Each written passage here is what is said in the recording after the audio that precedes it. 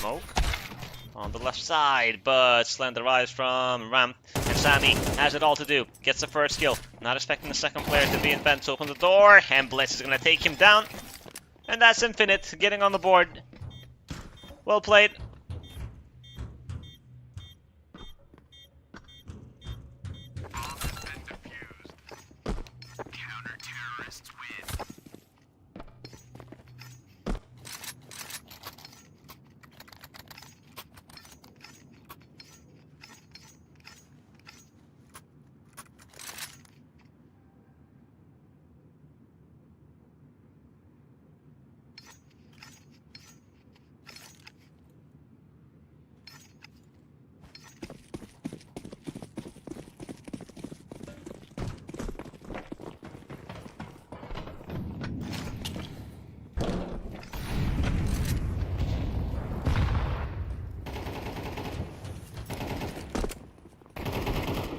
Well, Zaki have gone for the eco.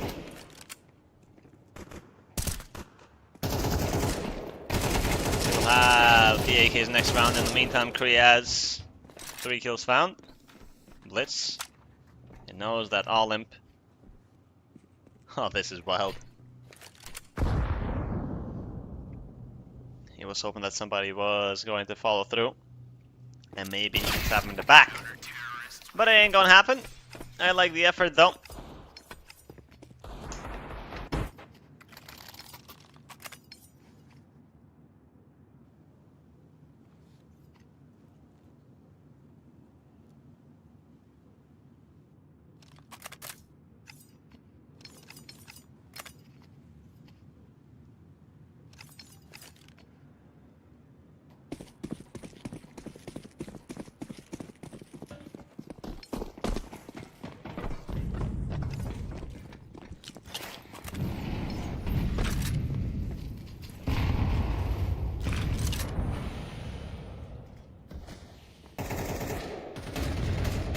Got the AKs out for Valzaki now.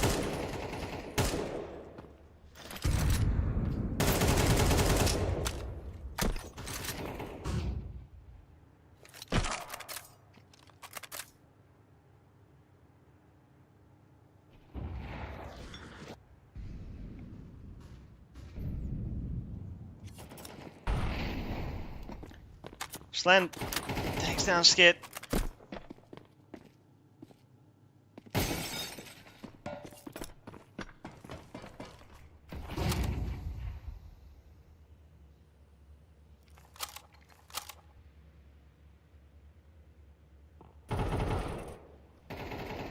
MHN. Another kill on ramp here. Sammy is going to get the trade this time. Blitz. Walking out door.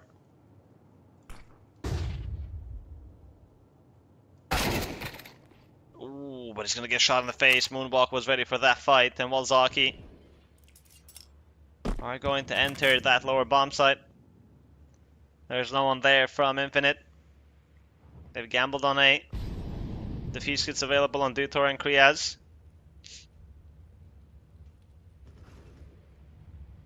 Buy me, decapitates Kriaz. Bomb has been planted. Bomb has been planted. Dutor and Slend are going to get close. Wallbang attempts from Slend. There is no one on rafters.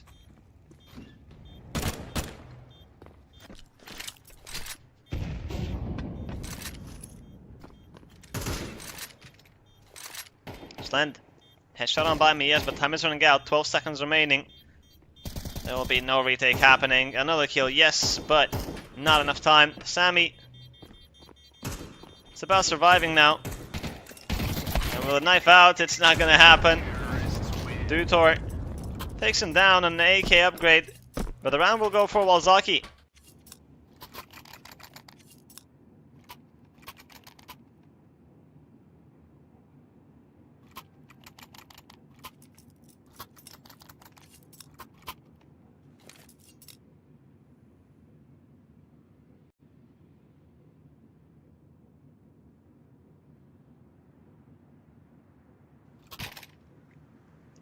Timeout call by Infinite. Well, Taki, they won the round, but it was very costly. Not everybody can afford AKs and utility. It's gonna have to be Galils. Maybe even a Mac 10. Depends.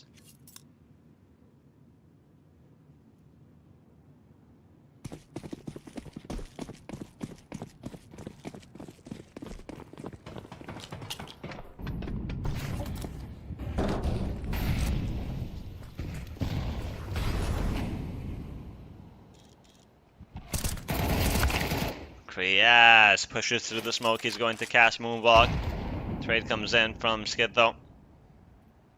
And Slend. Another AC to break the smoke. But Balzaki will survive. And got Sammy and Skid down in secret.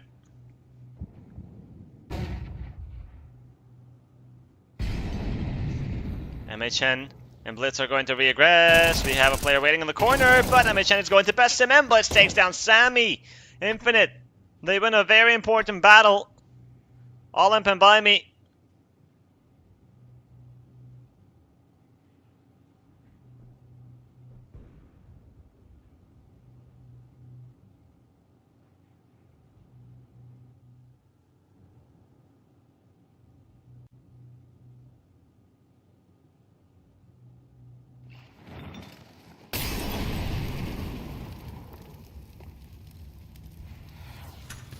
Another incendiary for All Imp, and the frag grenade is good. He's gonna get that kill on MHN. The fact that he found a Molotov on the ground creates the space to pick up that bomb, but look at the time, 19 seconds.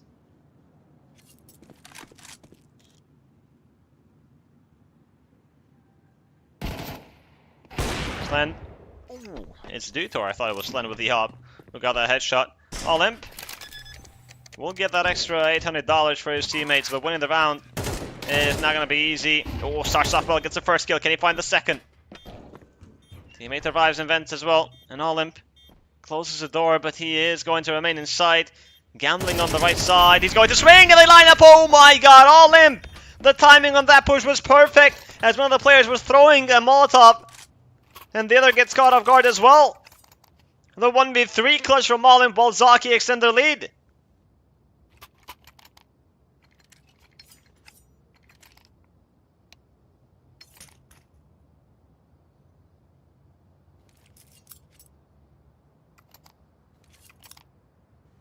Another timeout call from Infinite.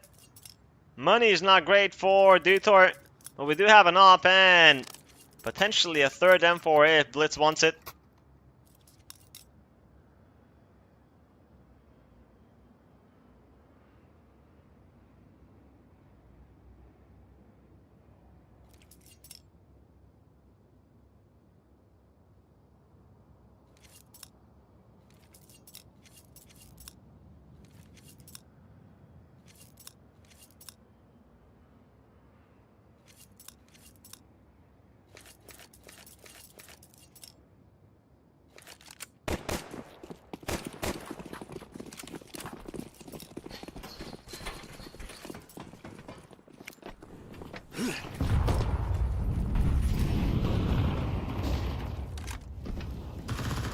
Slend. Spots the toe. And he's waiting. If he misses a shot, it's going to be a problem, but he doesn't miss the first shot. And the second kill comes in from Slend. While Zaki, they tried enter A, but my god. They get denied. Sammy and Olin, though, 2 kills come in trying to recover. Kriaz has a great flank. While Zaki, Olymp has dropped down on B. We got Dutor with a 5-7. Already in control room. And Olymp.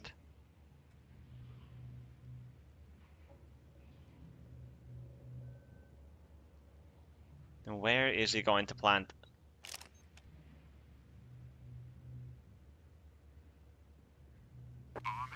Kit available on Blitz. Infinite have a man advantage. This should be their round, since they have a lot of utility as well.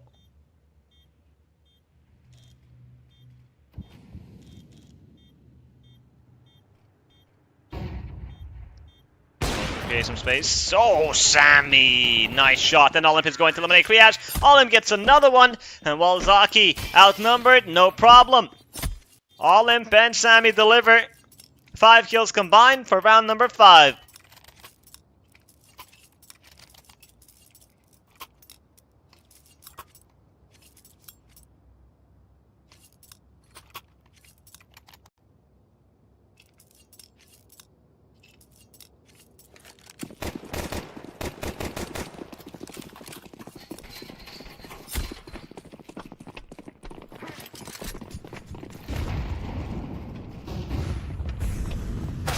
By me! Oh, nice shot from MHN with a deagle.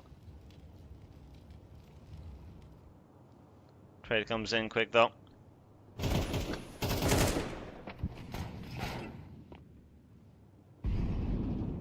Good thing from P250. Walzaki. Is eager to eliminate Moonbog. All in with the kill. Skit. He's trying to remain alive.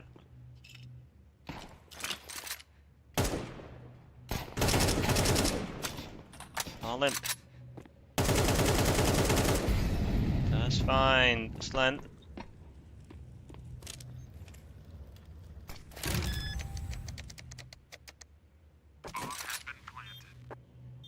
Bomb planted.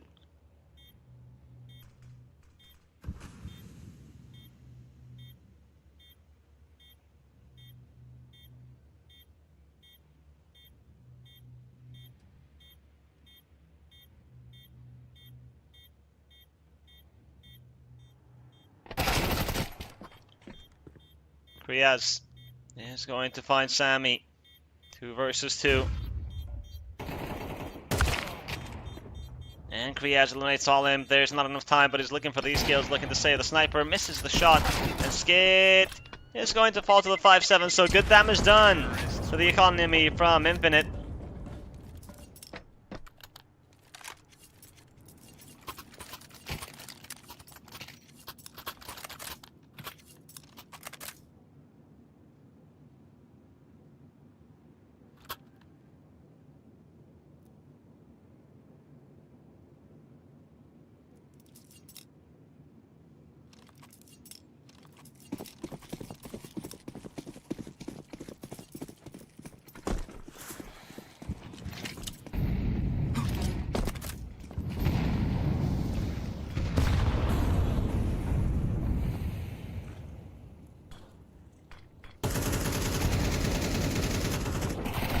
A hit on the A side from Walzaki once again, and this time it's going better than the last time. Skit and Moonwalk with the entry. Slend. No one is really giving him a fight. Bomb has been planted. Bomb planted.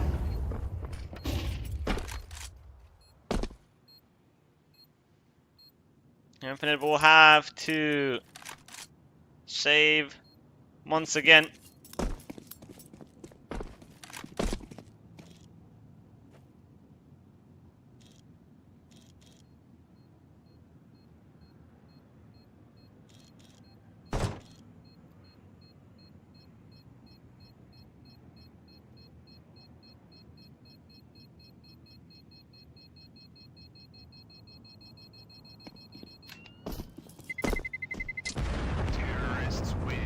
Walzaki though. A big lead now. Some of those rounds were close. Walzaki, they won them.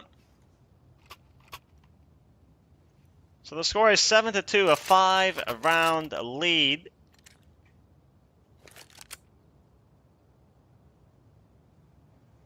And I don't know if I mentioned this, but when it comes to Nuke, Infinite's past couple of results are not very convincing. And for Walzaki, it's the opposite. They've played really well. Moonwalk. Out of door. Gets shut down quick. Spots 2 or 3 players. And Walzaki, they will try to push on ramp as Kit has made it into vents with the bomb. And look at Infinite, I like this. Getting a bit proactive, not just sitting and waiting. because they waited long enough.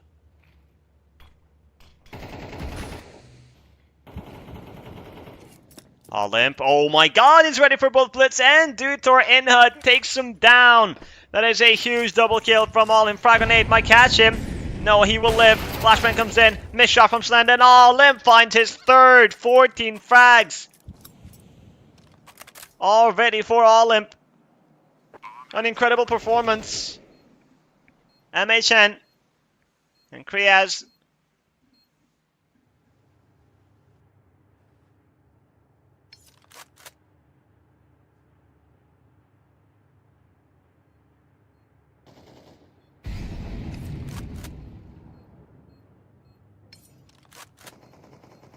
It's only MHN left, trying to survive. And he's going to succeed because Walzaki are not going to go for ramp. They're going for T-spawn.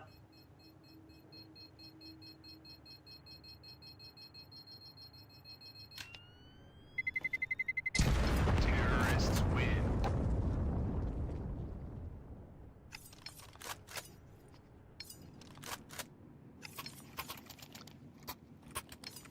Well, just when you think that maybe things are going to go well for Infinite this round, Olymp strikes, and he's been very deadly.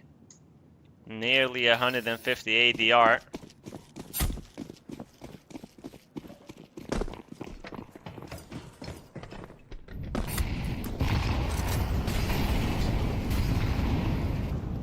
Olymp. By me eliminates Blitz. The aggression outside. Kree has one kill. Yes, nearly the second, but Moonwalk will get saved from his teammate. Kriaz did spot the bomb.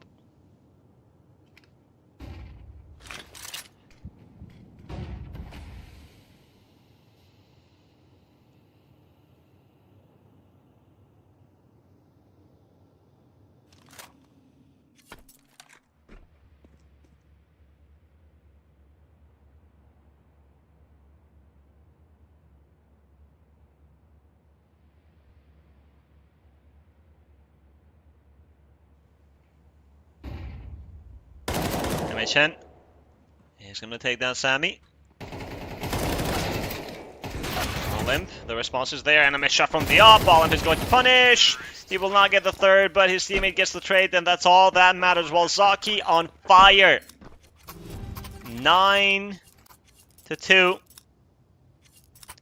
That's 7 rounds in a row. And they're looking for double digits on the first half. How greedy.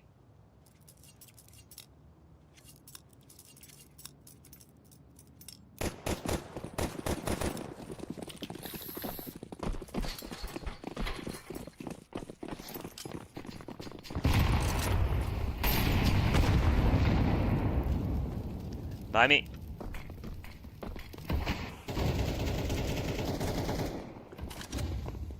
Infinite are very limited on utility.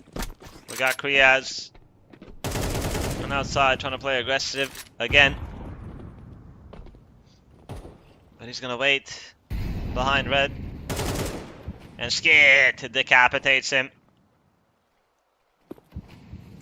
You can't blame Kriaz. He's trying something out of the ordinary because waiting hasn't been working.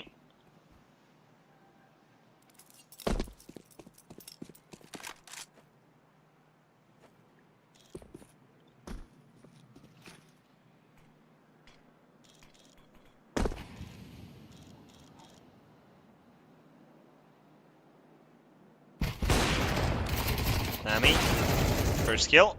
Olymp and Skid with more headshots for Walzaki, leaving MHN alone. 1 versus 4. He's gonna get the first. But there we have it. A very dominant first half finish for Walzaki. They get 10 rounds.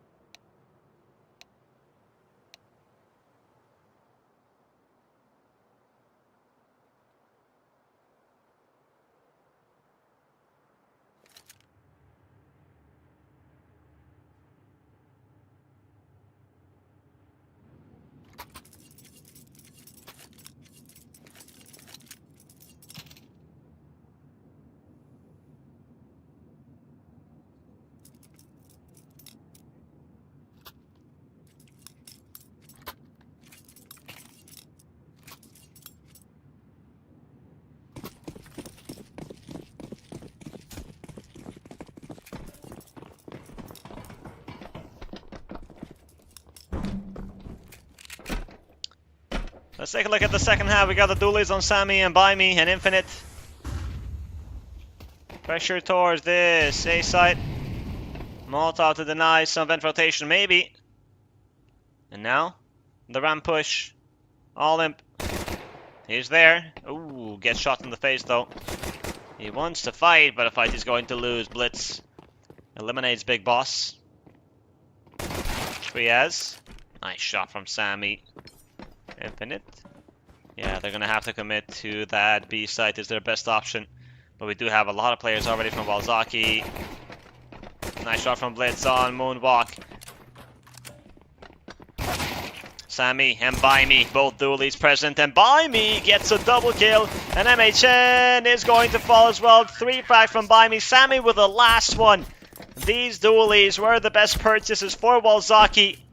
Round number 11. The polished side are showing no mercy.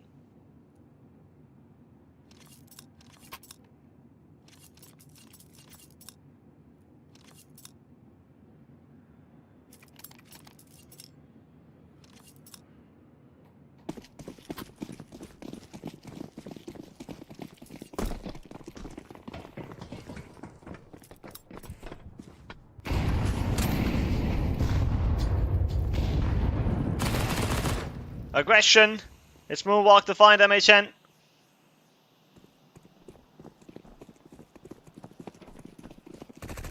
Skit with a FAMAS. He hears the steps. He's going to walk out. Gets the first and the second. Big multi-kill. Slend and Blitz. Do they have a say in this? They don't. They really don't. Walzaki have been incredible from start to finish. And that's 12, that's map point. They just need one more.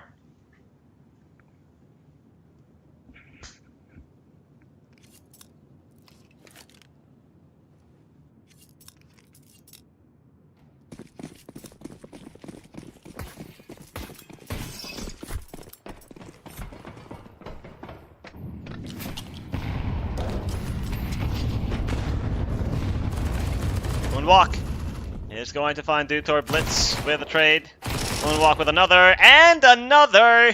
3 frags from him. Kriaz and Blitz. Standing between us and Dust 2. Blitz. He's not having fun.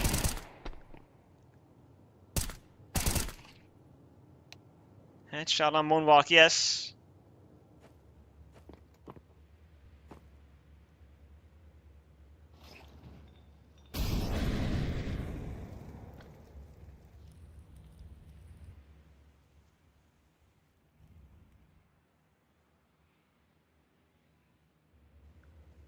Skit working on that flank.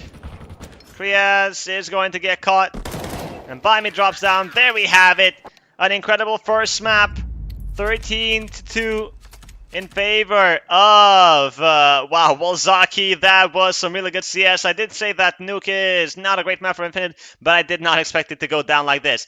Well, now, the second map is going to be Dasu, and it is a weakness of Walzaki. So are we going to see a third map? Let's find out after the break.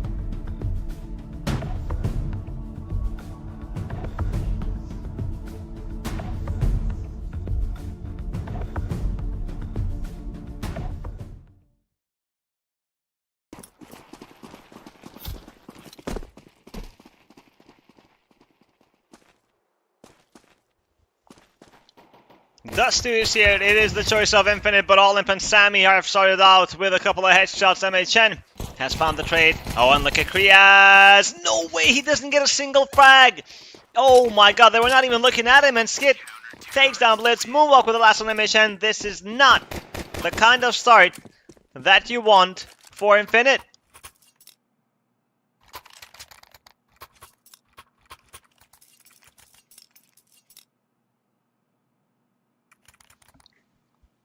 Kriaz had an opportunity. 2 players from behind, but unfortunately whiffs.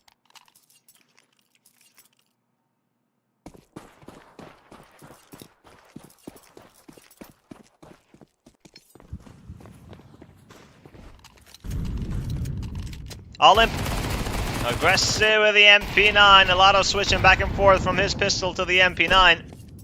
Nearly lost his life. Infinite have gone for the force buy, but they've already lost a player.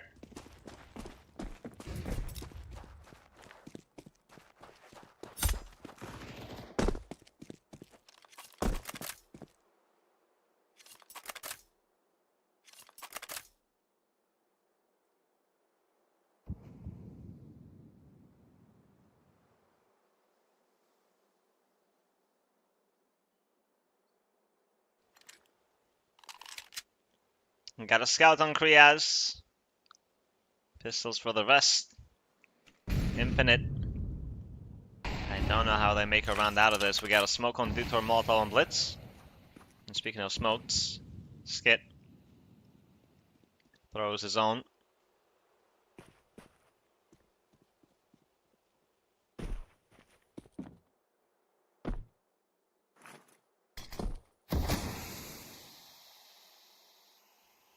Smoke on the right side. A bit early, in my opinion. Infinite. They will give it a go on mid to B. Sammy is here. And Sammy, they line up. He gets the first and the second damage into the third man. The P250 will be enough. And Kriaz will get chased. Nice shot with a scout. It's better for him to actually die and not survive. It looks like he might... Oh no, he didn't spot Olymp, and he has no idea he's this close, and he will fall after the timer ends. Oh damn. He's broke.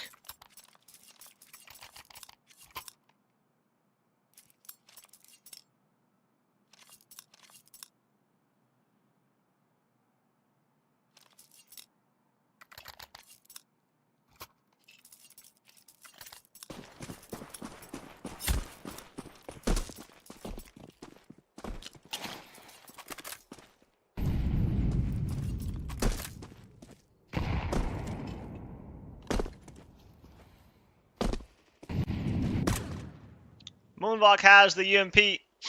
An SMG that I don't really see these days. Doesn't get used often.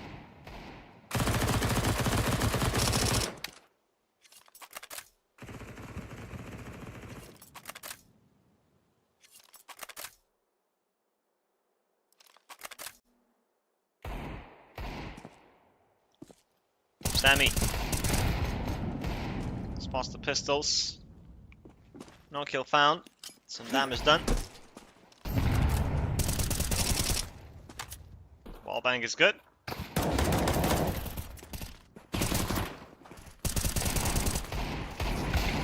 Skid. Stand by me with the last couple of frags. It's a flawless round for Walzaki.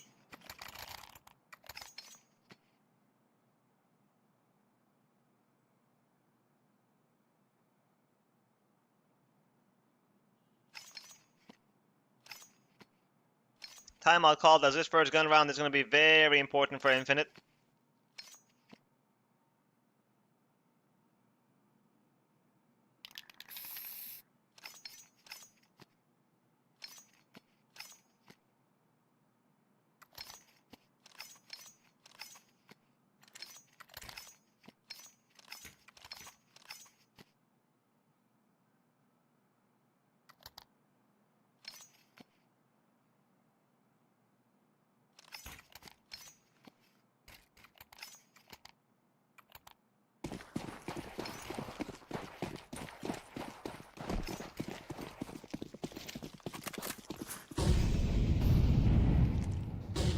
Alright, let's see it. Got a deagle on Kriaz since he died after the timer ended the previous round.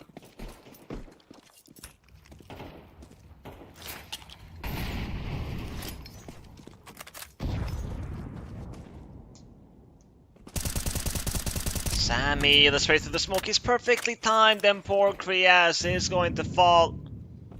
Didn't really have a fighting chance. By me playing that headshot angle, but Slend is going to best him. Sammy is not going to commit. Infinite pushing on short. Skit. Flashbang comes in, and he's got the help of Moonwalk, Incendiary, HE, everything being thrown here. And Blitz is going to fall. Skip with a pre-fire to the smoke. Dutor gets the trade, and another one from Dutor. Alright. All imp. He was really good on that first map. Oh, but he gets caught with a grenade in hand. MHN, good timing on that swing, and Sammy is going to have to accept defeat and fall back slowly.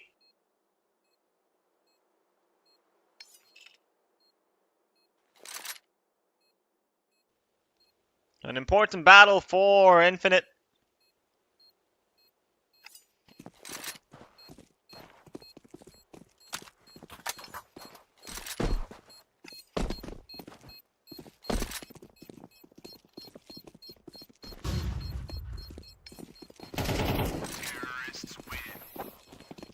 And there we have it. Dutor takes down Sammy. No gun saved.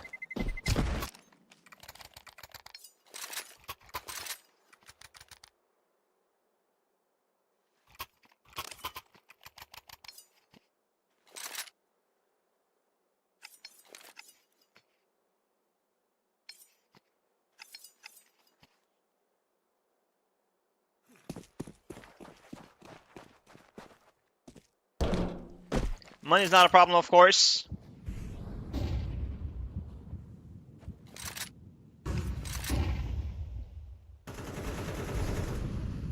Kriaz finds Sammy.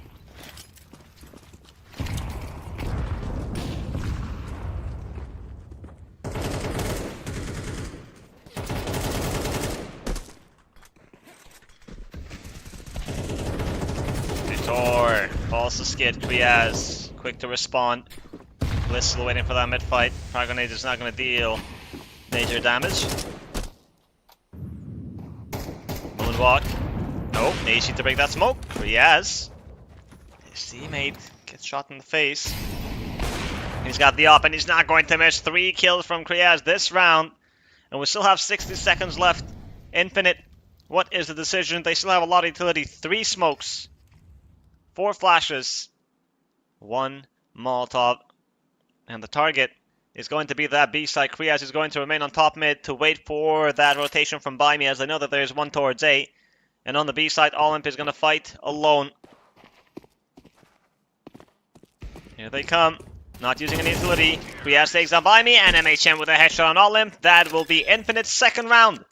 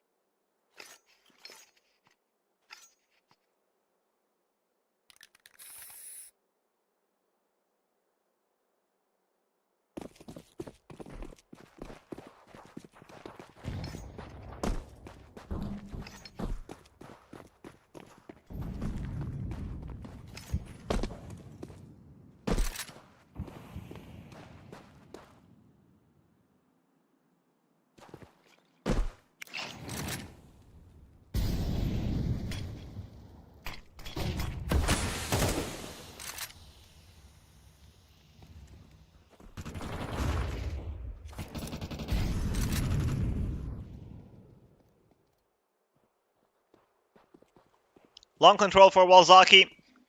They have 4 players over at the safe site. Infinite. Looks like it will be the short execution. Counter utility from Walzaki is that smoke. But it looks like they want to push through it. Frag grenade comes in. Blitz. He will fall. Skit. Double kill found with a FAMAS. And we have Sammy holding the angle, but Skit is stealing the spotlight here with this FAMAS. 3 kills found. Slend is finally going to take him down, and he gets another one, but that's about it. While Zaki are going to get round number 4.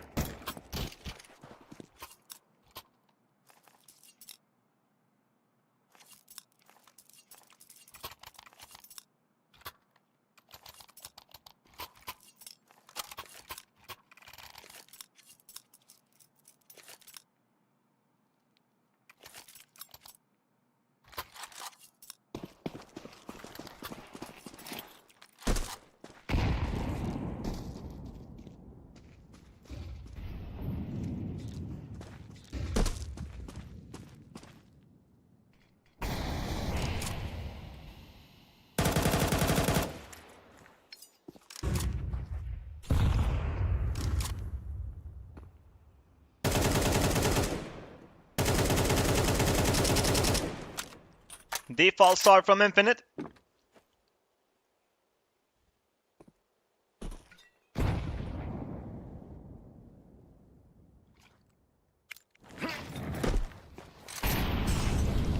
Skit is going to drop that incendiary. Infinite flashbang comes in. They do have short. But Walzaki again.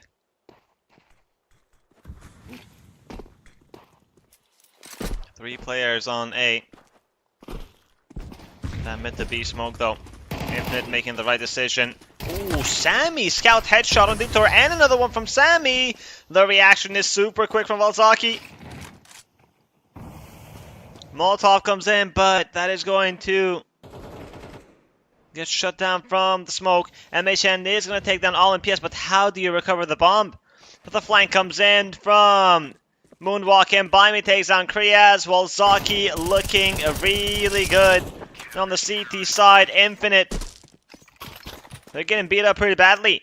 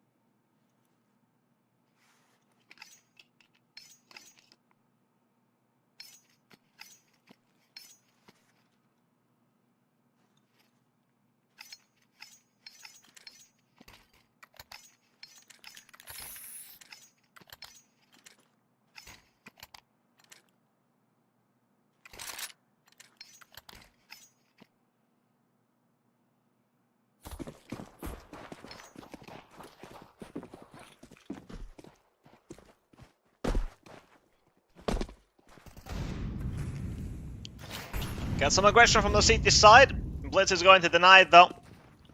All of them get shot in the face. Infinite have their timeout. Oh. And well, it's not a full buy this time around, but they did need to talk a couple of things. That first map was very one-sided.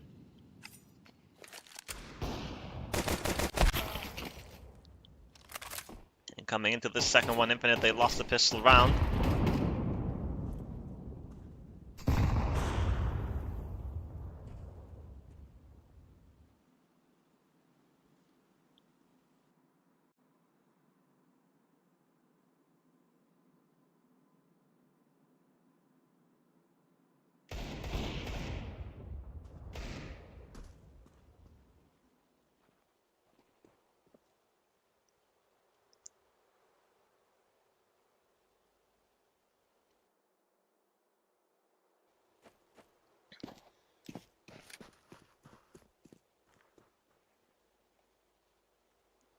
Slant. It's going to get shot in the face. The M4 that he picked up. Not able to find a lot. Kriaz with the D-goal. Damage, yes. Skit is still in the corner. He was baiting for his teammate and it works out well. Walzaki, 4-round lead.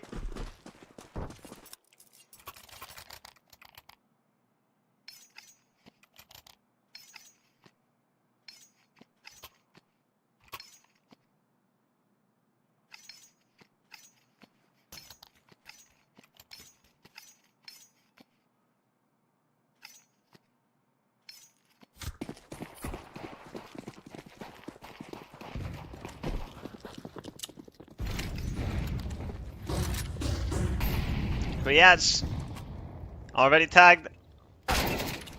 Ooh, Detour with a headshot on Moonwalk. Nice one. Riyad's taking more damage from the HEs, but he's surviving.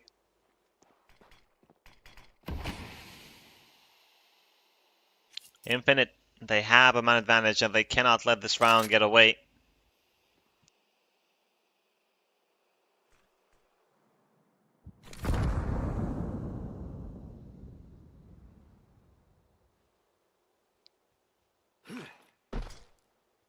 Into the smoke. Kriaz is going to fall to All-Imp. Blitz, he's got a Molotov, but no time to use it. Nolan is going to go for the swing. He gets the second kill. Skid from behind takes one, but Slend is going to respond. It's a 2 versus 2 though, and Slend strikes again. Big second frag. Last player is on long. They don't know, but they are going to check everything. I say everything. Oh, they're not checking the one place where Buy Me is, and he gets the first kill. Can he find the second? Yes, he can. Yes, he can. Infinite. Man, you can't afford to lose this round. And Buy Me is having fun with it. Why not? He deserves it.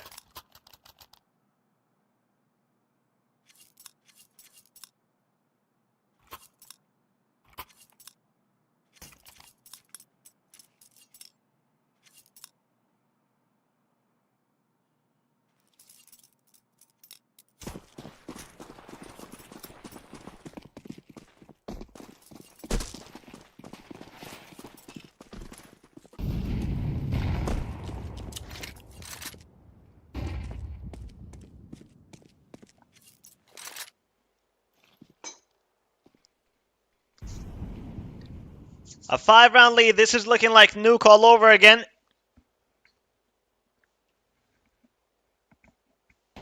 Infinite Dust 2 is supposed to be their best map. It's supposed to be the map where they feel comfortable, but what is that from Slend?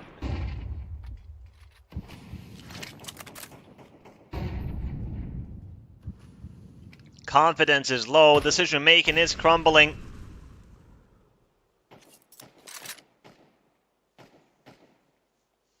It's been very hard for Infinite to build any momentum whatsoever in the series. They've never had the lead. Never. The closest we were, it was 2-2 on Nuke. And the closest we were on Dust 2 was 3-2 in favor of Walzaki.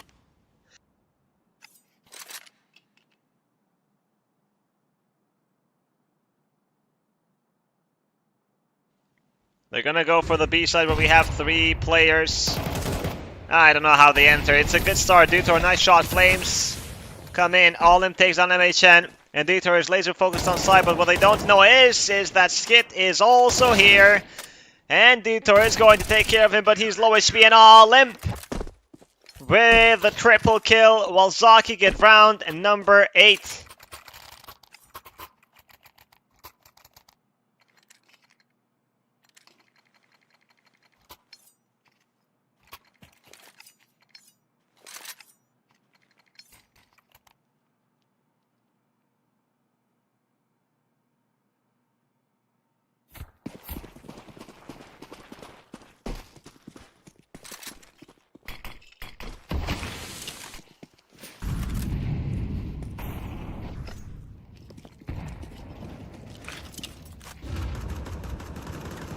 Two rounds remain on this first half.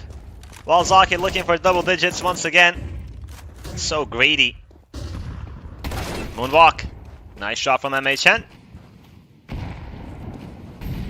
Smoke on short.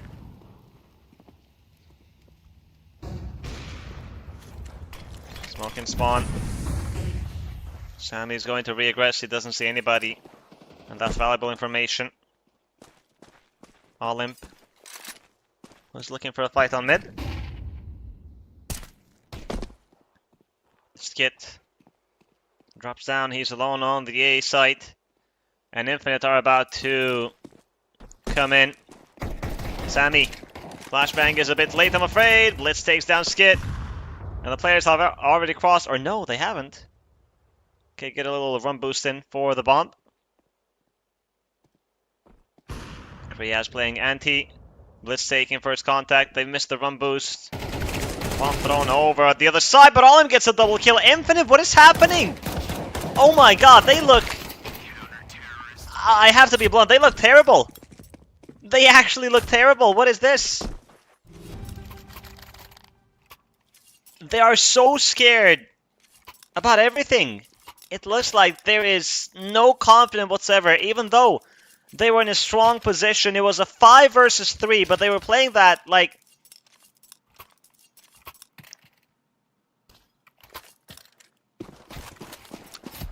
Well, Zaki get round number 9.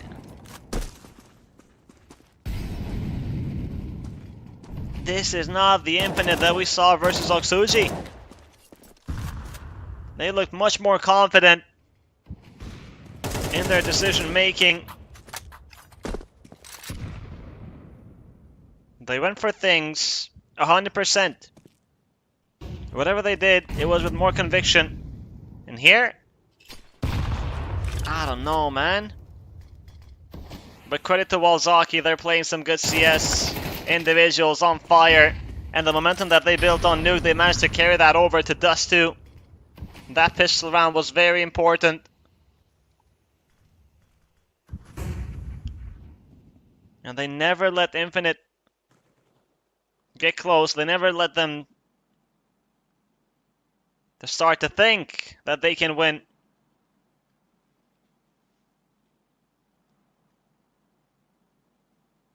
How is Infinite going to get out of this mess? 3 versus 4 on the last round of the half, and Olim decapitates Slend. Molotov available on Dutor. Flashbang is good. Olim Penske with the last 2 frags, while Zaki, it's another 10-2 half.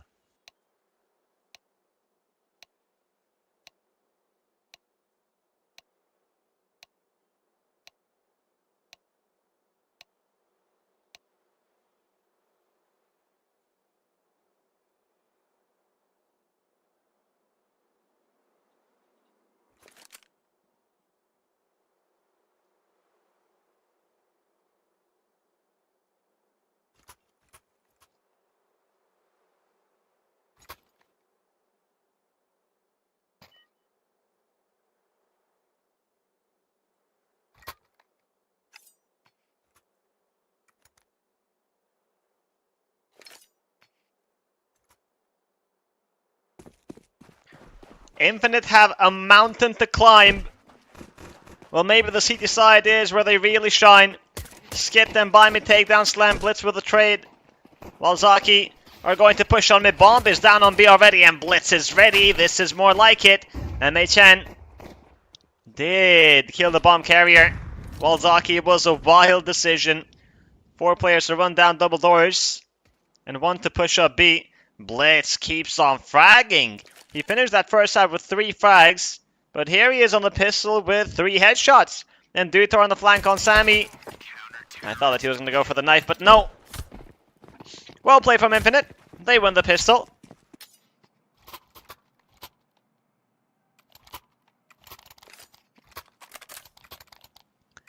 That is the first pistol round in the series for Infinite.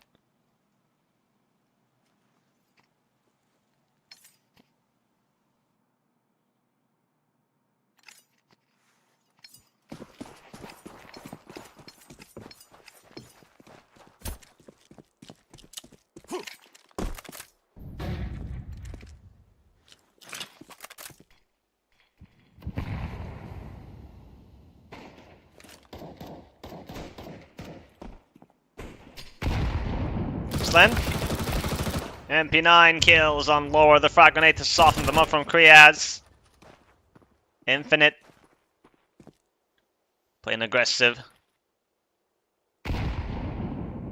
building some of that confidence, even if it's against ecos. Ooh, Sammy. That scout is sharp in his hands. Kriyaz. Shoulder spotted. He is going to take down Moonwalk. Oi, oi, oi, oi, oi, but he falls.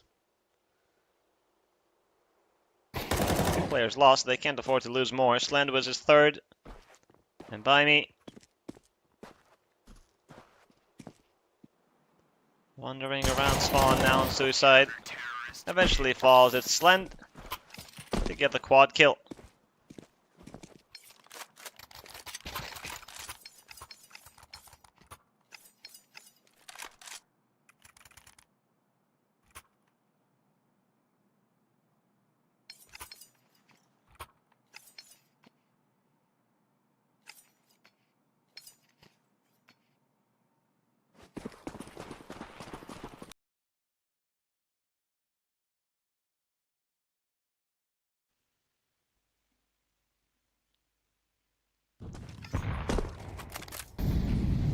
While Zaki are on a full buy.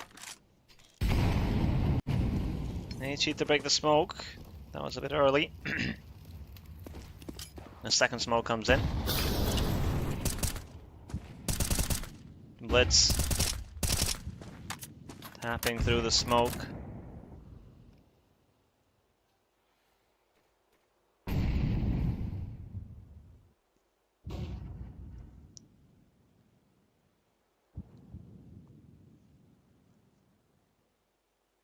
Execution on the B side from Walzaki. It's just a pop flash rather than an execution. And MHN gets one kill, looking for the second man. Blitz with a dink is going to assist, but By Me finds MHN. And Kriaz, dink, and eventually the frag on Sammy. 3 versus 2 on the retake, Skit is low HP. Kriaz has good utility. Ichi and the incendiary. But By Me working with that flank, that can be huge. Let's see if it's going to work out. Incendiary, the flush out Skit, and here's By Me, kill found on the first and the second! Not like this, Infinite, not like this!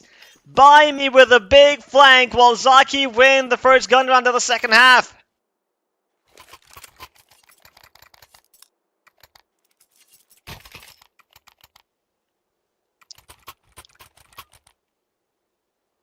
Yep.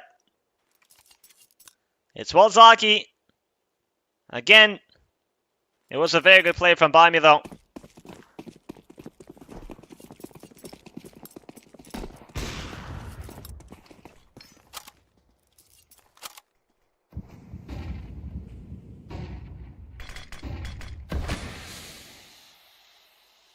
Got an M4 on Dutor, Famas on Kriaz, MP9 on Blitz, Deagle on Slend and the 5-7 on MHN. Walzaki close to the finish line to reach the grand finals.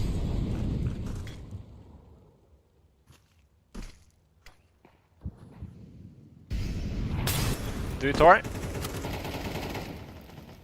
Molotov is good. Oh, and By Me is going to take him down with the wall bang. Man advantage for Walzaki.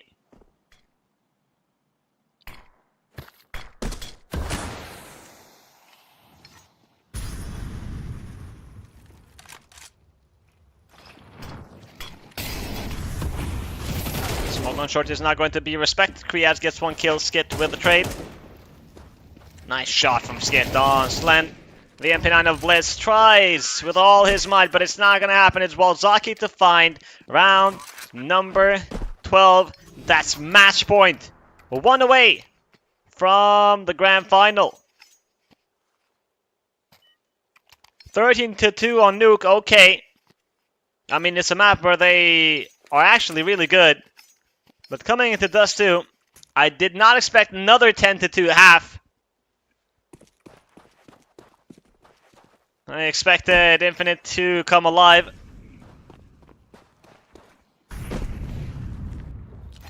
Sammy is going to drop first blood. Kriaz will fall. He will spectate and hold at his teammates.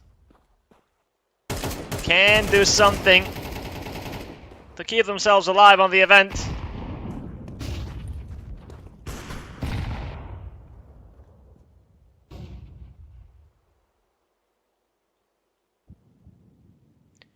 Two players on short, it's Zutor and Blitz.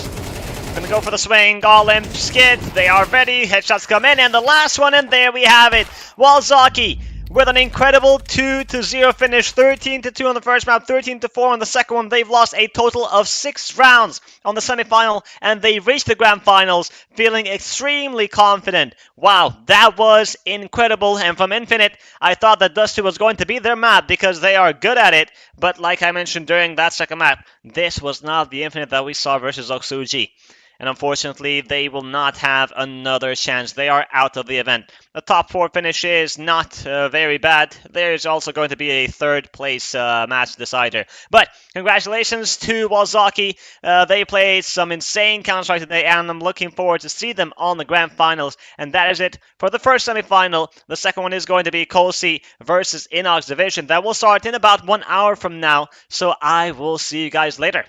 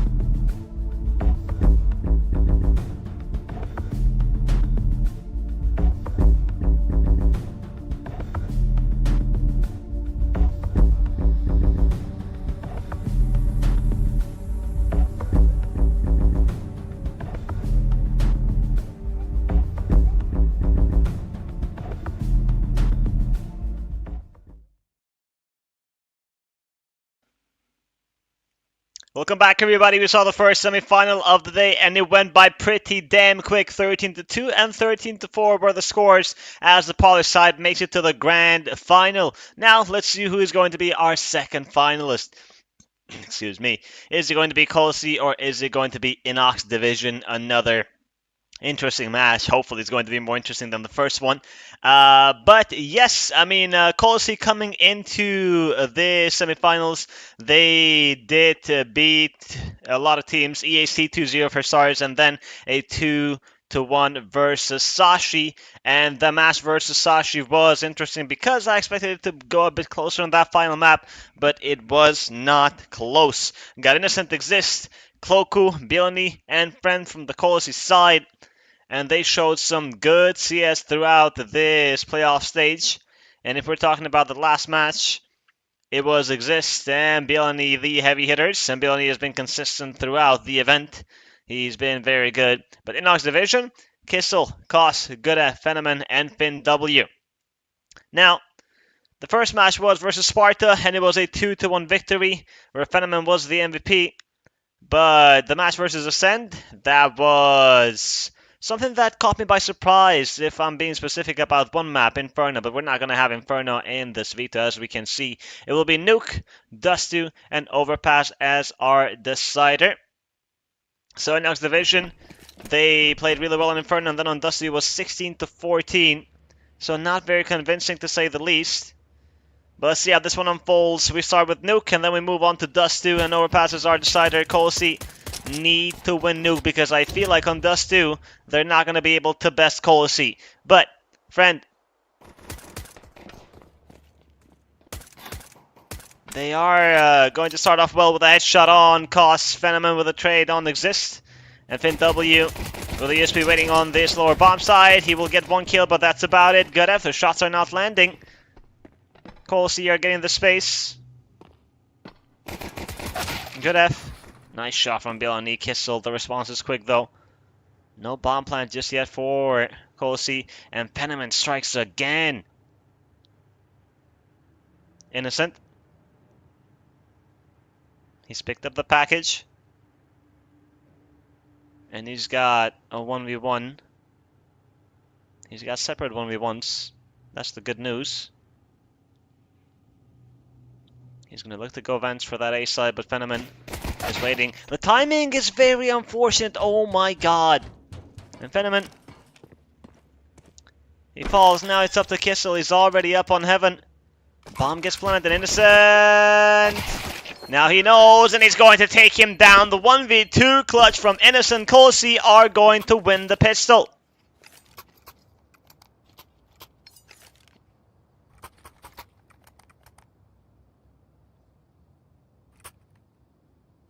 Good stuff from Innocent. I'd like to correct myself for a minute ago. Colsey, in my opinion, need to win Nuke because Dustu, I don't think they will be able to win it. Because I think I said opposite team names, but either way. We continue with round number 2. We got the force buy from Inox Division. Scout, FAMAS, MP7, MP9, 5.7. A little bit of everything. No defuse kit. On the funds. Innocent, he knows about the player on Garage, gets tagged by the scout, and now he's gonna think twice about repeaking.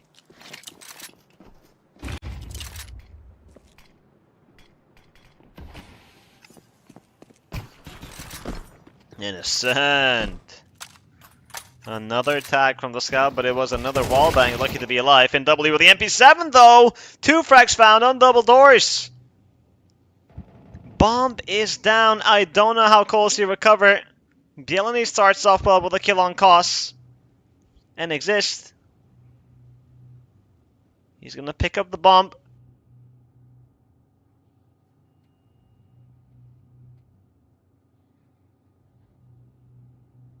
Colsey, are they still going to commit to this B site or not?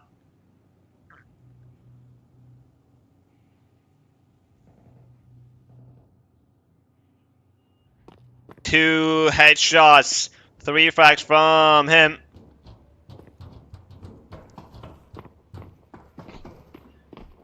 And onto the A bomb side we go. Enemy spotted in heaven.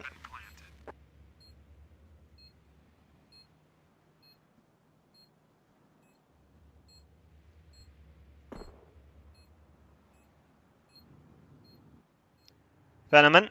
Infin W. They will save the AK and the Scout. Fin W started off really well.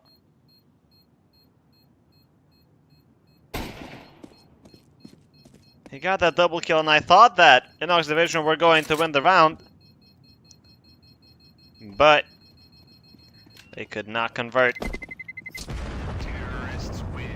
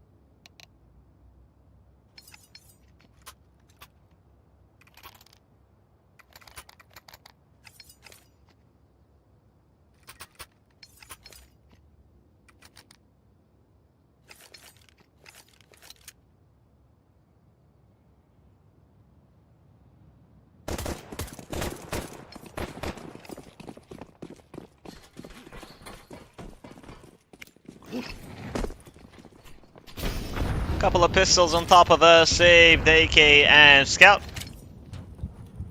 Cola C.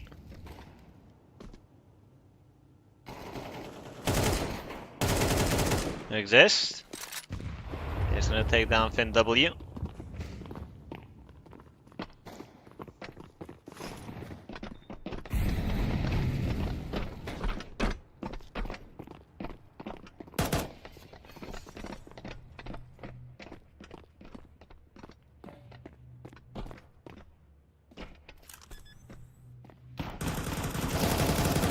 Doors open, Cloaku ready for COS.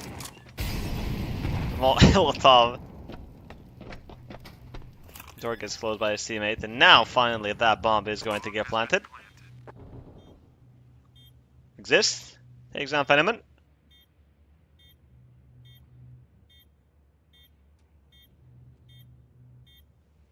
The AK couldn't find anything. The saved AK, that is. Good anti-eco from Colossi. 5 players alive, but the round is not over just yet.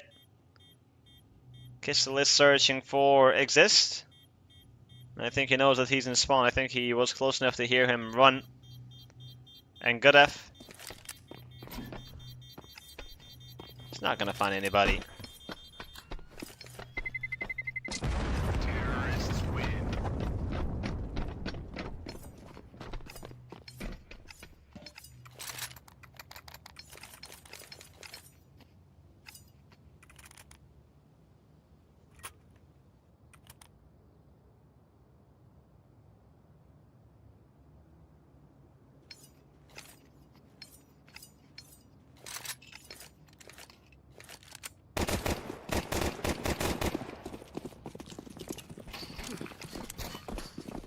Alright, now we got the full buy from Inox Division. Let's see how well they do. The op is out for Venomman.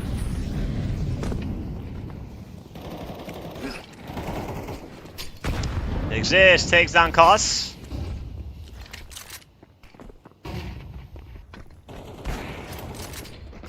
Venomman eliminates Cloaku. Good F. With a headshot on Exist. Inox Division with a better start, but Billany taps away Kistel. And they have control of this B site. Bomb has been planted. Billany strikes again. Venomman. Infin W. They're not gonna go for this. They will save. Colossi with a strong start.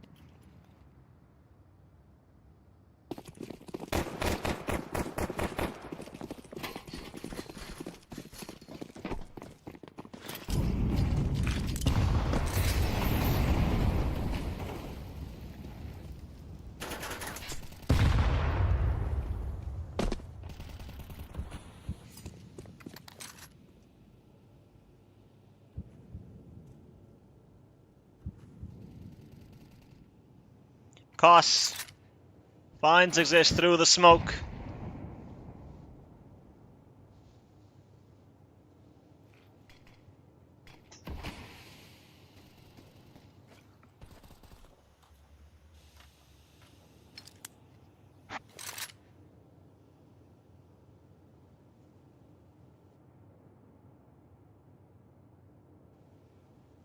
"60 seconds remaining for Colossi. This will have a lot of utility. And by the looks of things, it will be a hit on this A bomb site.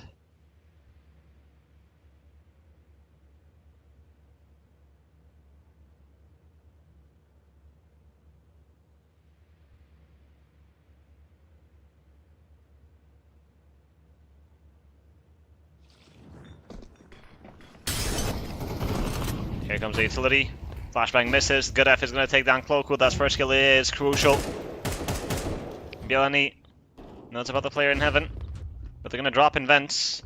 Friend is going to remain here holding the rotations, and he will lose the 5 versus Koss. Fenneman on the lower bomb site finds a double kill in Inox Division. The first round comes in flawless fashion. They don't lose a single player.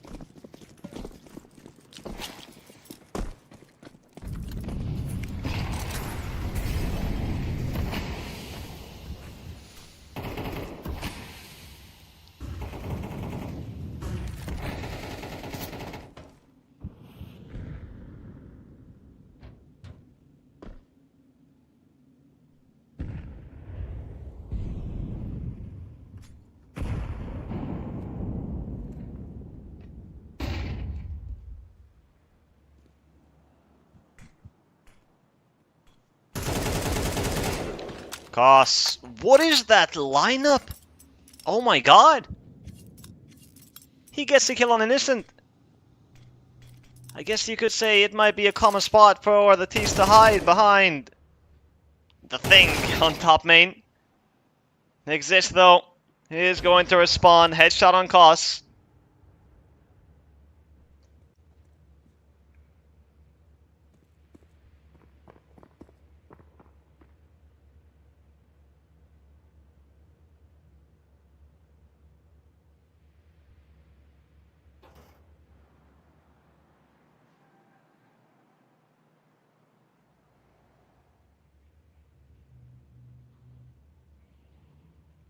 Three players about to open door. Pin W holding the off angle. He's got the help of Fenneman. It's a team kill from Friend. Not like this. And Kissel takes down Friend. Oh boy. Colsey. It goes horribly wrong. Inox Division. That will be round number 2. Counter-terrorists win.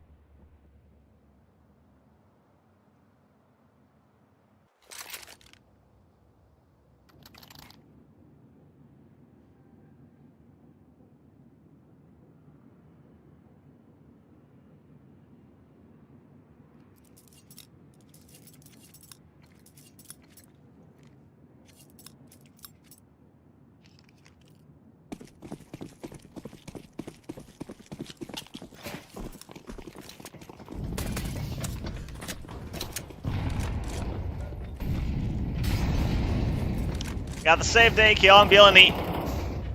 And he will get the first kill, but immediately traded. And after that, the threat is pretty much eliminated as the pistols of Colsey. It's mostly Glocks, the Tech 9 on Friend. Gets shut down by Koss. But Bomb did get planted in all that chaos, so it's a +4 Colsey to get that extra cash.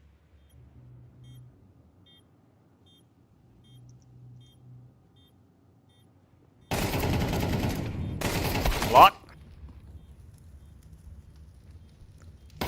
No frag. Innocent is going to get that 1 kill, picks up the AK and he's going to save. He will be happy with it.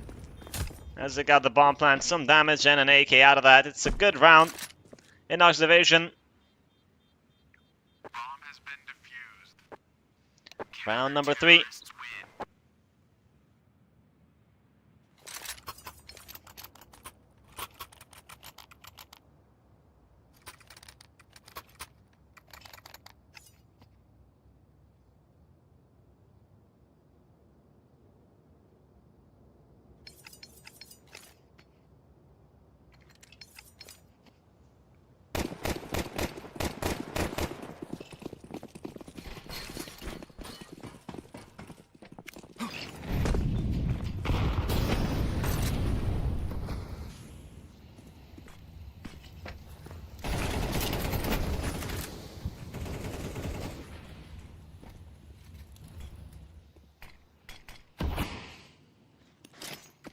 Kissel.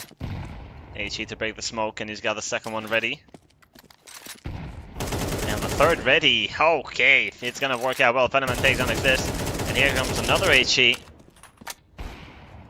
And Fenneman gets another frag. Oh wow. Inox Division. That's some impressive stuff. And FinW with a second sniper. Strikes on ramp. Friend. And Bielany.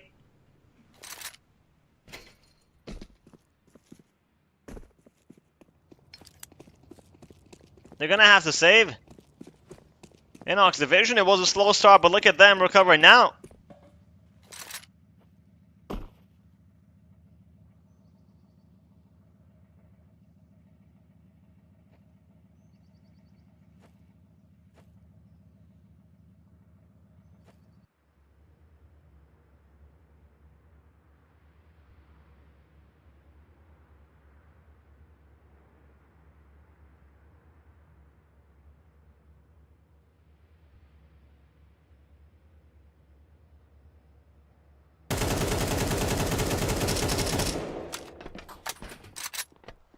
Five players alive.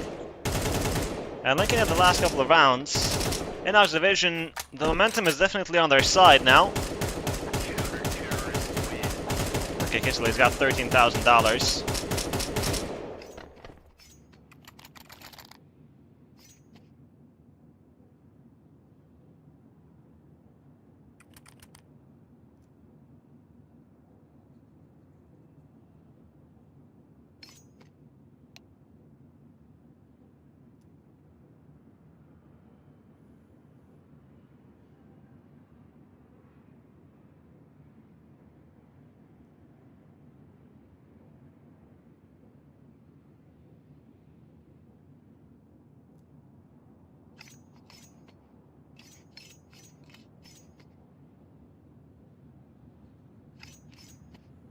Timeout used by Colsey.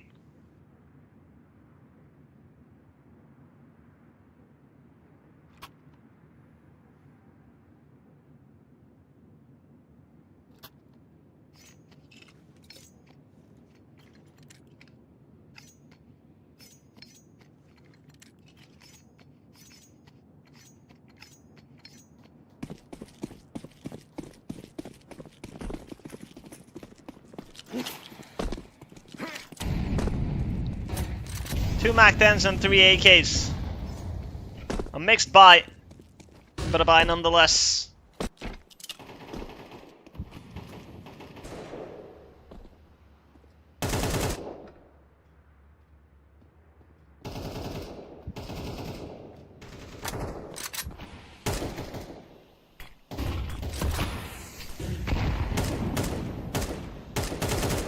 Plan for Colsey. They've used the outside smokes, but they're going to push on ramp. And Fenneman is going to get the first kill, not the second. Felt confident going for the repeat, but no. And we do have two players in lower now. It's Koss and FinW. Bielany. Friend eliminates Kissel. And Bielany did spot one. He's not scared to fight.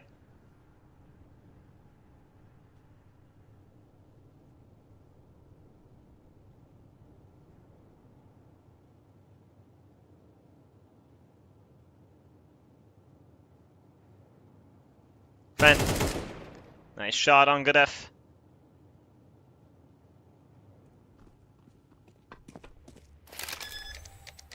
Colossia played well. That one kill on Phenomen pretty much tore the defense apart, as Inox Division had to separate 2 players on B, 2 players on A. And Colossia worked out really well with the advantage. And they will retake the lead, not allow Inox Division to take over. Villainy spots the shadow, gets the frag on cost, leaving FinnW alone. Would love to save this AK, but Villainy is holding main. I think they know where he's at. Yeah, they do. And FinnW is going to die one way or another, and it will be Friend who gets that kill.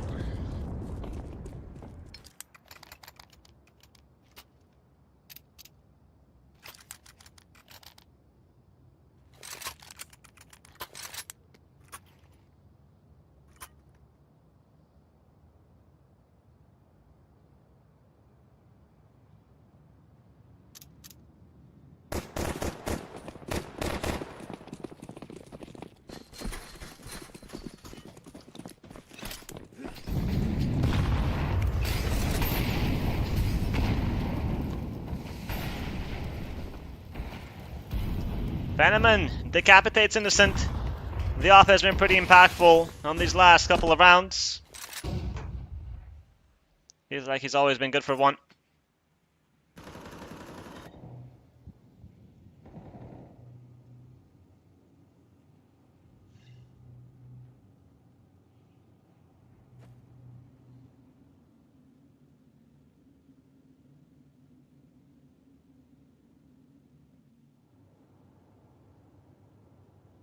Villainy leading the charge here.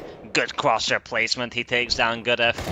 He's looking for more player on top. Hut is no longer, as Villainy decapitates him as well.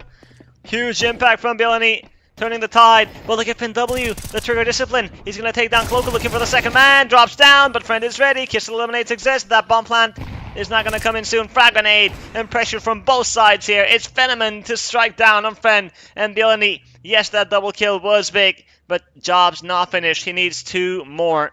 Not a lot of HP to work with though. 21.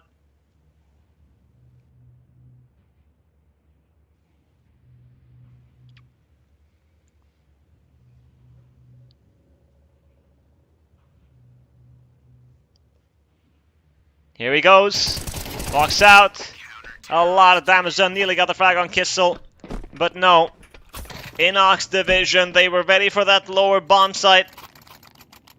We are tied once again.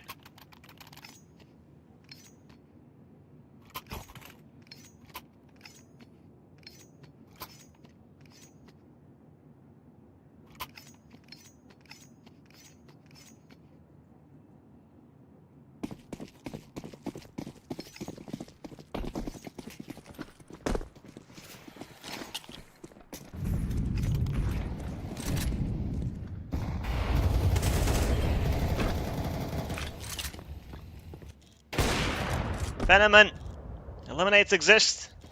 FinnW with a double kill and a third on ramp. Oh my god, Colsey. They got absolutely slaughtered. And Whale. It's not going well. Inox Division, they had a slow start. They were losing 4-0, but the comeback is strong.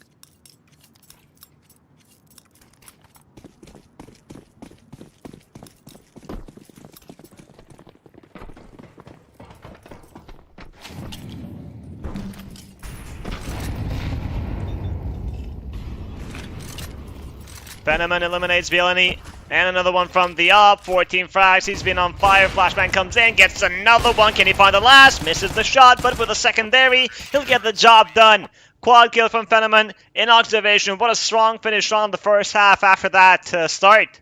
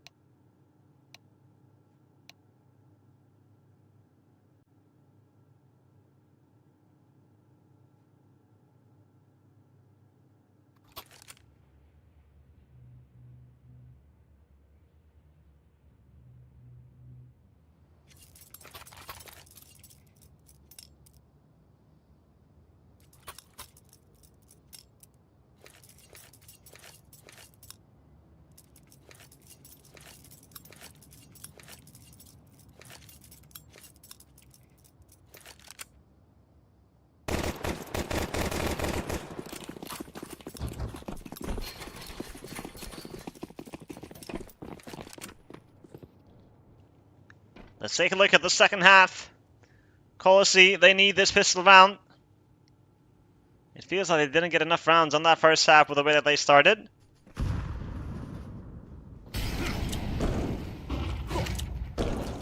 Kissel with pressure on A, but the push is coming on ramp. However, Colossi do have a good position here as they have the player behind the box. That is Friend, waiting for the perfect time to strike. And here they come. Venom is going to take down Friend though, and Good if eliminates Bielany. Cloku, the dualies. Good for one, but he's going to need a lot more. Bomb planted. 3 versus 4 on the retake. No defuse kit. It's going to be very difficult. Good F eliminates Exist. Cloku is the last player standing, but not for long. 3 frags from Good F and Inox Division. Getting closer to victory.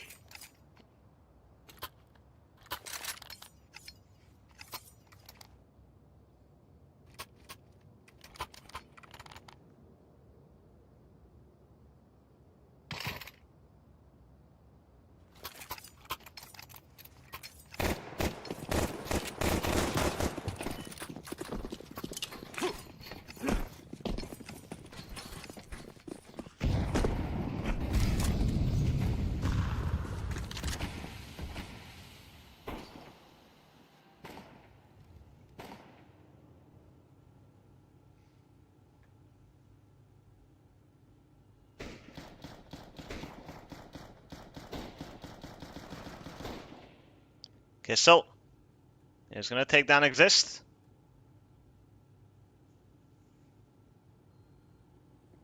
And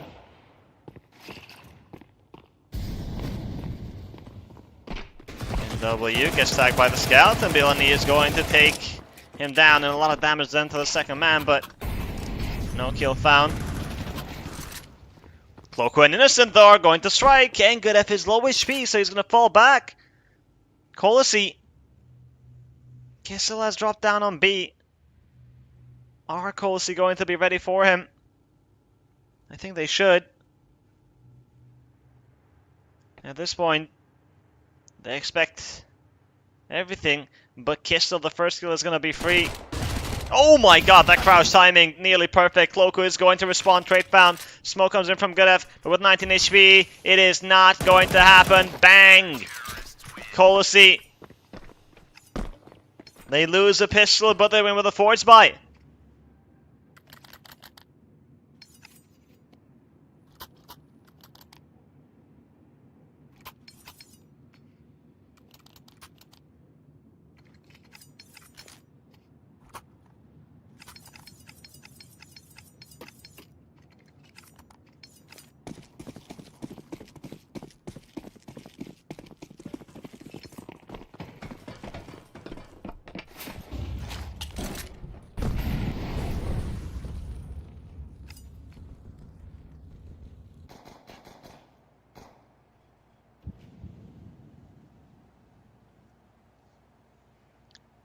Couple of pistols and a MAC-10 for Inox Division. Outside smokes used, yes. Exist, the spray was perfect. I think he saw the shoulder. Gets that kill.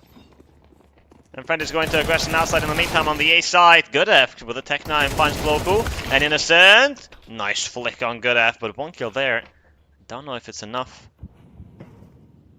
Friend. Here's Exist, kill found a Venom, and a second one. Switches to the secondary, picks up the M4. Friend with the last on cost. Colossi are going to survive the force buy. It got close, considering that it was just a couple of pistols and 1 MAC-10.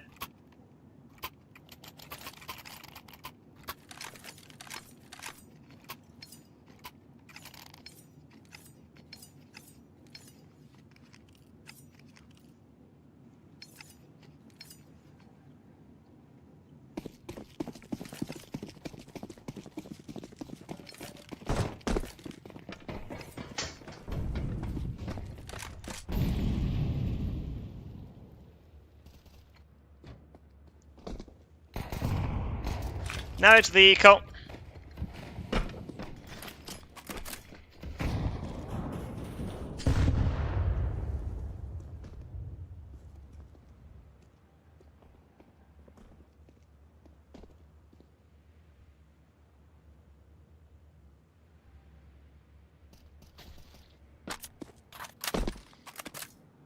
Exist. Having fun.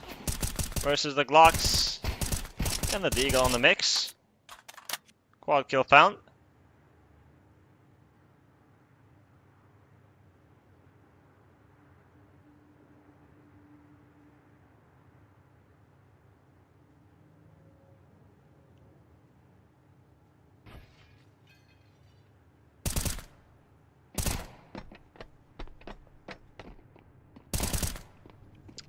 BLNE. Come on, man. Eventually Kissel is gonna walk in. Call a C. Clean NT eco.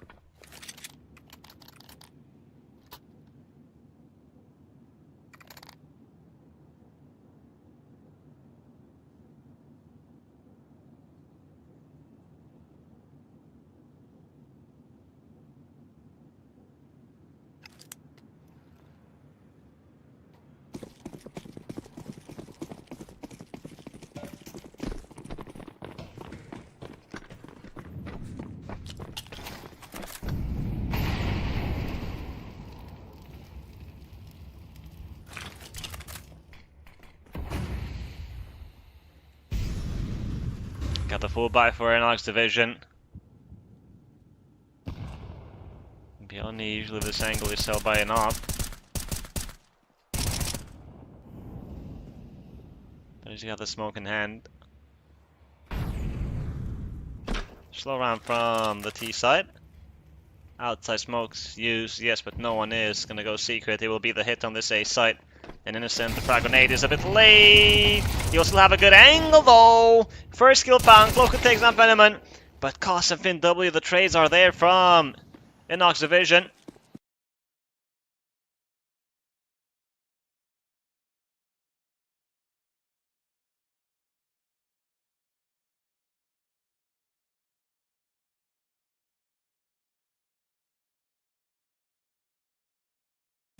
Three against three. Exist. Gonna go for the straight to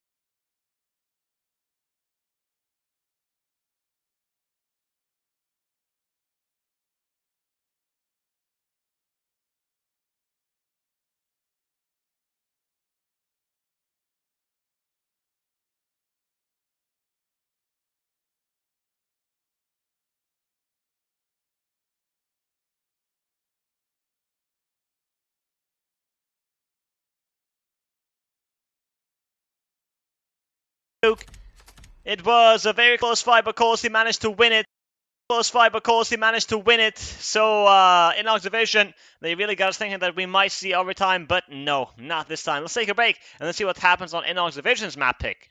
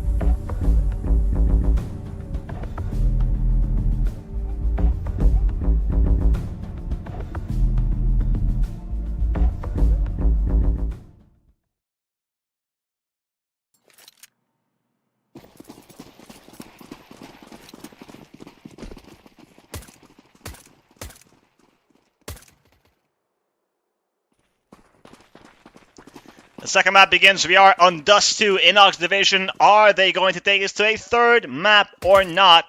We are going to find out. Colossi on the CT side, they did struggle a lot to close out Nuke. Now let's see how well they do on Dust 2. On a map where Inox Division are really good at. 3 players on catwalk from Inox Division, but Bomb is in tunnels. The plan is to fake A. Finn W and Kistler with the utility in the hopes that Bielany is going to leave that B site. Here they come. CT smoke to drop down. And Bielany is still on that B side, but Friend looking for a headshot. He's going to get the kill on Kissel. And Bielany is getting tested over at the B side. Cloku and Friend, more headshots coming in. Penniman takes down Bielany though. Bomb has been planted. Smoke on double doors. 4 versus 2 on the retake. Exists as low HP. Friend tagged as well.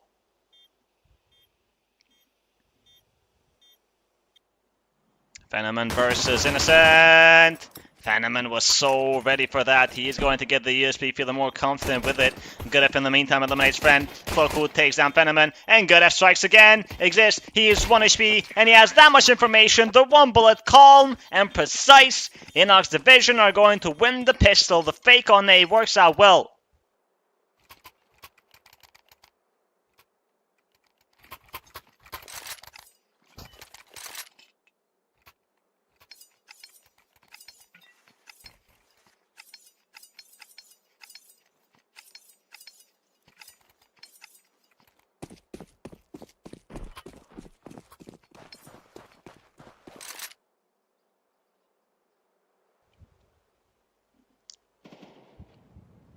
Exists with a 5-7 will take down Koss.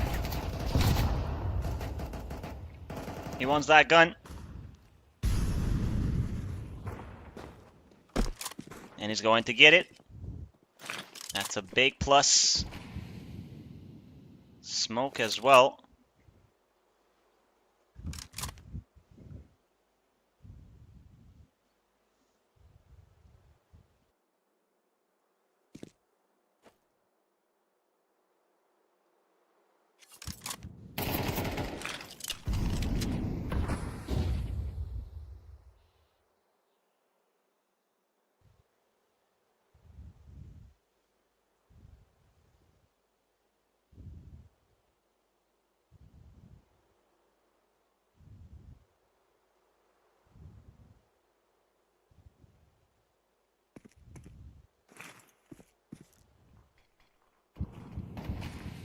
Smoke on short is well timed.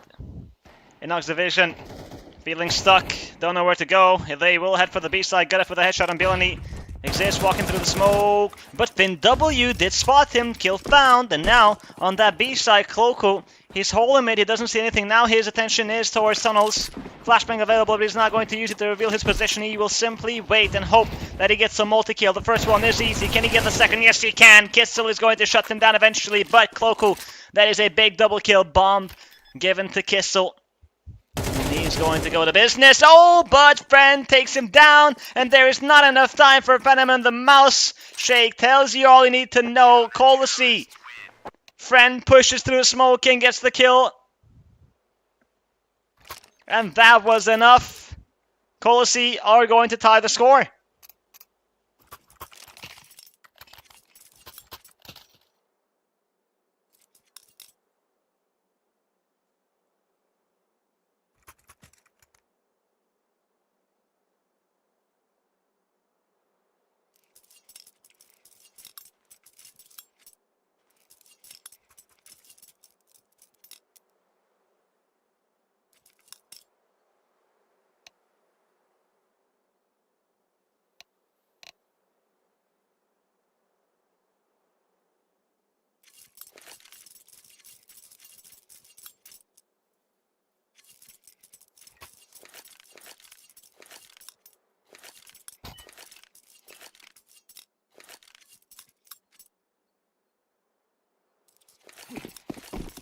Colossi tie the score.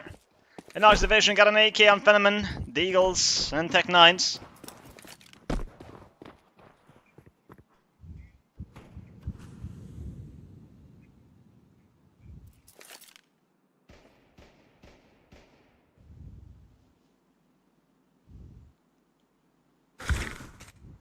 Cloku ready for the boost.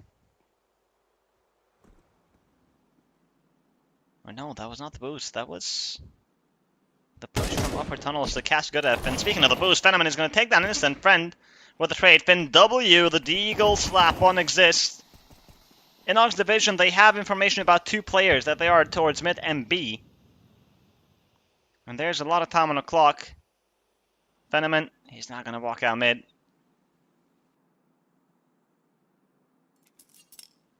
Bellany, closest to that B site.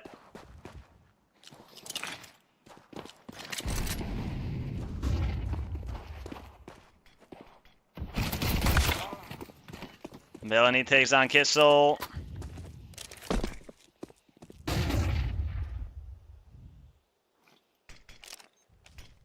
Fenneman and the Eagle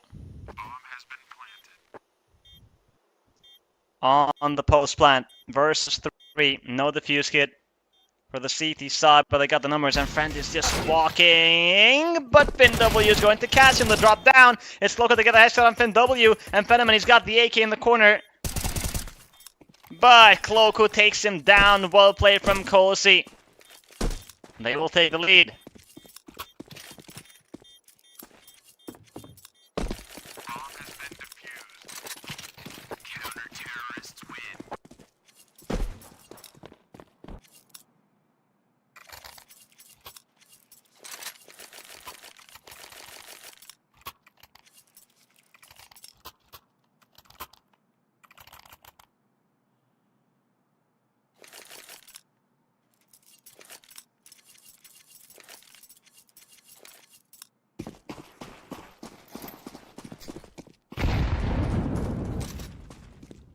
Got a scout on Fenneman, Deal on Koss and Kissel. Inox Division, they started off well with a pistol round, but they failed to follow through.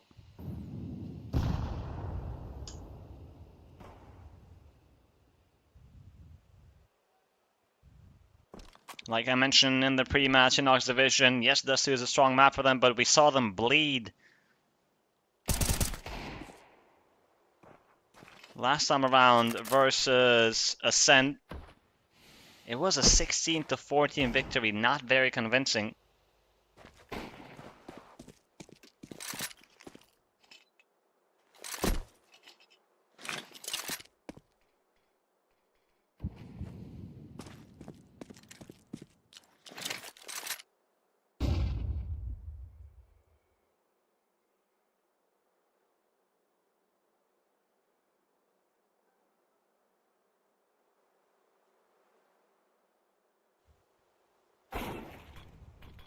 Fenneman with a scout is going to take down Friend. Okay, that's one. Innocent holding the off angle. Easy first kill. That was the low HP player. Can he find more though? Help will arrive. Fenneman is going to take down that help. Headshot don't exist, but Innocent keeps on fragging, switches to his secondary with a USP. He's not going to find the 4th one, but Bellany eliminates Kissel, and that leaves Fin W just with a Glock. A nice try from Inox Division. They do good damage to the economy considering that it was a scout and 2 the Eagles.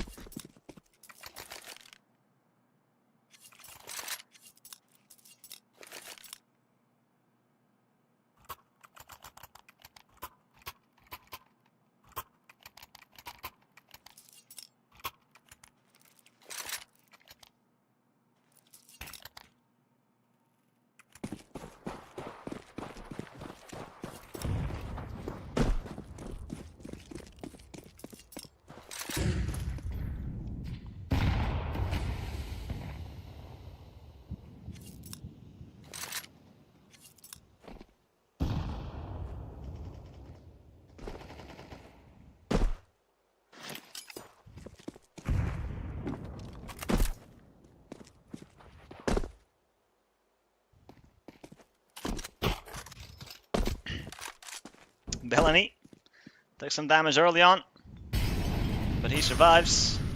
Inox Division, mid to B smoke. They will walk up short. Innocent incendiary. Oh, a bit late. Inox Division, now they have a site. Colossi were getting ready to fight mid. Bomb has been planted. And in that space, Inox Division walked up short. A 5 versus 5 retake. Defuse kits available and exist. And Billany. And we do have some utility. It's mostly flashes. And 2 incendiaries. Speaking of the Molotov, here it comes. The boosters go. Flashbang comes in.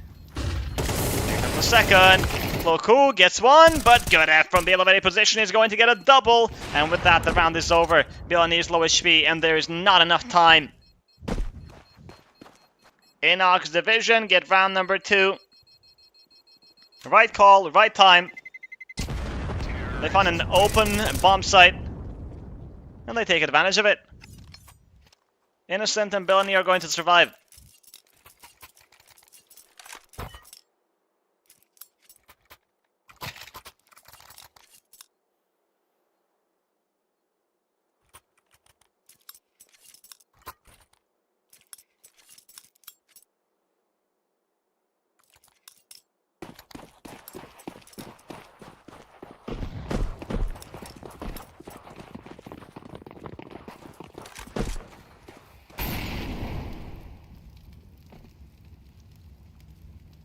Four players in B. Smoke comes in, and here comes the push from the Alex Division. We got 2 players. Billany's going to find one, but good F and Costs are going to best the B defenders. Innocent trying his luck with the straight through the smoke, but no one walks in. And this round is over. Bomb has been planted.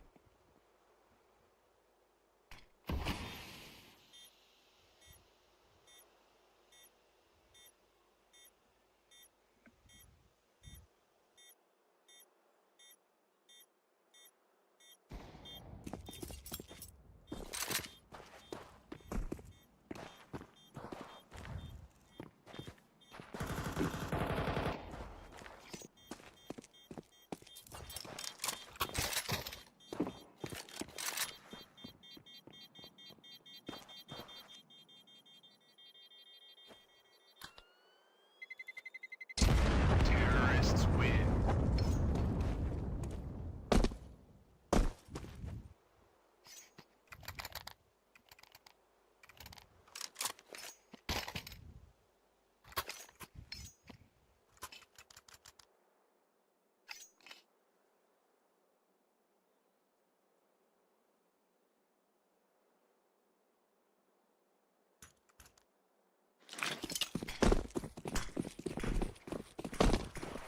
That is an unfortunate smoke for Kissel. We are tied at 3, and Colossi don't have a lot. Kissel will fall to Innocent, and he also gets the dink on the second player.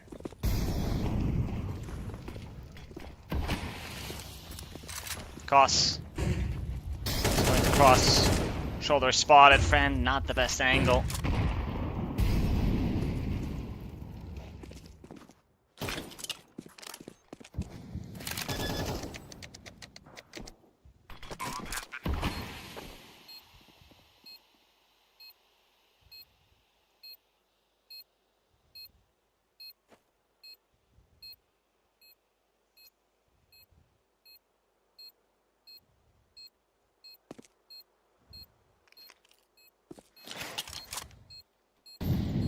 The Up and the FAMAS are going to get saved. Billany and Cloaku will serve as bodyguards with the USPs.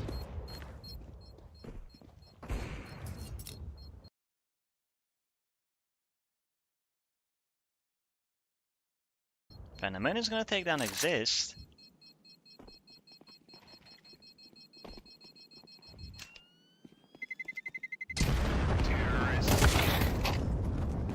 Oh, cool. Big kill to find Pin W, picks up an AK. And Billany is going to recover the FAMAS as well. So, Colossi do get some value out of it at the end.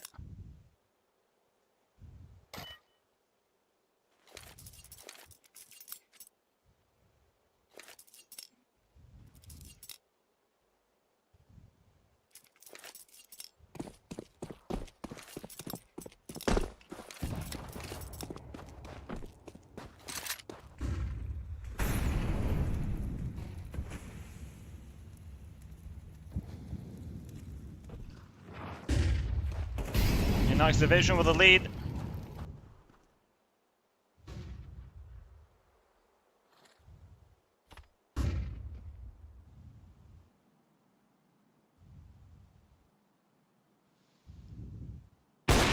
Veneman. Ooh, close.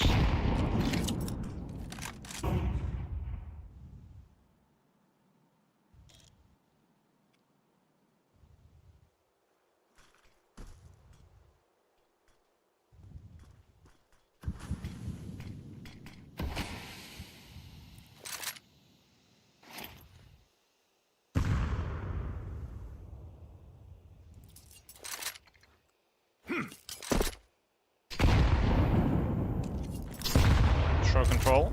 Nice frag grenade.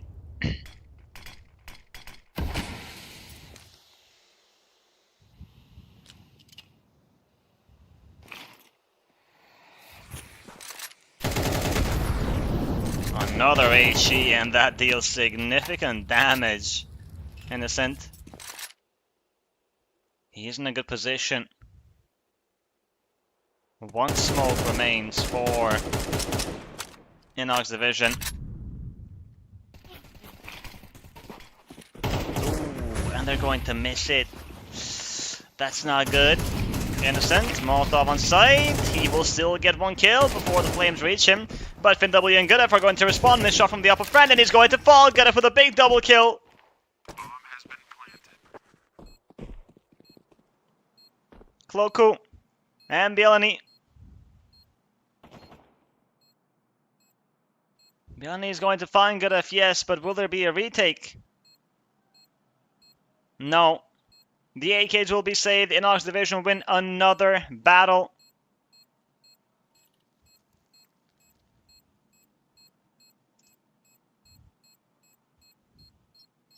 That makes it round number 4 in a row. 5 total.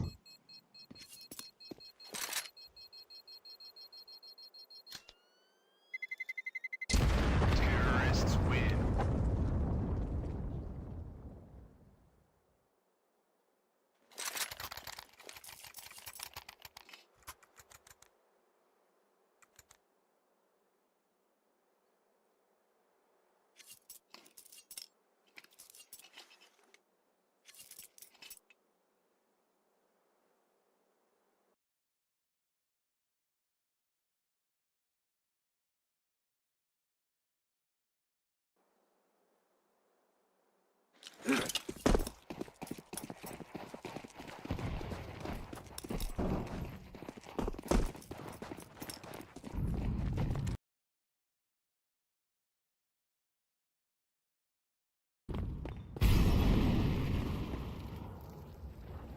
We've seen this before from Inox Division, and they're going to go for it again. Bielany takes down Gudef, and the second frag. This time the defense is ready.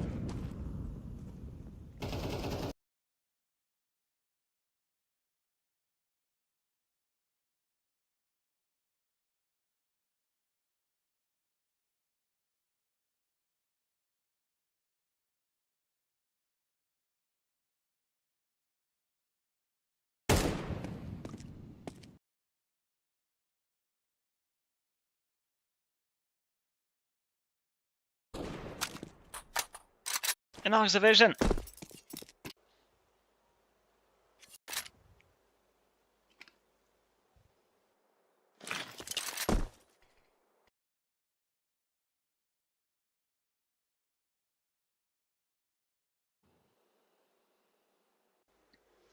But there are more them up from the bodies of Gudef and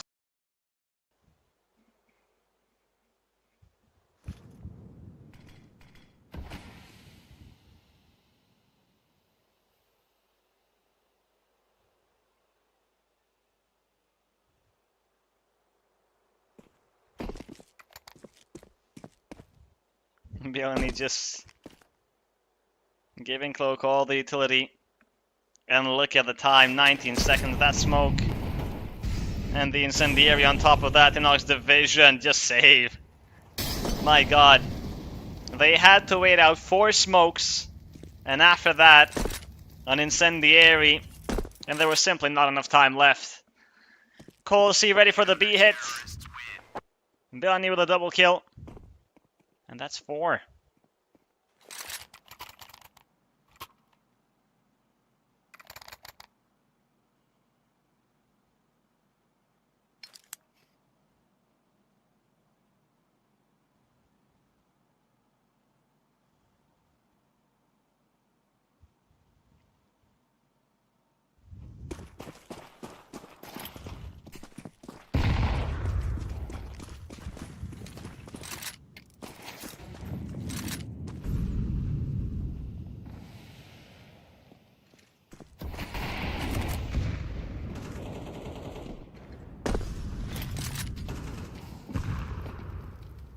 Cloku. Playing with the audio cue. Friend just holding with the op. Mid to B smoke. Molotov after that. Friend, the wallbang is going to land, and Cloku is patiently waiting, but Inox Division are not going to walk out of double doors. And good for them, because if they did, they would be slaughtered. Cloku, is he going to chase? No, he waits. And he does find Kissel. That's one. Onto the B bomb site now we go, where we already have 2 players. It's Cloku and Billany. And the op is close to support. Friend has a flashbang. That smoke is going to fade in a couple of seconds. And Inox Division. Smoke comes in. Billany flashbang is going to be really good.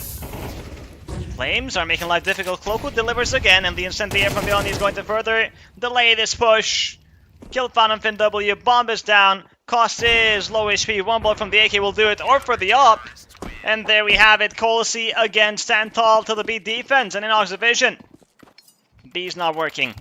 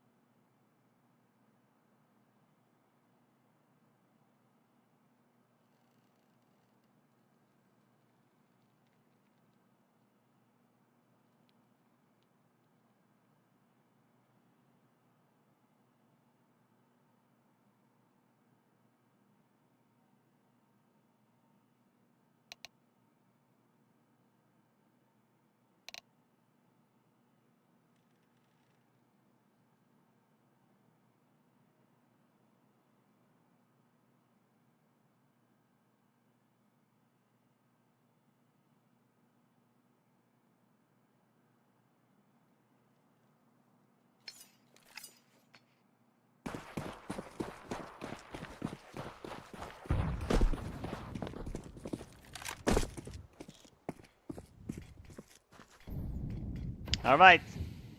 We are even.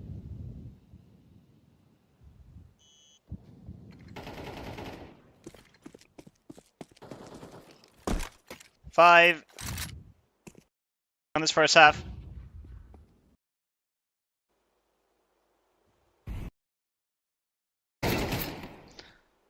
Long push.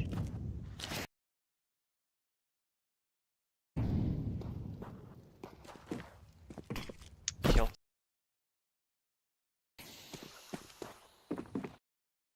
Going to wait. They will go in.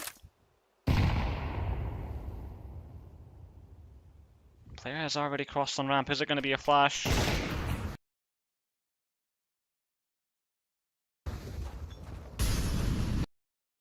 Innocent. Mollied out.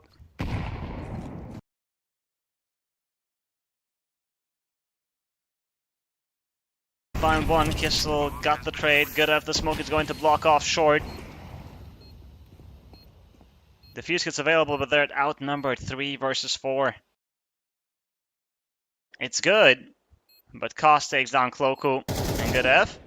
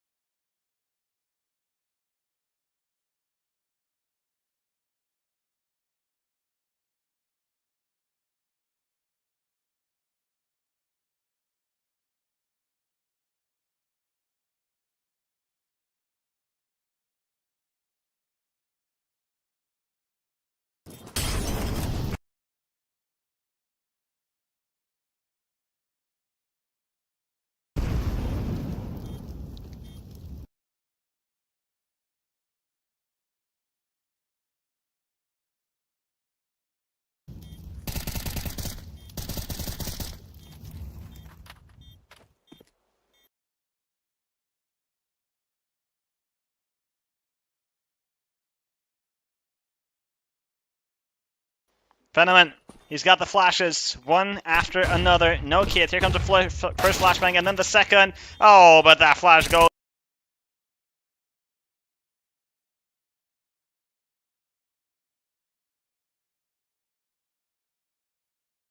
absolutely nowhere. Innocent with the kill.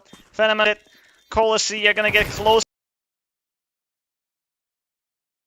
BLNE catches Fenneman and Finn W. No guns will be saved.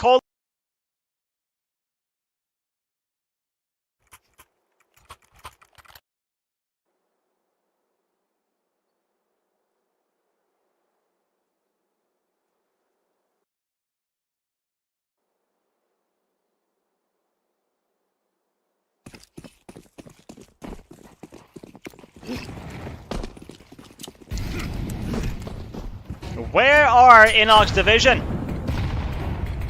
Certainly not on the server on the second half. Friend takes down Kissel. The flashes were not good. He wasn't blinded.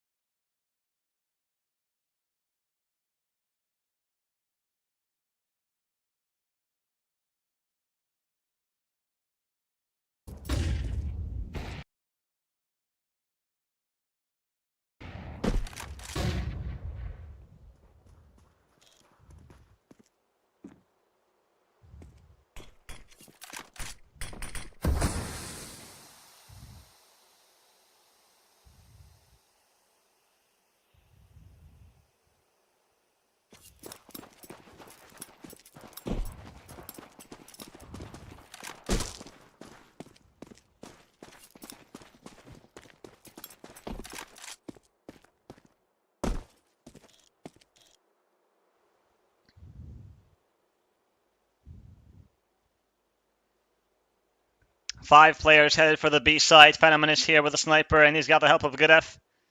These flashes better be good. And Fenneman, he's not blind.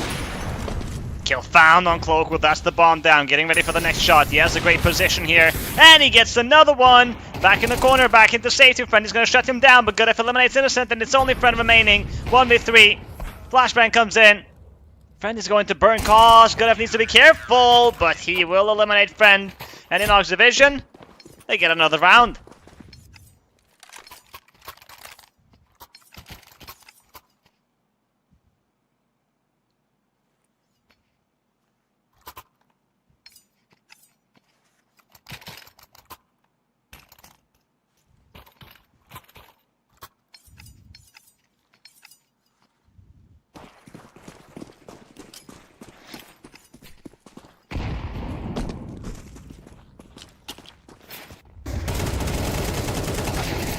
Finn W, the spray down, and a lot of damage done, but the kills are missing. Kissel, Frag Grenade comes in with a knife on hand.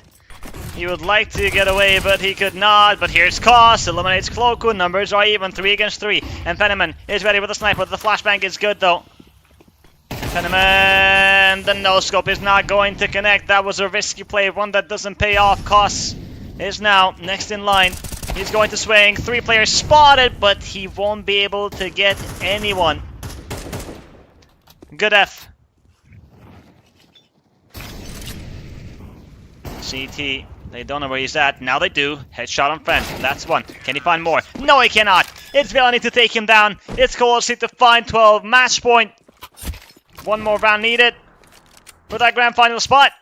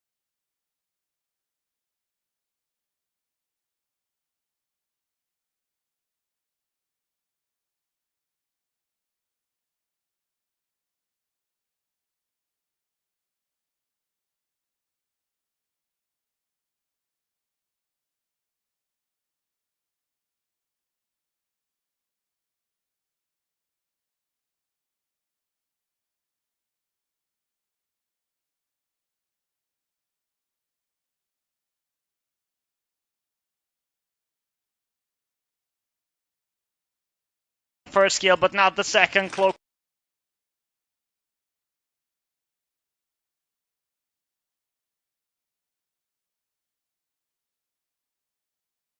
the trade comes in, and Colossi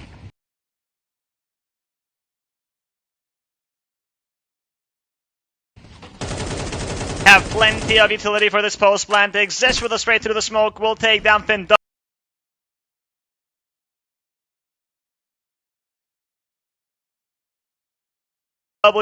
Bomber's gonna get planted. The flood comes in, but Cloakwood denies entry. Cuss falls. Fenneman 1 versus 4.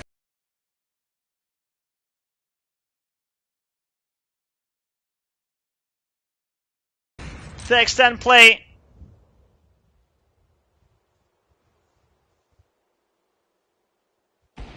No defuse kit. Gotta love. Delaney patiently waiting, and no one from that B side is giving Fenneman a peek. He's gonna have to go for it if he wants to make something out of this, but this is too far gone. We have the name of the second finalist. It is Colossi with a 2-0 victory. Really close, and coming into Dust 2, I did say that the last round that they played, they did bleed versus Ascend, and today they suffer a loss. Both semifinals end 2-0. Polish squads. That is going to be very interesting for the Polish scene to watch that match. But that is it for the match. Congratulations once again to Colossi and Walzaki. The grand final will be played on Monday from 10 a.m. CT. It will be a best of 5 grand final. And we will also have the third place decider match, which is going to be tomorrow from 10 a.m. between Inox Division and Infinite. Make sure to follow us on our socials at EuProLeague on Twitter, and I will see you guys next time. Have a great weekend.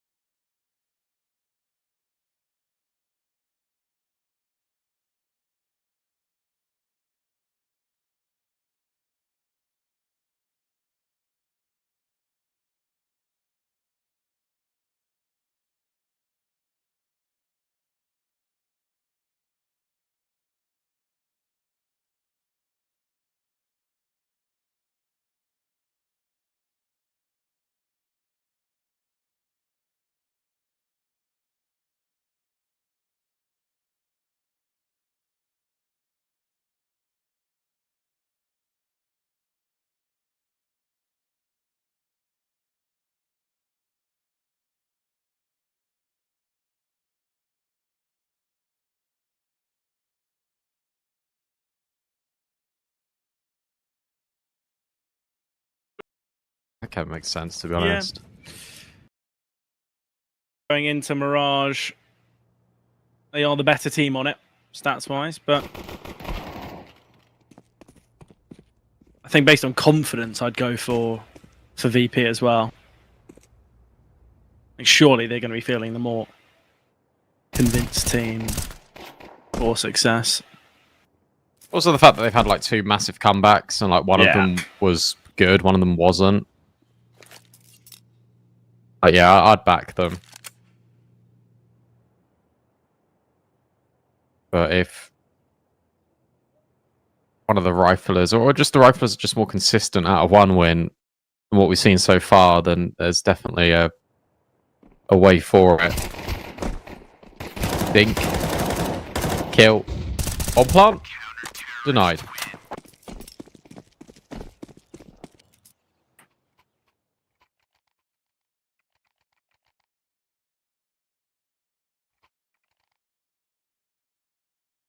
Obviously, VP maybe not the start they'd hoped for here, but still can see VP their T side from what we've seen in the past.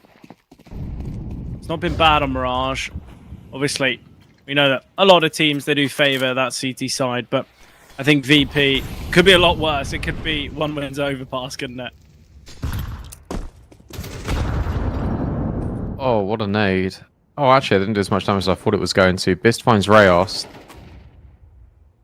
Cronus searching and timing, I think, is going to elude him. No, in fact, he looks back, but you've already got the lurk in towards jungle out of Mir. And you've got Cronus and Nozick just saving. So, already a good start to the gun rounds for VP. Remember, it was the gun rounds on Overpass that looked so bad, especially on the T side for 1 win. So sure, they get the pistol, they get the conversion. Cronus is not going for this, by the way. He's just looking for exits. Yeah, don't mind that. Really don't mind that. Mir might be able to find Ozic here. Will be able to do so. Okay. Money's still in a pretty decent spot as well. It's not like 1 win aren't going to be able to invest in the next. Should be able to get the AWP out as well, which would be pretty helpful. Oh, actually, maybe not. No, they won't be able to unless if Rails opts to go for glass. We did see it in the previous series. He can't even afford he can't even do that. It's 1400. Yeah, of course.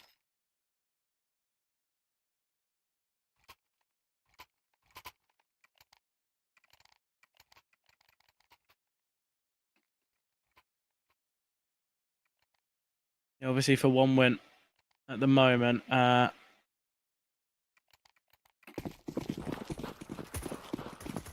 don't think we're in a spot to say anything like it's feeling reminiscent, but I think 1 win.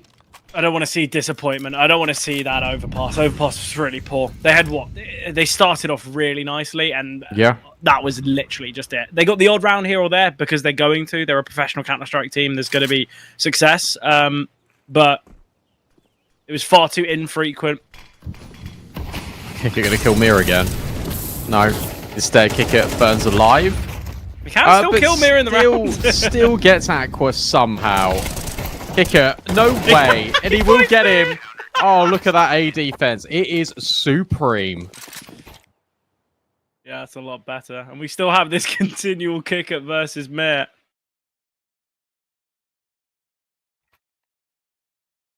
Honestly, Brandon, I think it's one of those things that if you didn't point out, I never would have thought of. But now that's our own little mini game on the desk.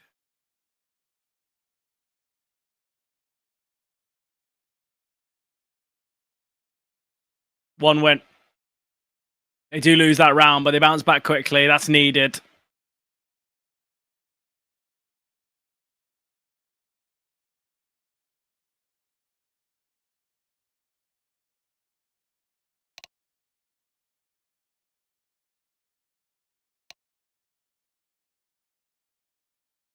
There's some slight tech issues here. Hopefully, I say they'll finish soon. They'll finish now.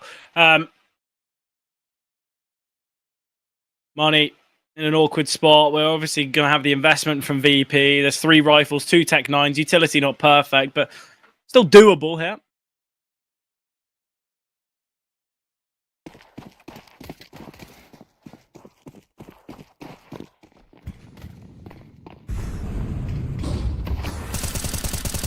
Early smoking window.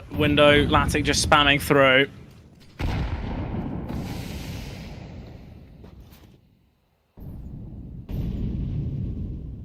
One win. They can get a strong start here on their CT side. This would be brilliant.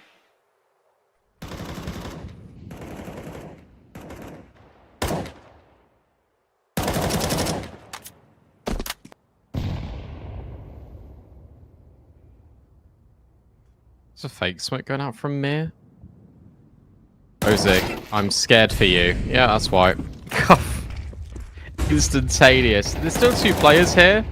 They think they're going to be ready for a double up. Toro will find Cronus. Latic now at the back of the bomb site, feeling very scared, but there's so many players here now for 1 win. They've all rotated, but it does boil down into a 1v2. Toro very low. Latic with the sidearm in hand. He's run out of ammo. That's not great. Flashbang goes high, and oh, it was a cross. Yeah, he's able to reload now, but I mean, Forever's just going to kill him, surely. Forever's got the play. Yeah, this will be the lock. VP able to weather the storm of about 80 million on B.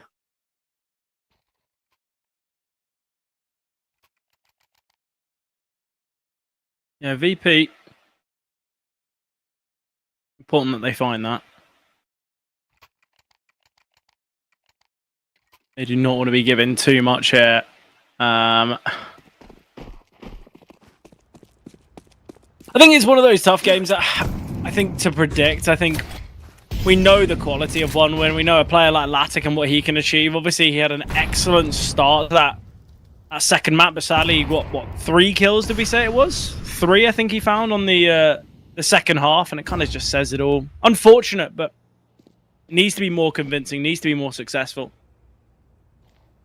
Still yet to have the AWP here on Mirage. Hopefully, we will see that AWP in play in a few of these rounds at least. But he got 4.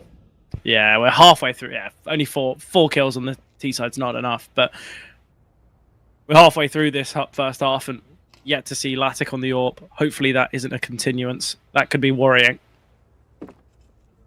Yeah, very well could be, but I mean, I think 1 win's economy has just been jeopardized quite a lot.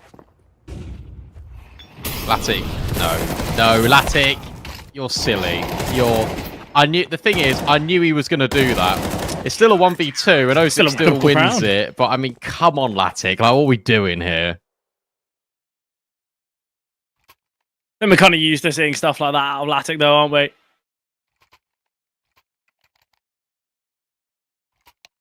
All the time. And it's not only just when he's got a rifle in hand. He goes for those types of plays and kind of plays out of the norm when wielding the AWP as well. Always makes it such a kind of a joyous occasion watching Latic. And that's why I think both of us were quite disappointed from that first map performance. But as I said, he has massively stepped up in the second map. And quite ironically, it's the map they lost. But 4-2 the scoreline, not bad. Not a bad start for 1 win. Obviously, their T side is nowhere near as bad on Mirage as it was on Overpass. Bloody hope not.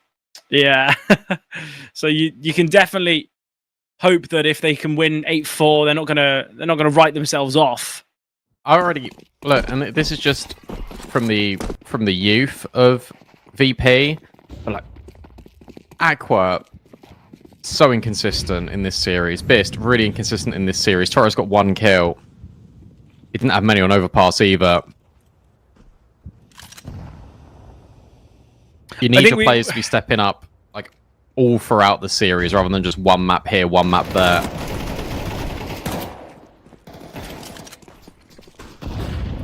There we go, Aqua. Speak his name, we'll get a kill. 4v3. Latic, Toro, low.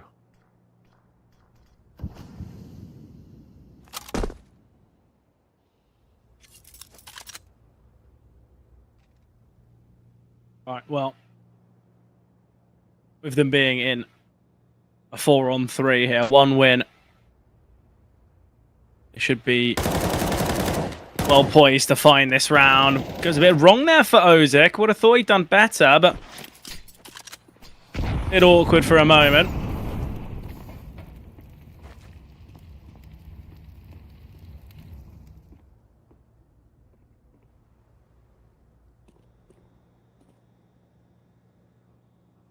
Toro is cooked. Like, I know exactly where he is. If they figure They've just out killed that, Aqua. There you go. they'll get 1. Yeah, at least he gets 1 before falling. Fair play to him. That was the full buy. This is going to be 1 win, not only finding 5, but an expected 6 as well. So, decent start now. It's all about what they can build off of, though. What can they find now? Keep your money high. Make sure you don't lose too many players against these weaker buys. Latvik is so funny, man. Like, so he just got the kill with the M4, right? He just picked up the MP7 off the floor. Just because he knows it's an eco. They had casualties. There is no way he's just done that. I think so. I think he did. No, it's got to... Surely not. I think he did. But why?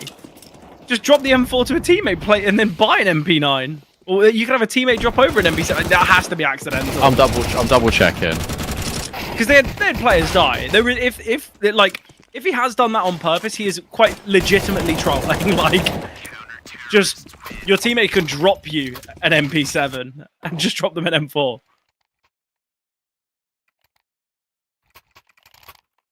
I might be wrong. I'm checking. I could see it happening, like by accident, but if he's done it on purpose, then there is some real... Look, maybe that's what they're calling attack pause for. Hey, Latin, why don't you have an M4? We're around behind. Yeah, of course. Well, we're in attack pause, so... Yeah, he had... Okay, so he had an M4. I'm looking. He had an M4. The MP7 was on Ozik.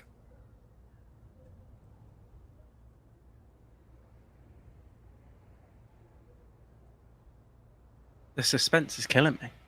He must have swapped it with Ozik. Did you get chipped away at? And he could have done. Hang on. I've got to wait like 45 more seconds. Well, in these 45 more seconds, 1 went 6-2 up. This is a very good start to their CT side. Money's looking better. Latic finally has the AWP in hand after what feels like an eternity.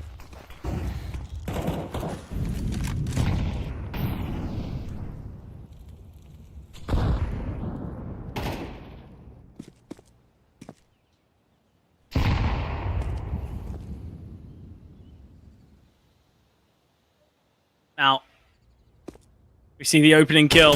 It is Latic falling. It is that AWP being taken care of.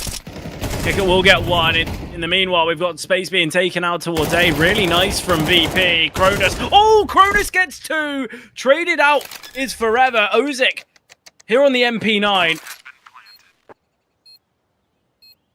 You've got enough money. Surely they know that Forever will be chipped away. I don't really know why we're seeing Ozik just sitting here in CT. It is a tough 1v2, and it doesn't really feel like he's got a leg to stand on. But I'll be the 3rd round for VP. And quite an important round as well. I think 1 win, if they get that, we're looking at a very scary scoreline, kind of in the realms of 8-2. So, big from VP to find that. Really, really important. Yeah, great round out of Forever. Gets a triple, really steps up for his team. Not really been the player that we've been calling on so far for VP.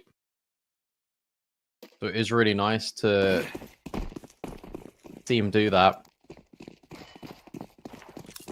And you're right, that is such an important round because it gives them that little bit of stability. I think as well, it kind of just denies the game being at a kind of... I don't want to say a point of no repair because they are moving to CT Mirage. It is a a map that is CT-sided, but I think we were getting close to that kind of spot where 8-2, it can get out of hand. But still with the opportunity to find success here, our one win. They've got the AWP in play once again on Latic. Such an important feature to a lot of their round victories and series victories as well.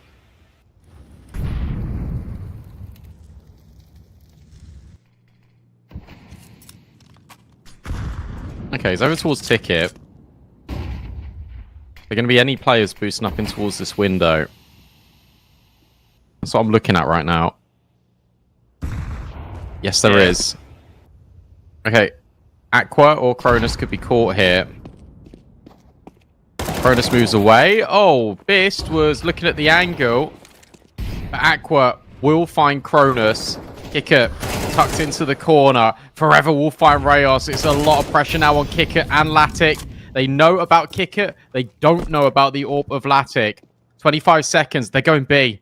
Look at the reposition. Huge It's pivot. really nice. All from Mir? the space being taken from Mir, exactly. Aquas will find quick Kicker and Mir.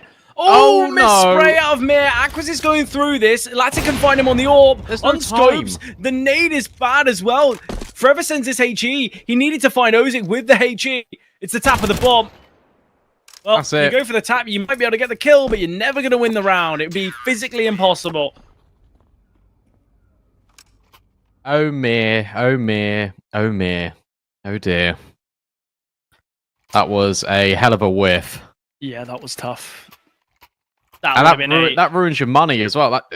Genuinely, one win can make this 9-3. that's a series-defining whiff. That's so true. And it's so tough because for Virtus Pro, I think they probably... I don't want to say they come into this playoff as a bit of a dark horse. I think they kind of come into this playoff as a bit of a... I don't want to say non-factor. That's far too harsh. I can't find the adjective, but I think when you look at some of the teams here, even in their opening game against K27, they're probably playing against one of the harder opponents. And I think when you look at some of the teams here, I don't think VP were expected to get to a semi-final. And I think the fact that they brought things... Let's be honest, they brought things pretty close on Dust 2, on Overpass. No, on Dust 2, what am I on about? But it's the fact that if they win that round, which they should have done, we're looking at 6-4. Money's then broken for one win. We're looking at 6-5. And look at the change in narrative here. We go from a potential 6-5 with for VP having so much success. Now they're in a force buy. They lose this. We're looking at 9-3. A difference of 4 rounds. We're seeing just from that one whiff. Don't lose it then. Aqua's already out. Cronus has found Forever. That's the boost up, not finding any success whatsoever. Kickit can't get mollied. Kickit can just sit under Palace. Latic's whiffed a molly of his own. Cronus now goes searching towards middle. Can he track and trace Mir? Oh, if he just follows Mir underpass. Oh, this is awful. Look at the rotate. Kickit's got all of ramp. They're all going to be here in time. This is a disaster for VP. Yeah, it's the fact they've got no utility either. If there was at least some well-placed flashes, they can try and make this round work. But not only do we have 2 riflers. Oh, okay. Well, Toro spotted this flank. Oh, Biss with a great shot on the Deagle. Reyes only finds 1. Ozik's been spotted as well from what should have been a guaranteed round. Has now gotten cautious, but Ozik, he will find 1 more. There is a big flank coming through, and Toro, there's a slight look. Just jump spots short, sees nothing. No contact in market either. Should be relatively obvious that apartment is the play. Toro spotted, won't be found. How have we seen VP win this round? There's 3 towards the B-bomb site. Not only with a flank in under, but 1 through T-spawn. And somehow VP are able to win it. The bench player just didn't shoot. The bench player wanted a multi-kill. Yeah. And So instead... poor. No one's actually holding the angle, yeah. But he was holding, but he didn't commit. So what's happened here is that the Deagle has just been able to kill the window player. And Ozik's just alone with an AWP. Whoever was on bench there, I think has really let the side down. But also as well, you've got such a strong setup because you've won the round. Why are we playing hidden? Why are we looking to be cheeky? Why are we looking to kind of lure them in? Just hold the angles. You're gonna win. Like, you should be fine.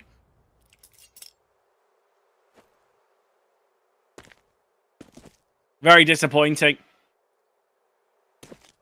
One win. No, they've still got themselves at least 7 here, but I guess we might see a 7-5 outcome. How is the mere whiff, I guess, not even going to affect them? Yeah, it's ridiculous. So poor. So poor that.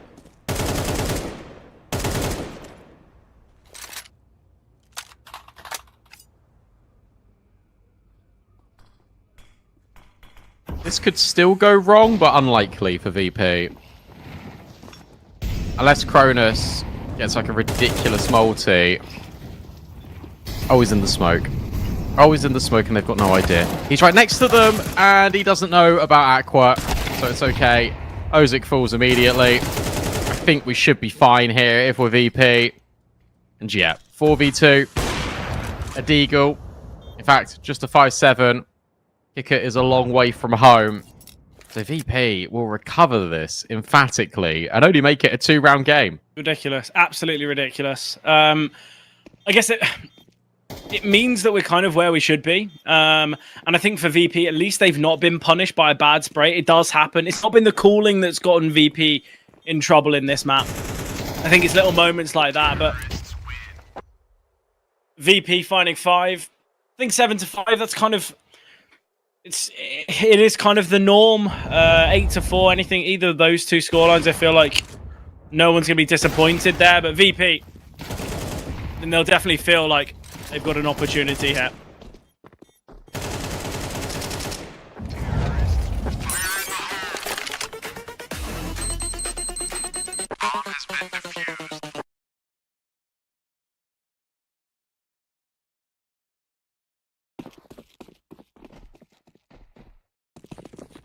They've given themselves a lifeline. Yeah. Simple as that. BP have given themselves a chance to rebound. However, it is Mir, oh, thankfully, and Bist, versus the entirety of one win. Great flashbangs. That gets them over by Bist. Mir's playing retake. This is lovely. Out of Mir. And yeah, Biston forever immediately find kills. Bomb not planted. That's so important. Dribble smoke put forward. And that isolates Ozic. And Lassic can only find one. Great round out of VP. Absolutely brilliant. Nothing wrong with that. They're confident in playing retake, but they're not retaking a bomb site. The bomb down. That's the difference. That's the issue. That's the problem. And a no bomb plant there. One win they now can't force, but also it's the fact that VP, they never felt rushed in that round.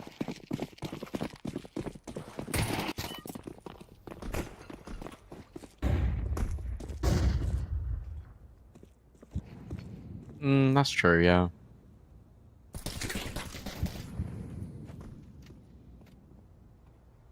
Oh, one win. Too many mistakes to be making, especially in a quarterfinal, no less. Yeah, it really makes sense why the 1x bit odds were favoring VP coming into this series, just because one win, yeah, they're making a lot of schoolboy errors. I think we saw it in the K27 game as well. Honestly, I feel like VP, all VP need to do is just like play the game and not fumble. It seems like the opposition against them, we talk about consistency being a problem in this tier 2 scene. And it's clear that not only is it consistency that's an issue, but there's just far too many mistakes being made. And I think VP, yes, they've made a couple of their own, but nowhere near to the same level as one win in this series.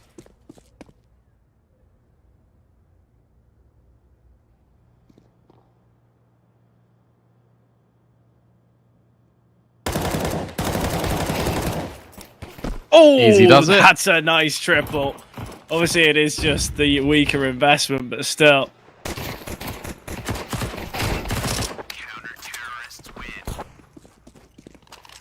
No casualties either. And from 29 this sneezes. from this point, right? 7-7 the scoreline. At a 7-7 scoreline, you're on the CT side of Mirage. You're gonna feel confident. You're gonna feel favoured.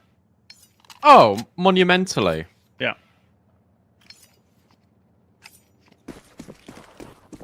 Absolutely. Especially as well with the kind of way that this game's going.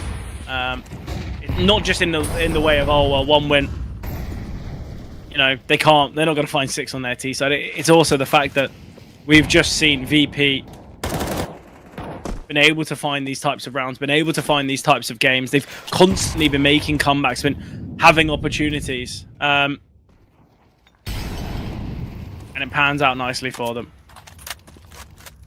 From this spot, one win should be able to find. Oh, VP should be able to find. Honestly, Brandon, I keep getting the names confused.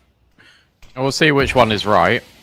The good news is you pick both of them. So Hey, look, that's how you talk about hedging my bets. how many of them are in window? Oh, you've really got to be careful here. If you're VP, Forever not dealt with. They're just hiding in plain sight. Aqua, oh, we'll get the jump. Latic will get the trade. And Forever's just put... This is really nice out of Forever. He just runs ahead of the utility, split onto B now for 1 win. Kicker, try and lead the charge. It's against his nemesis. It's against Mir. So maybe it should be okay. 30 seconds. Bomb denied. And now it's a 4v2. Kicker is whiffing his lines. Forever will get rid of him. Ozik's spray is only good for the first kill. And VP will hold on. Really nice from Mir to kind of get himself out of market. Just play towards that pillar, deny the plant. The second that bomb plant gets taken away, that's when the validity of the round is no longer. It just feels like VP were always going to win the second that bomb planter gets removed. 1 win. Now trailing here.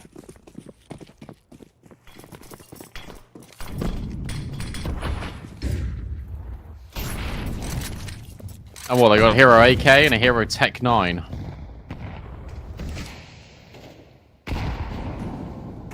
Don't hate the Tech 9. We know what that gun can do. Yeah. Not quite the 5.7. No, not quite the mere triple on Dust 2. No.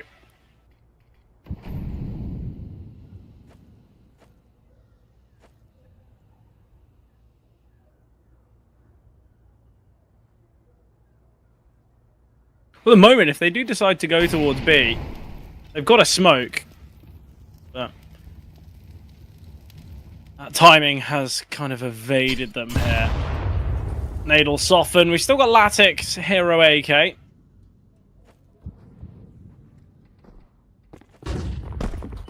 Yeah, but I mean... There's the Tech 9. And there's no immediate response. Because there's a player on the boost. And that's where you've got to just cancel that decision. They had control in middle. I don't really know why he's on the boost. Like, what do you gain from that? Just an off angle in case they start taking the space. So I don't mind it in this instance. Time isn't a massive factor, especially with that flashbang. Bist and Forever immediately find kills. 2v4. Protus will try his best, but they now know the kick isn't towards the apartments. They're just going to stick it. Forever will provide the cover. It's all fine for VP. Oh, Forever is 20 and 8, by the way. He's had a really good game. Plenty of impact, and it's been consistent. It's been continual. Yes, he's had the odd kind of triple / quad, but it feels like it's just been, you know what, I'm just going to get a double with my team around. I've been impressed. And I think the issue is yes, we had, you know, a decent start for Latic here on this map, but he's fallen flat. Honestly, Latic's T side really struggled. Really has. Can you do me a favour? Yeah. Can you look at how many rounds in a row this is? For VP, yeah, of course. That is now... Oh, it's only 6 rounds running. 6 is good. They were down It's just more the fact 7-3. Yeah, this is what their second full buy versus full buy that they faced on this round, on this half. Correct. Yeah, so And their read is really good. Quad A. With Biss taking first contact. Cronus, good luck. Oh, he got lucky. Ridiculous Biss. from Biss. and he gets the second, and he lives. Oh no. This round's still got some weird legs to it because Ozik's just got out B. Yeah, it's 30 seconds. The issue is Ozik. He's not going to be ready for short. B, this is the problem, but he is somewhat hidden from short. And you can hear Latic running, right? Yeah. So you just wait. Yeah, Just this deny is the really plant. nice. Oh, this is really good. Oh, for a second there, for a split second, I thought maybe we'll see him get the bomb down still. Rail's just going to look to save. Imagine the bomb was able to get planted there. Yeah, that was a very windy day for Aqua there. Yeah. But hey, he won it. Bomb not being planted. Force by still coming in with the loss bonus, being residual now for one win. 3 rounds ahead, 3 to find. VP on the favoured side. This one should be done. VP. Unless if they start making big mistakes. Some real errors would need to be seen. One would have been really poor. I think their T sides need a lot of work. You just have to look.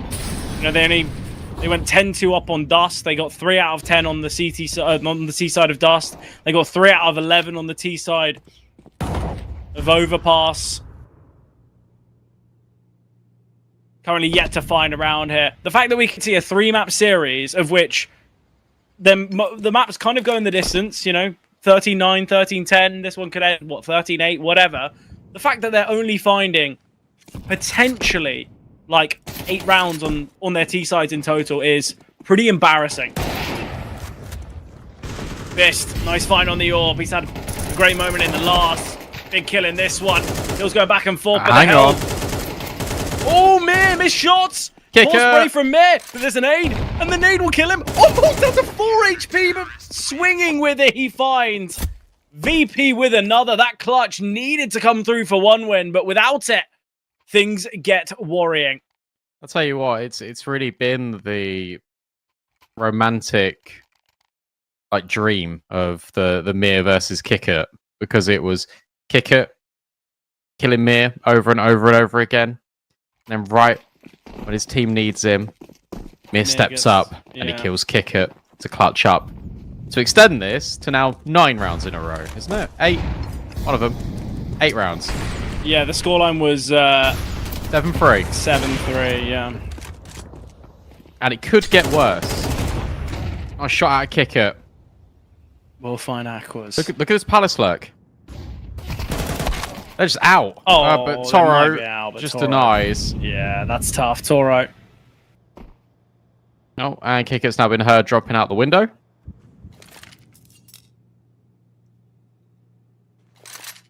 Where are you going, little bro?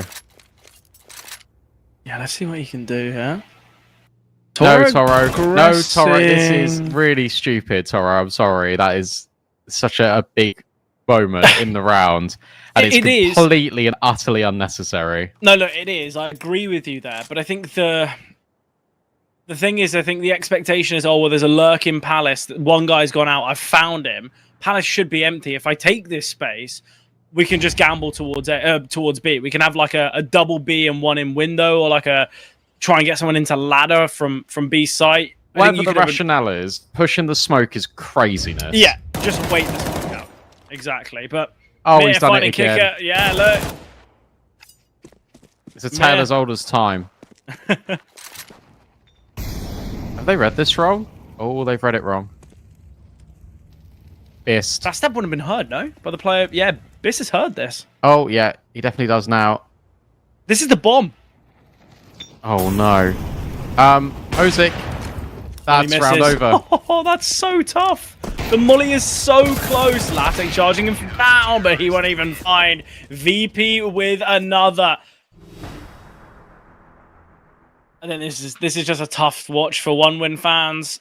This is a bit of a tough watch in general, but from 7-3, it is now 12-7. 1 win.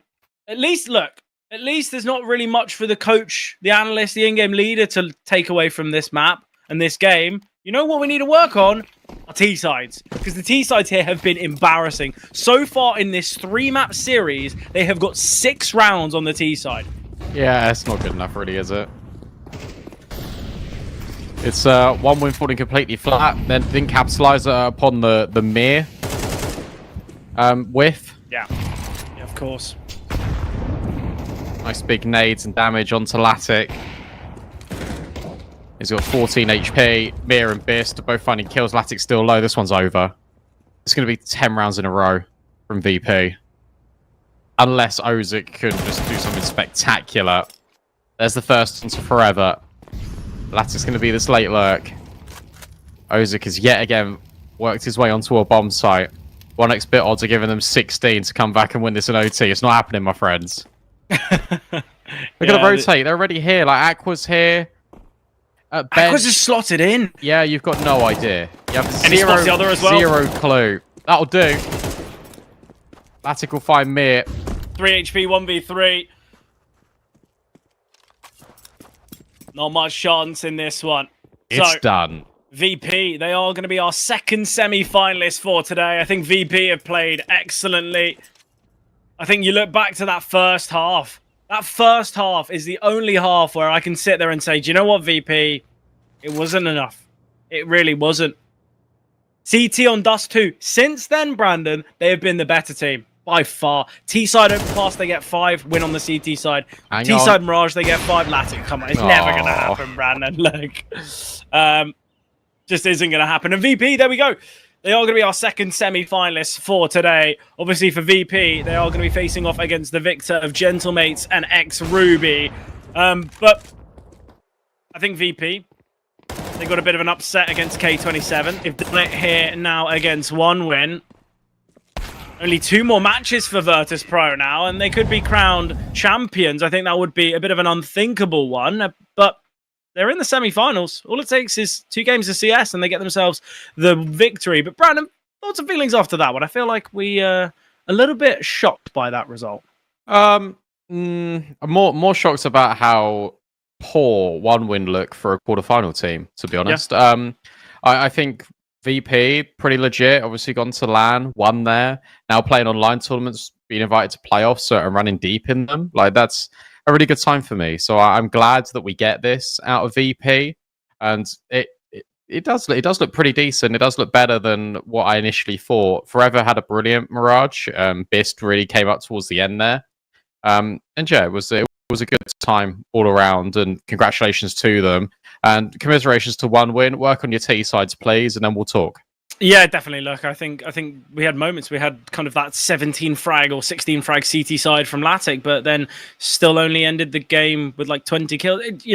I think there was many nice moments. I think the CT side Dust 2 was great as well. It's clear though that T side needs a lot of work, and I think look, we've seen that roster change from 1 win. I think obviously a lot of people, when we saw kind of Hobbit leaving, there was that question of, oh, okay, well, there's some real leadership issues now. There's going to be some difficulties there, and I think it's quite clear that what's happened is now the T side has just dropped off a cliff. I actually thought 1 win were pretty good on their T sides, but it has fallen a bit flat over the last few months. But obviously, Brandon, we still got more action to see for the rest of this evening, as it's Gentlemates to face off against X-Ruby, and then to end the evening, Gen 1 against 100 Thieves. Look, I'm very excited to see those 2 games unfold, but it's not going to be me on you on the mic. We're going to have a quick changeover, 2 faces that will take you through this evening. So we're jumping to a short break, and then we'll be back for the next series.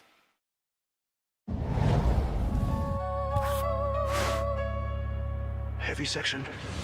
No limits. Break it! No silence. Shake it! No borders. Take it! 1 Heavy guitar. 1x bit. It'll be ace.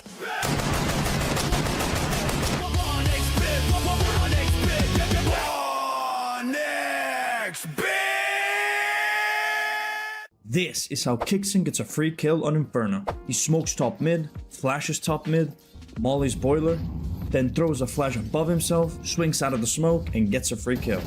If you're wondering how to throw that utility, this exact solo play has its own tab showing every nade Kixen through. Click on any of them and you get a step-by-step guide how to throw the nade. Even has a video showing you exactly how to throw it. For more plays like this, check out metastack.gg. And another. He's got full control of the A side. Who needs a stack? 3 kills, make it 4. The last one left is Zywoo. Zywoo's got a second, still 76 health to play with. Looking to cut down Library. Zywoo 3 kills into this. 1v5 if he can. The best.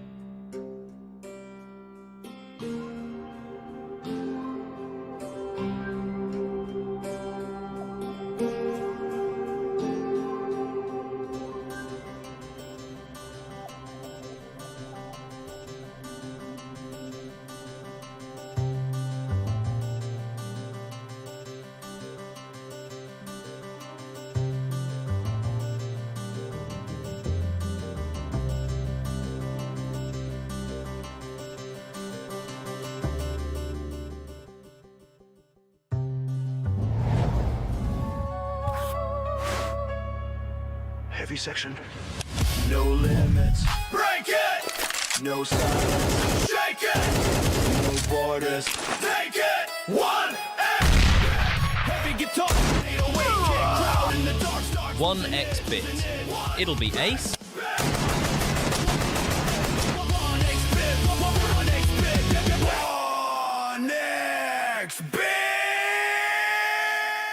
Every time I push mid on Dust 2, this happens. Yep, AVP guy again. So if I want to take mid, this angle has to go. I don't know the lineup, so I'm just pulling it up on Metastack real quick. Dust 2, dark smoke, got it. Stand here, aim here, jump through. Pretty simple. Alright, let's put into action. Let me buy smoke. So go here, aim here, jump through. Alright, let's push up. Nice. And another. He's got full control of the A side. Who needs a stack? 3 kills, make it 4. The last one left is Zywoo. Zywoo's got a second, still 76 health to play with. Looking to cut down Library. Zywoo 3 kills into this. 1v5 if he can. And the best.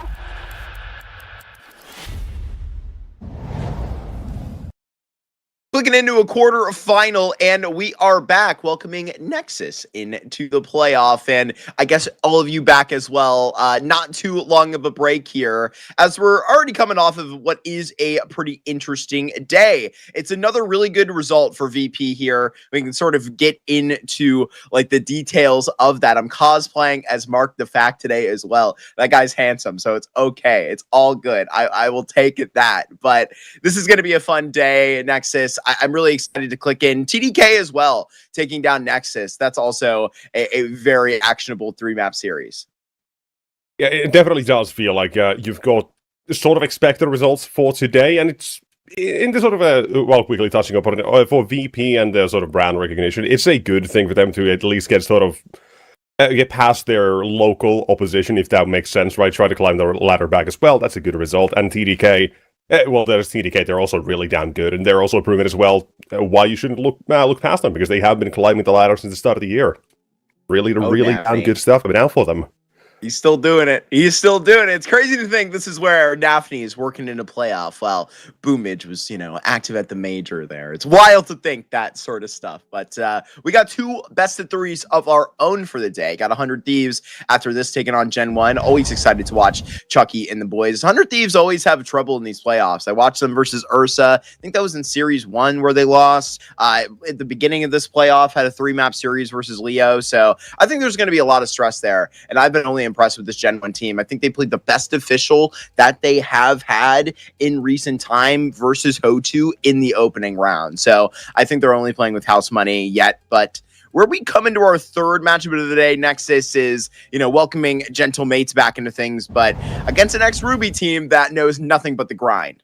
Oh, we're right here. Ooh. You know what? Let's go. Yeah. This is going to be an interesting one for sure. Now, well, we didn't really get to any time to touch it. Point of the veto looks as follows with Ancient to start, believe it or not. I know this is a shocker.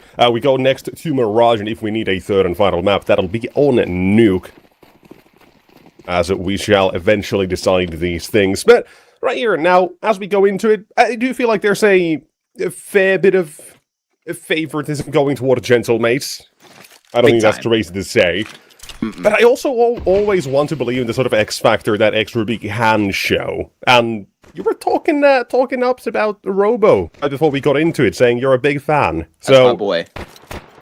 I feel like you could also see the vision where they decided to pop off and have a good day. Yeah, 100%. I think that this is a team that is usually shooting into a playoff. In Series 3, had a decent run, so not really having technically Relaxy on this roster. Sanchez! Yeah, enough about the pre-show. Sassel says we're getting it going. He just flies one over the top. Relaxy, he's gonna have to fade back in the smoke. Gentle Mates show the hell up to this quarterfinal and shock the B site. You know what? When the opportunity presents itself, you just gotta go. I don't think you're gonna get much better than that. With this, X-Ruby are fishing for a way in. Unfortunately, they're only shown a single door out. Mopos with 3 in the round, and Gentlemates, they don't disappoint with the pistol. They decided to just walk right on in. My god.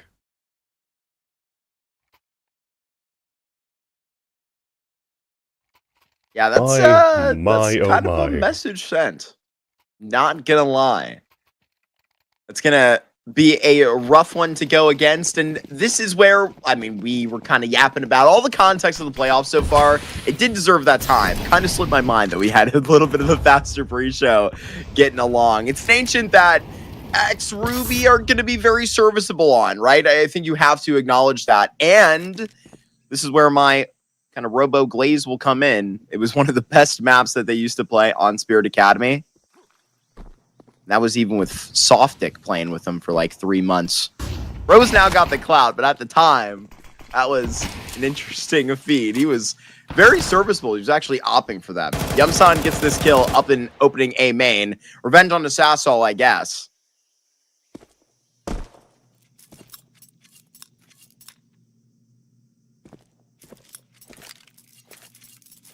Walk roll toward the A site, but we are also seeing X-Ruby rotating the next players over here. A fairly okay position to be in, right? Relax, you can drop a smoke and a flashbang, try to play around those. Problem is, there's a Molotov on Davi and you would be hell surprised if there is not going to be one on Yumsan, or at least right next to him. There's not going to have a whole lot of space to work with if that comes through, but have to see if you want to try to go through that smoke. Yes, you do. Flashbangs are a little lackluster, but one more will do the trick. The CT side is still fighting forward and taking these duels, making it even and holding the advantage on the site, but not anymore. They've done the damage, now they try to play the time as well. There's only so much of it, and Alex has gotten tagged. The Desert Eagle, 1 bullet will stop the bomb plant. All you have to do is get into position, get a little bit of luck going your way, and that's exactly what you need! Fascinator from Donut holding the line. Doesn't even need his teammate. That's really impressive so far by X-Ruby. I mean, when you slice into this game, see this Deagle popping off, already like responding to a shocking pistol, that to me is going to say a lot. Hasinator's back on the Hasinator brand of Counter-Strike that I have come to know. Through the last month in these last 65 maps, he's sort of like back in the rating territory that I would expect him to be, close to a 1.1. And so right there, it's a very good round to sort of show an example exactly why I think so highly of that guy. There's a lot of these players out here that I think you're going to have to watch out for. I mean, Yumsan is going to be here, like, toting this AWP for X-Ruby, where I don't really think ShineJez needs the introduction for those that have, like, really been reading through the space. This is a guy that's, like, I can't remember when he did pop onto the HLTV prospects list, but, you know, this is probably the Jez that I assumed that was going to get signed. I don't know if that's a weird thing to say, but obviously we saw the Power Vision news yesterday. Fine and Slaxy Jez. What if we got him on one team? Two yeses. I don't think those make a no either, so, you know, you've got a green flag, go ahead. Yeah, Stan, hire me for GM. I'm bringing all the good ideas. You're bringing all the best names into one team, and it's just on the name. It's not skill, just names. Ooh. Get an entry for it. We'll take that. And even on the MAC 10, we're flying into the secondary, so to speak. Alex and Mopaz allow enough space to get a bomb plant. This B site is best for Gentlemates. Best flag, though.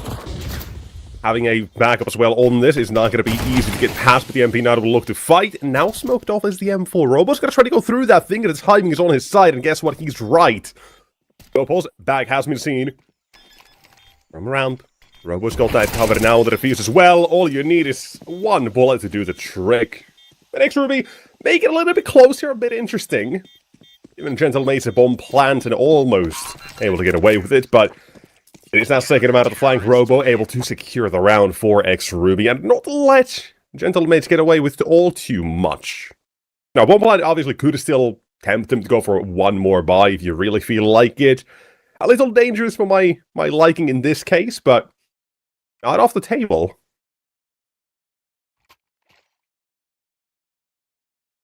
the weaponry. One hero Khalil. Alright. Khalil wanting to deal damage. Hope to set him up in some specific way, perhaps, but starting out at 4 vs 5 and X-Ruby having all of this mid control to work with doesn't help the early round.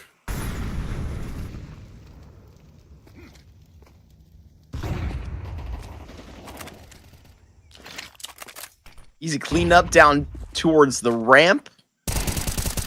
Interesting feat. I mean, Gentlemates. Oh, got Martinez putting up a shot.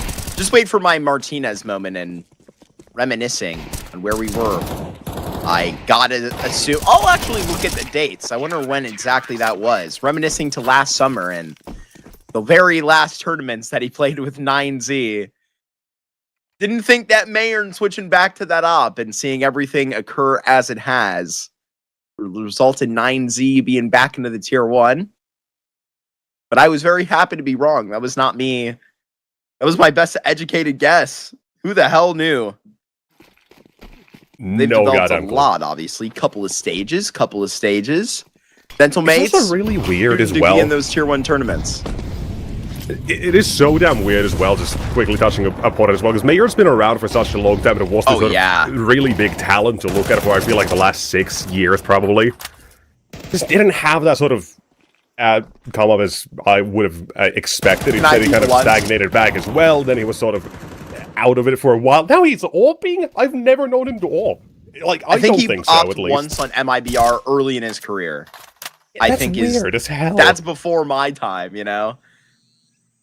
That was a choice I never saw coming. I had to triple check that he was actually doing it as well. Insane. Back to a Spanish-speaking roster, Argentinian face for the organization. The Spaniards back home. And up middle, right next to House specifically, with his in-game leader. Alex, though, is going to lunge into Donut. Good kill for Relaxy, considering the HP. Salcel will take him down on that rotation. Didn't know how deep he was into the bomb site, so essentially Robo can't really play with this. There's going to be secured positioning all the way back in the line. It's a 4-player alive point, and Salcel is just going to spray down Robo. Round over. It's also lurking out toward the A side, recognizing there is space to take, and his teammates working through mid. Just really nice round coming in for Gentlemates. If they don't manage to get as much control in mid, if they don't survive for as long as they do without overly aggressive showing their face, Social doesn't get that space on the A side either. Doesn't get that sort of confidence that, okay, maybe there's just one, maybe there's nobody here. Just gels together incredibly well for the T side. Playing past this X-Ruby defense. So we're going to have an early back and forth. But with weapons saved, money in the bank, X-Ruby will look to force right back and stop Gentlemates from putting these on the board too early. So what's the adjustment going to be then?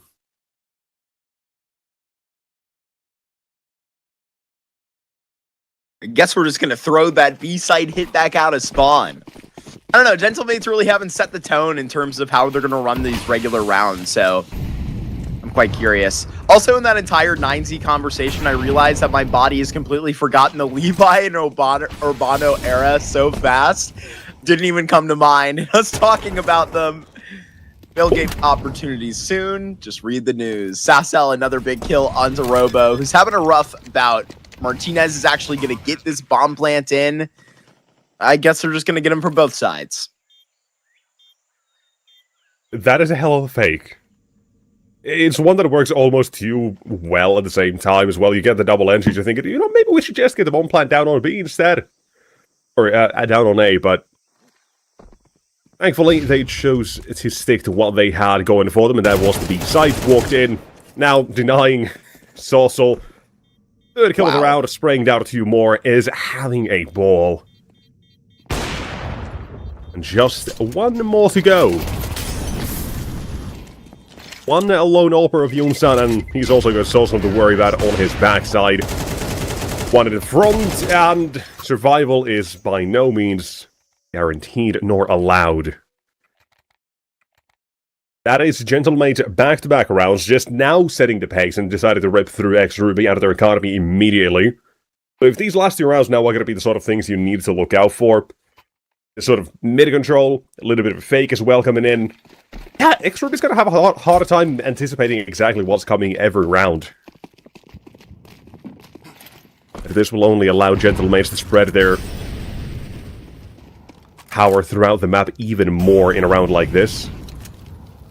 Exert influence all over the place. Oh, wow. Mean shot by Martinez. Take it too. Understand it's just those pistols, but I don't know. That's a great response from Gentlemates, and I think something I was going to pitch in sort of essence for both of us to answer during this game is, okay, Robo, gonna get a great shot on Alex. Another kill will pop up in middle. Put something on your mind. What were we looking to expect from Gentlemates before this round went a little too crazy? Rather through the rest of the series, but I digress. Yumsun, key to this round, and what the hell is that? Keep on cooking. Just spraying through the smoke, and that's a special spot. I think he actually got a couple tags there onto Mopaz. Planter exposed. Now as well, Mopaz has to play around the utility. Thankfully, the smoke does come out on short. Yumsun will not be allowed vision nor access immediately. Has to play around his teammates. Wow. But as they walk in, both shot down, Mopaz and WG here to handle the rest. Okay, so it's going a little bit all over the place now, but still handled. Still Gentlemates putting it on their 3rd round in a row. But a little too close for comfort. But I'll kind of like start the dialogue a little bit, right? Like when I was watching Gentlemates, I got to see them pop up into Series 2, and this series I got to watch versus Eternal Fire was really a stressful one for them. They came out on top, and I think that's where they sort of wiped their own brow clean. They went on to win the tournament after that. Like Gentlemates, it feels like in comparison to the other experience on the other side of the bracket, right? Like Astana, IEM Rio, kind of in their bout the last 3 months. It feels like that's definitely going to at least outweigh what 100 Thieves have, you know, genuinely played in. That's a matchup that would be very interesting. Likely our grand final on paper.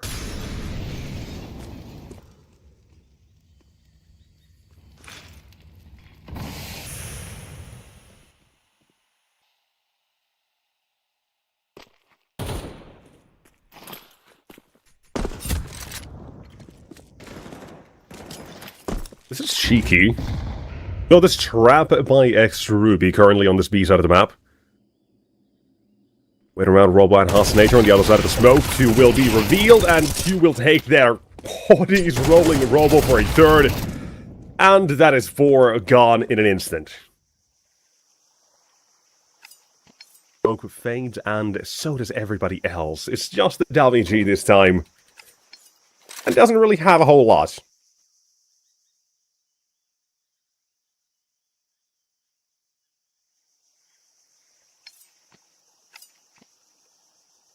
Hold on to this patiently with this 8,300. I think I would also be happy too.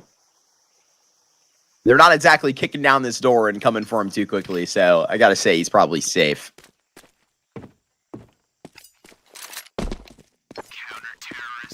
Been a little while since the 100 Thieves series played at the beginning of June that, you know, X-Ruby, I think, have had a quality opponent like this. No diss to ill will, so to speak. But even that 3-map series is, I think, one that I'll highly rate out at the back end of that Swiss stage. Open up really clean versus Infinite to get here. I think that's a really nice mark for you. Just to roll into a playoff, not really have to deal with any of those doubts. But that was a bad look.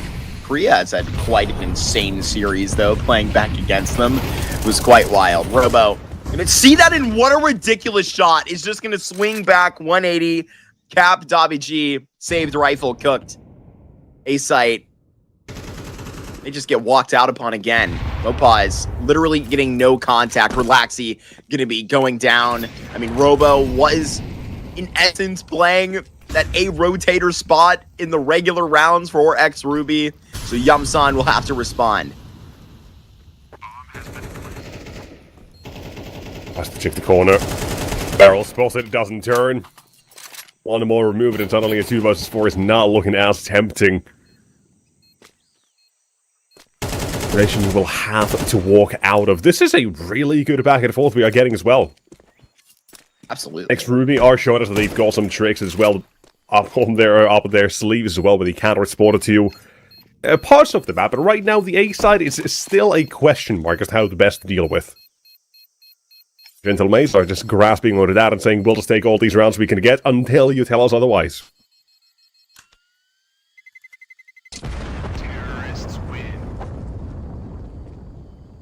Which, you know what, on paper as well, it's not a crazy thing, right? We know A-side, obviously, as well, is played as a retake very often, if not most of the time. It's about finding those timings, and right now, all of those are going quite well for Gentle Mates. That's the problem for X-Ruby. Got down one of those timings, one of those rounds goes differently, and makes the opponent think a little bit more.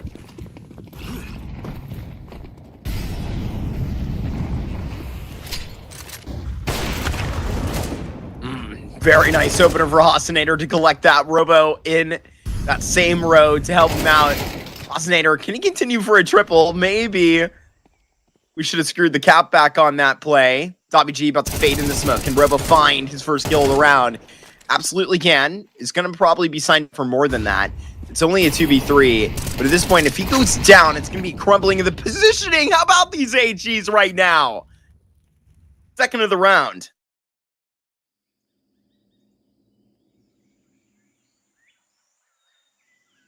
Down to just the Alex man himself. Play with the time a little bit here, make the CT side a second to guess their own placement across the map. They are thinking about it twice themselves, just slowly leaving this B side behind. This is now almost guaranteed that the bomb plant will happen unless Alex decides to announce himself and fake it twice or thrice.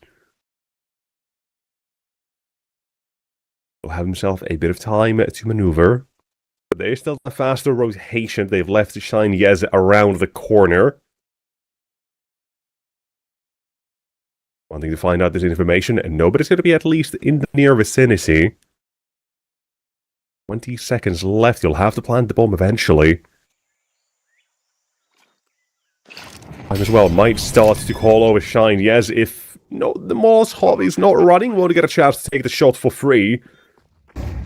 Alex around the site. Into the corner, there's one flashbang as well. Lets him know where the second man is coming in from. Now to the 1 versus 1. One to become a clutch. He's getting tagged in transition now as well and needed to make his cover. It's water along and play this 1 versus 1 against the Yumsan. The bomb plant is still fine. But Yumsan sticking it 5 seconds and Alex is not taking the bait. That is just a straight up defuse. Denial over the round and Alex will go out of it. Close but no cigar. Frustrated with that result. I think the captain was so happy to try and clean up that clutch.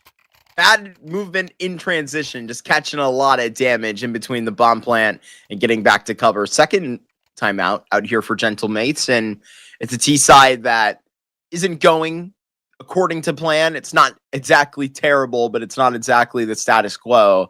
Their T sides aren't anything too far away from this. They have pretty successful T sides, but they're usually ending up lopsided 7-5 the other way, right? So Gentle Mates, I think, wanting to take it slow right now, understanding that they are sort of at that turning point and can decide how they want to set the tone in the last 2 rounds of this half.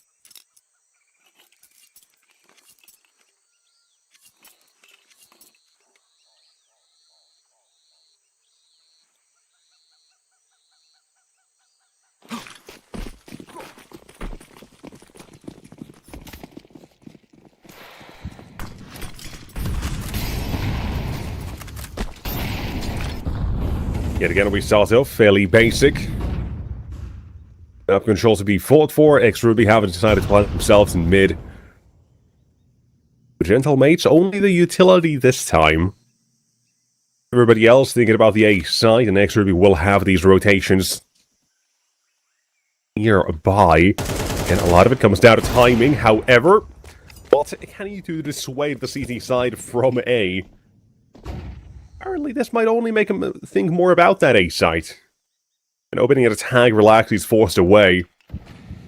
Gentlemates now this mid-round with a minute left on the clock starts to free up as well. A lot more space granted, and X-Ruby have to respond to every bit of this. Wow. Aggression, Martinez, that is insanely fast. Magnetic with that op shot quickly to put that out. Still gonna climb this ladder into Donut. Yamsan has clocked into this audibly with the footsteps. This is a ride or die position right here for him to just stand on it. But what could ruin it is Sasel taking contact, right? So Shine Jez, he's going to try and protect from that. The FAMAS is going to get a kill. What's slowing down Gentlemates right here is the possibility of this A site being too heavy to actually fight with. God, Martinez is in a damn different weight class. This is third of the round. Bomb will go here on B, and Shine Jez is led through A main, wondering where the hell Gentlemates went. This is just the round from Martinez. All over the place and not missing a beat. Leaves his opponents in the dust and now just one remains and again. Gentlemates are really just on this gear of do not let them save no matter what. Although this time, Shine Yes does fight back.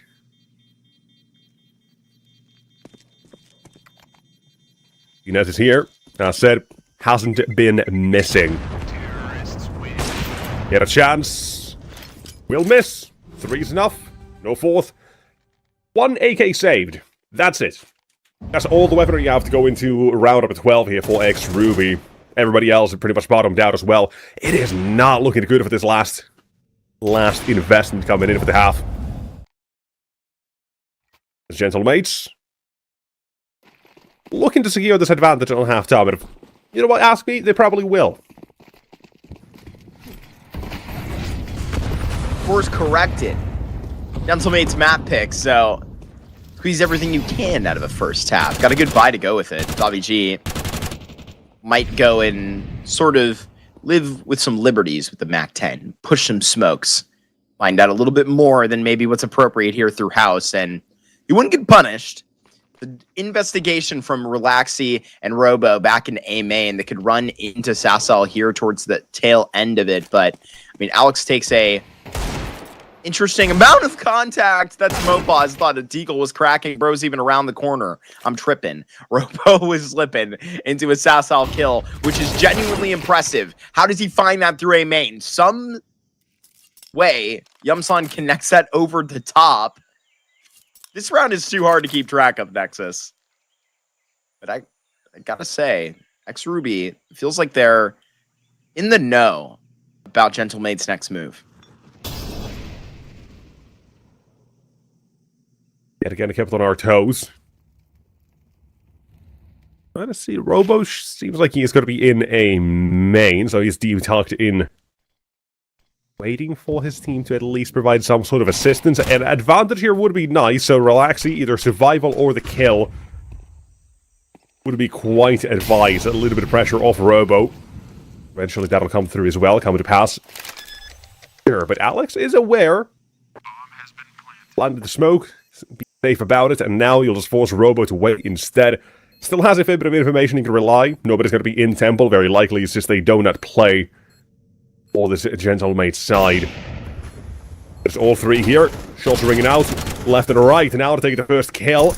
You can still try to defuse. Bomb is not planted all too well for this T side. Post planned. And left by his lonesome. Martinez cannot even fire the shot. Somehow, X-Ruby have got this round in the bag. Even picks up the MAC-10 there in the end as a Hail Mary effort. That's a nice effort by X-Ruby out in the end. You're right, to squeeze out one more round out of the first half.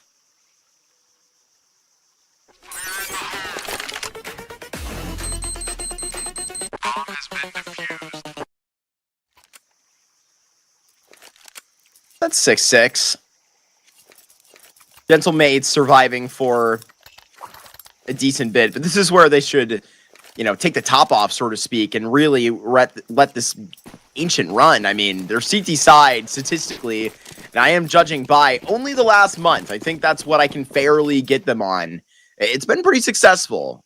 Pistol rounds also seem to go their way, a majority of them on this Ancient. But then seeing XRuby throw it right back in their face in the first half, not really sure how to see this one go. All you see is Sassel getting absolutely cooked.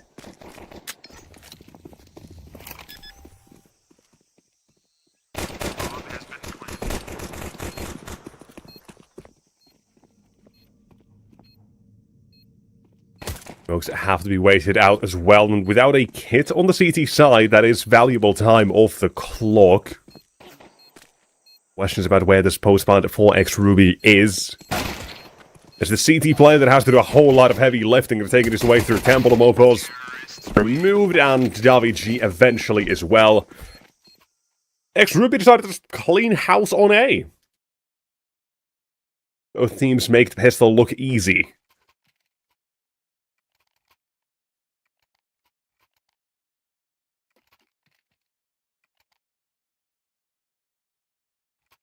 If in that same tone, then Gentle Mates can just come up and win the Force. But this is like a genuine threat for XRuby at the moment, rather for Gentle Mates from XRuby. I know Robo can call a really good game here. His teams can get into a rhythm. Doesn't really feel like we've seen XRuby do more than just kind of keep pace here. Other than finishing at the end of the half, I feel like that's them taking a precedent within this game. Seeing a lot of that contact down towards B. Gentle Mates now show their cards of the Force.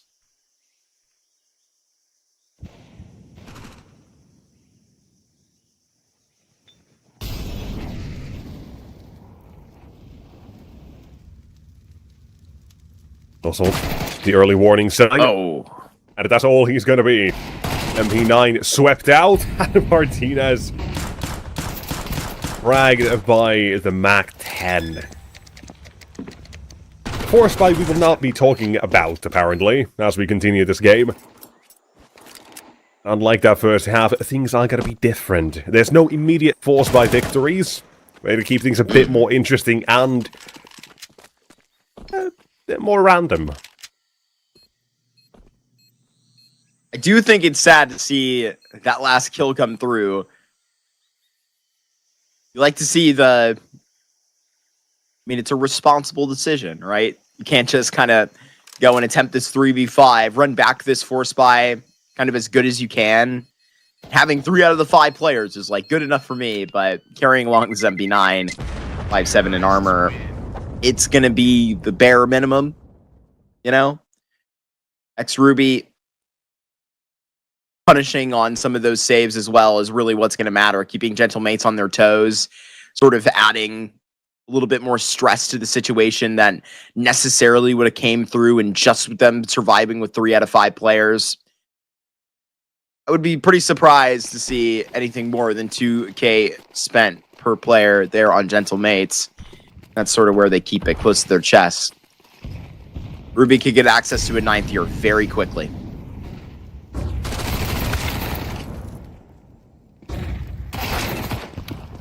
Unless... Wow. Where is he pulling that from? I think that was a flash of Ray, right? Well. This move coming in toward the speed side, you'll still have this 5-7 at the smoke mobbers. Using to disengage. Doesn't want to stick around, they've got the man advantage already to play with. Wow. Don't need to force the issue too much, but they are trying to. Yeah, RBG's low, you walk into this Mac 10, it's not going to be easy! But they both swing through the smoke, and one remains now. Alex 5-7 up close like this is dangerous! But Relaxy is there to hold this line. A 3 versus 5 is birthed out of it for XRuby. Let's just get on our toes. I really agree. I mean, that round really gets into a panic. You got to especially give credit, I feel like, to Ruby and that metric. You're describing it perfectly. Gentle Mates kind of like wanting in too badly. Usually when, you know, you feel that, it's probably for a reason. You're not supposed to be actually committing as hard as they were, right? Those spams, a lot of stuff like that. Sure, it can win you rounds, but it can also losing them very quickly. South Soul is going to be getting this opening kill onto Robo. Gentlemates, that's a symptom that they would love, standing on an advantage. Oh my goodness, Mopaw is taking a dink right through. If Relaxy found a return frag like this, I think Gentlemates would be quite frustrated, although on 2 HP, how hard can he really stand and fight on it? He'll become a non-factor here until later in the round. Martinez, though, you may get signed up. The rest of X Ruby, they're going to be on the way to A. And just in this time, South Soul is rotated.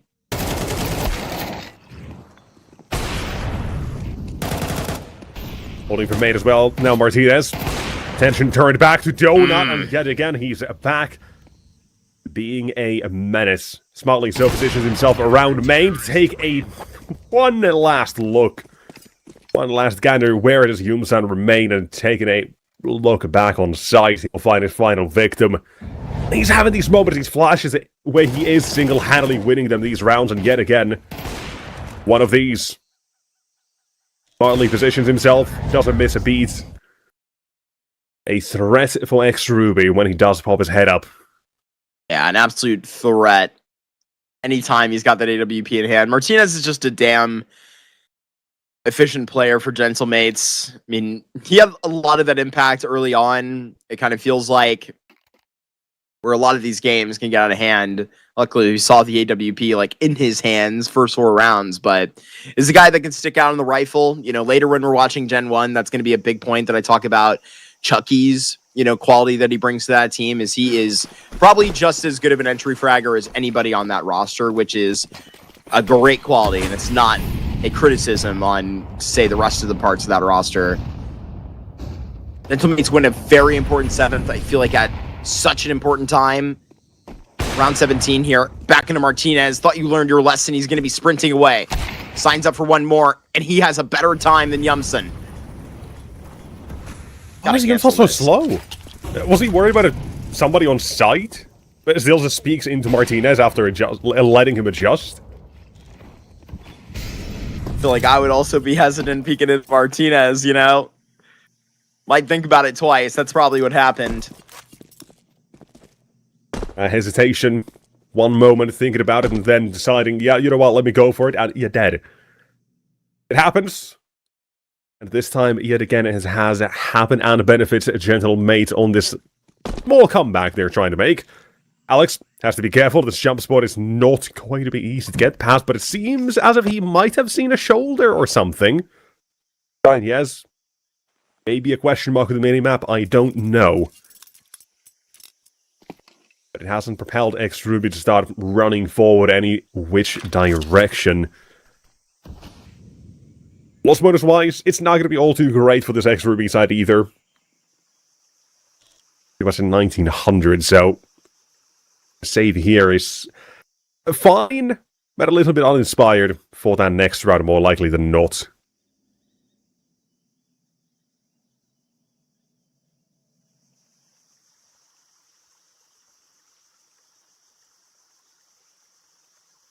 As going back 2 minutes, it's another round than Martinez single-handedly picks up for Gentlemates. And this time quite literally. I don't want to say that that's like a bailout either. I mean, essentially, X Ruby understand that there is the entire other map to go and work with here. Though these A takes on Ancient are always a good kind of palate cleanser. If Gentlemates happen to be the team that, say, goes heavy middle some round, you're just going to try and catch them off guard. I think there's a lot of logic that can point to them going back towards A couple times in a row. Though X Ruby pay the price at Martinez, and it kind of feels like he's definitely going to be hot hands in this game. I would definitely fear it. Davichi looks over the top. South Soul has that opener onto Robo. Robo not having a great time. He was the one that saved over that rifle. Waited so long. Relax, he can get a kill here, and I'm sure really not be appreciative of everything that was just spent. But gotta find 2 more. In essence, was lined up for Alex, but I don't think he had wits to be about that kill. 1 round separates Gentlemates. 2 versus 3. 3 versus 2, rather.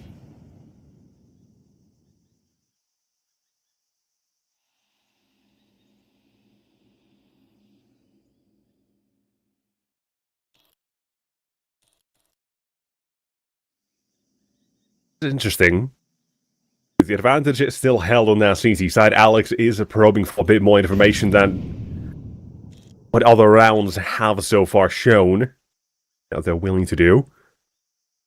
So no, he'll be around Cave, just waiting here for his chance to eventually show his head, his fight about to unfold. Has to be cautious with this as well, just check it for his teammate's safety. Doesn't want to swing too wide in case they are walking, sneaking up ramp. But it's also requiring Mopos to stay alive for that extra second here if he doesn't get the instant kill. He's looking forward. Timing. Dangerous. Deadly. Wow. And double strikes twice as Mopos will take both down. Yeah, you had to attempt a round like that. Not suggesting that they were like, I mean, who knows what the save went across their mind, had to kind of ignore that idea because this was not really the time to do that. There needed to be a natural reset, it feels like, to X Ruby, and this is going to, be just that. In essence, it's going to be the punishment, though, for this T side not really going their way. I mean, you run into Martinez enough times, this is what's going to be made of it. Your economy ruined, right? And that's why you do have to take this sort of cleaner round. I'm surprised it's not more engineered to go for a bomb plant just with the Deagles. Davi G gonna take it over the top. When Fast just got slashed. Fast B, this is what's gonna happen. And you have like 3 examples of what happens when you go out A. Oscillator might have just been spotted. No pause has got your back, Martinez. Looking flawless, gonna keep up all 5. Wouldn't expect anything less though. Little mate shooting hard. This one officially taking the lead.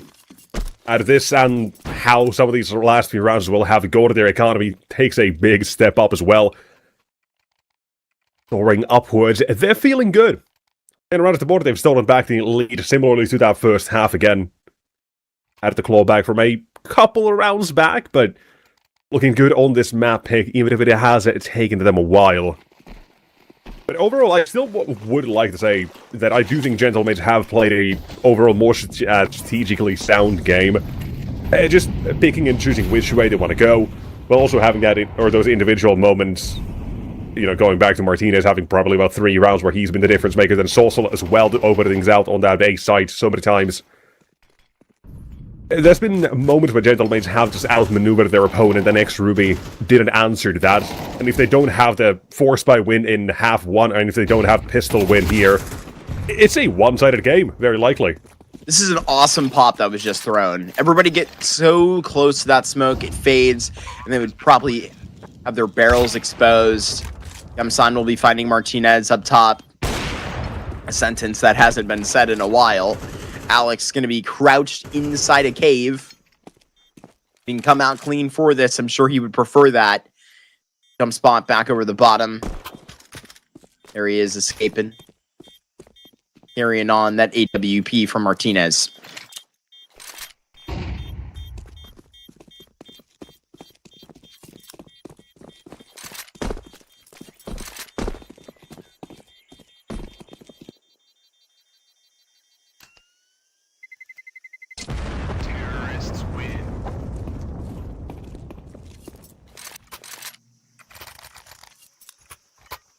So, not that easy, yet again.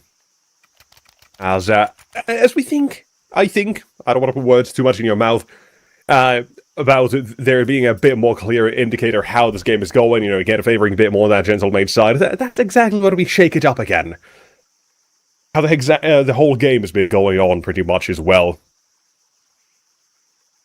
These force buys being a problem on both sides to deal with. But everybody has put their best foot forward pretty much. And we're getting a very good map out of it. And with map number 2 as well, that Mirage, I believe, coming up next for X-Ruby's side.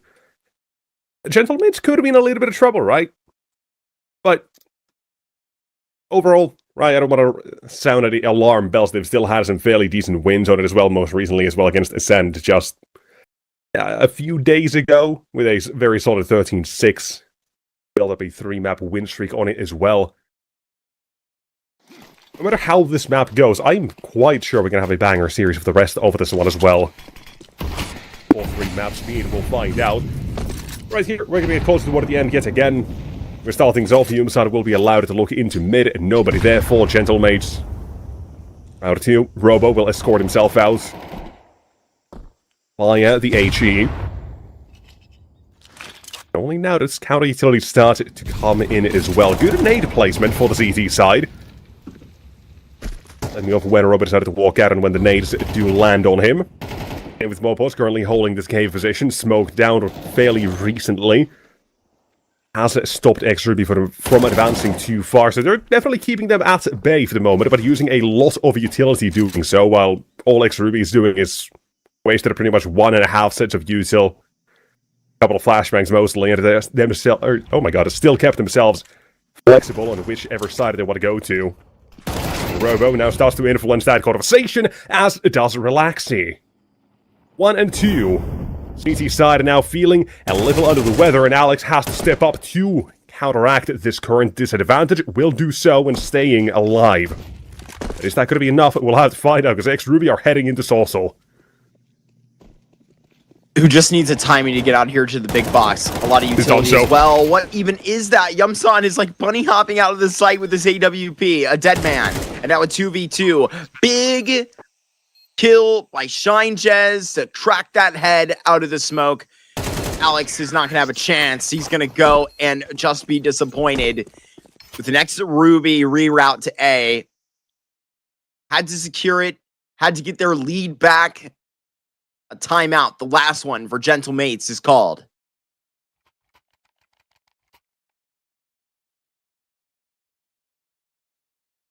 Now as well comes a stress test for this Gentlemates side. They're going to be leaving themselves very little to work with in case things do go bad. And with the threat of 12 on XRuby, at least something you have to be cautious about now.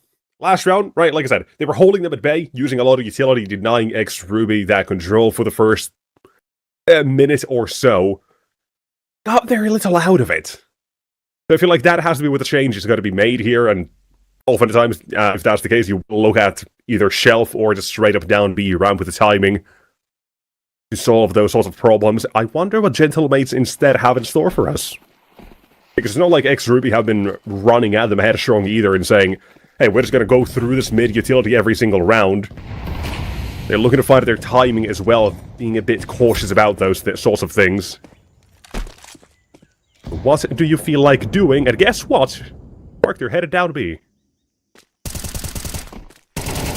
Our Husnator will get tagged down. Gentlemates wanting to add to the aggression, but also in middle, presence problems. A lot of those frags just got lifted by XRuby. Meaning the position is no longer there. It's Robo that is literally locking out the other side of the map right here. No rotates can come through house. That's what's so dangerous about that position being exposed. Though Alex, he's going to be pinning this headshot to the wall. Martinez just says, I'm going, and being as confident as I can to cut this peak up. 3 versus 1. And Shine Jez knows what he's getting himself into. Martinez, Alex, they're going to be right in around 50 seconds left. Where does the prospect go? He's locked in. Even A main is covered right now. Still has the way out. Just doesn't know it. There's pressure on him. Only 30 seconds. You can try to save again. There's the AWP right next to him if he does manage to stay alive the entire time. If he finds this timing. Also moves in this back line. There's going to be a little bit of skin showed. I don't think, however, Shine Yes saw as much. He nailed the shot last time. Now the timing goes a little bit different.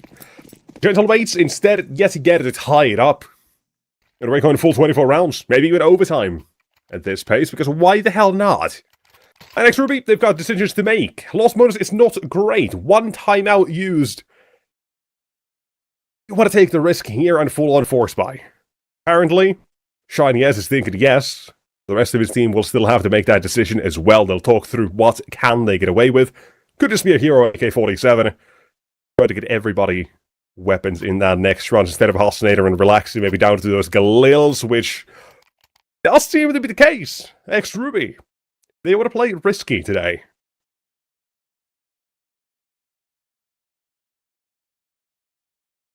I'm not going to reprimand that. We'll take it. Living on the edge. Mm-hmm.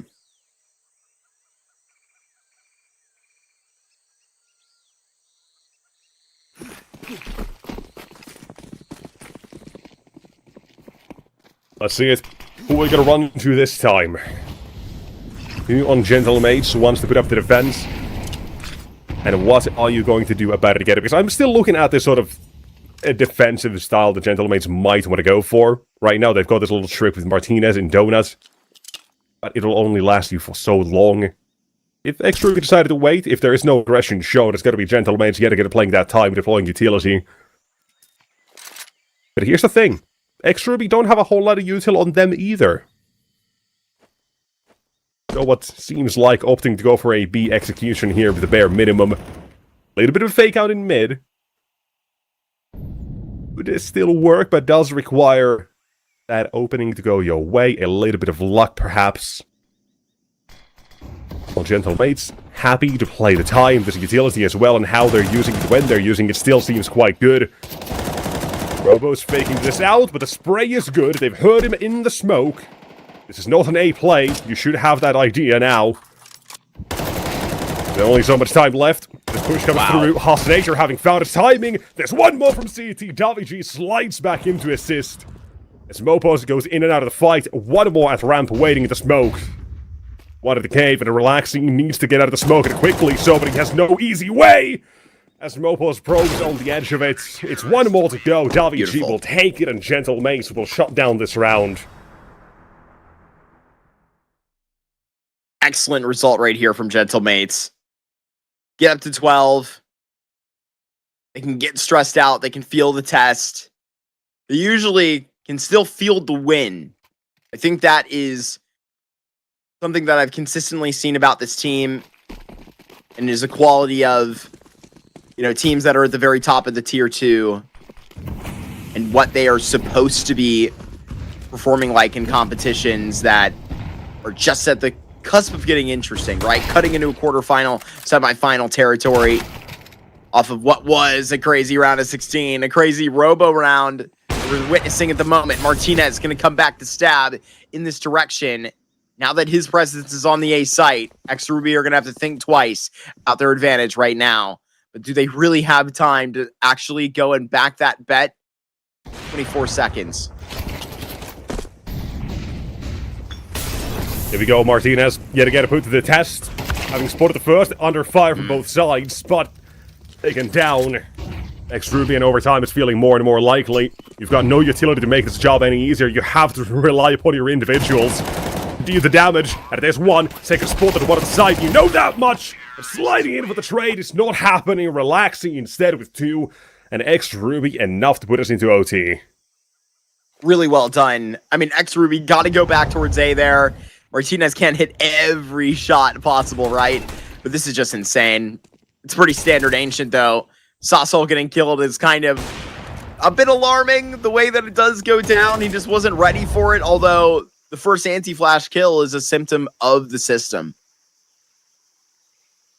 Gentle Mates tech timeout.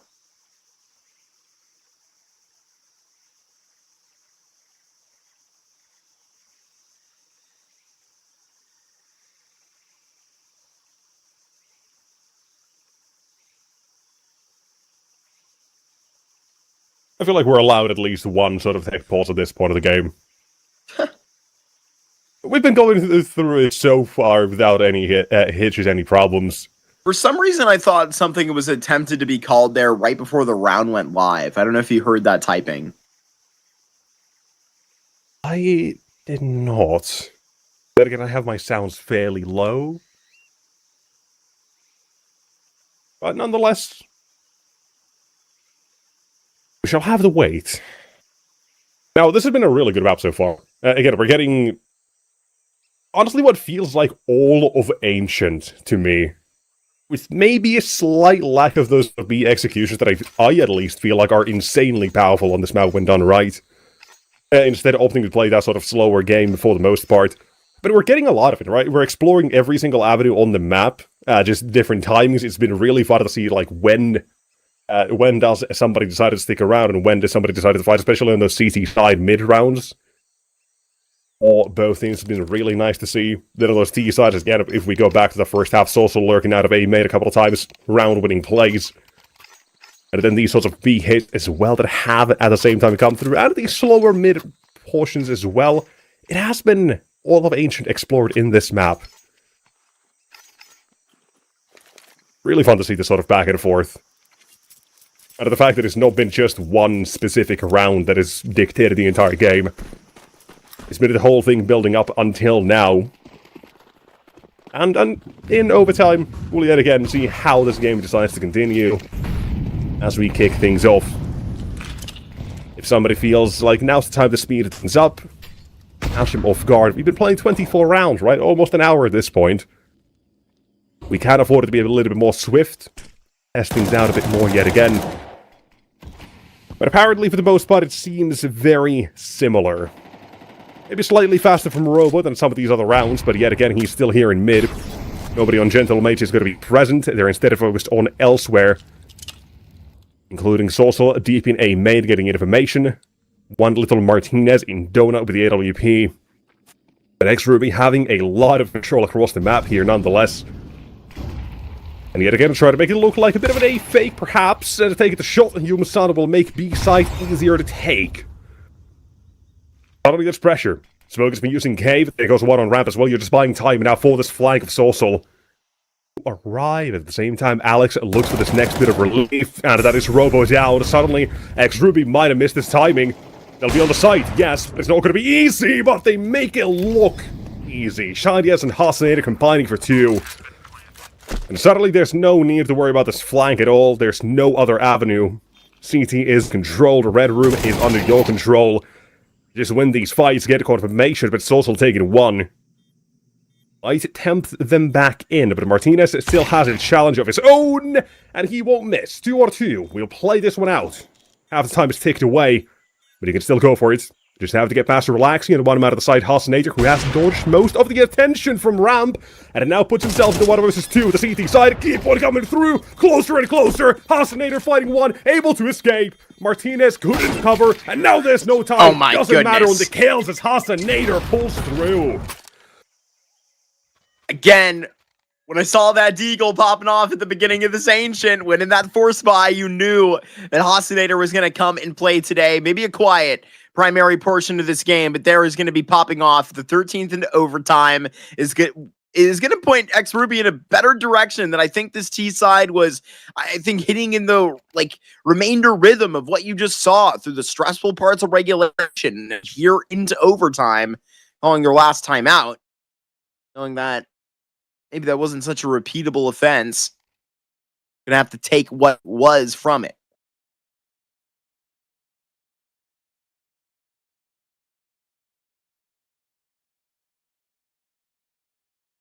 Media is well calling the timeout for X-Ruby.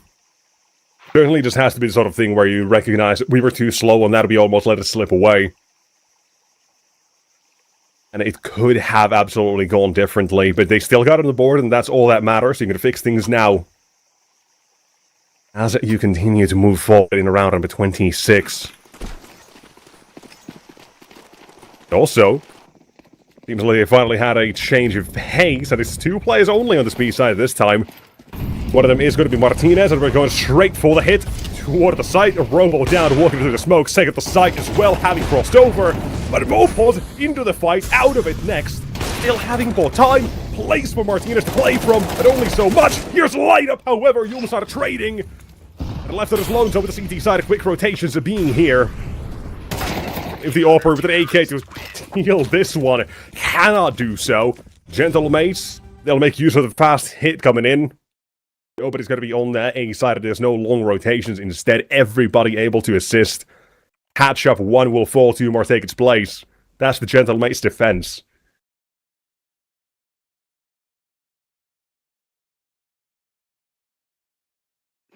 Love for that opportunity to have caught in the way of Yum-Sun. I think the way he approached that, he was going to get immediately domed as he swung the corner, but 1 versus 2 that, previously You know, Alex didn't have a clutch go his way, was a little bit frustrated about it. And sort of call that even at that rate. Bottom of B, X-Ruby. This is where they are feeling it this round. Top of the ramp, Martinez. He's not usually here. Not exactly his natural habitat, but they're going to be taking him away. Trading 1 for 1. Ostinator is going to be right on the cusp of trying to peek further into cave. It's this lurk smoke that's actually going to give him a little bit of room to wiggle and go and get this first kill. South Soul, he's let this plant go. Where's Shine Jez? Disappeared within this site. Got to go and surprise them. Unreal check by Shine Jez, but at 14 HP. This is going to be improbable. Sneaks out of the backside of that smoke, and Alex just detected it. It's a 14th here for Gentle Mates, and through the Fury, they will always come out on top, it seems.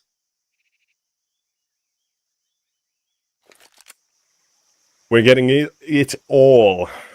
Gentle Mates now with these last few rounds coming to the board. Able to get themselves at 14 and the lead. Now, a little bit of commentary here. I guess you can go back and forth with me on this. Do you think I kind of cursed it with saying we haven't had so many of these B executions, these B plays so far, and then we go for 2 in a row that they both fail? Is there a correlation, maybe? I mean, there's correlation, but for good reason. Those B hits get close. Right, and not every time does Martinez actually show up to that B site ramp so quickly. So potentially.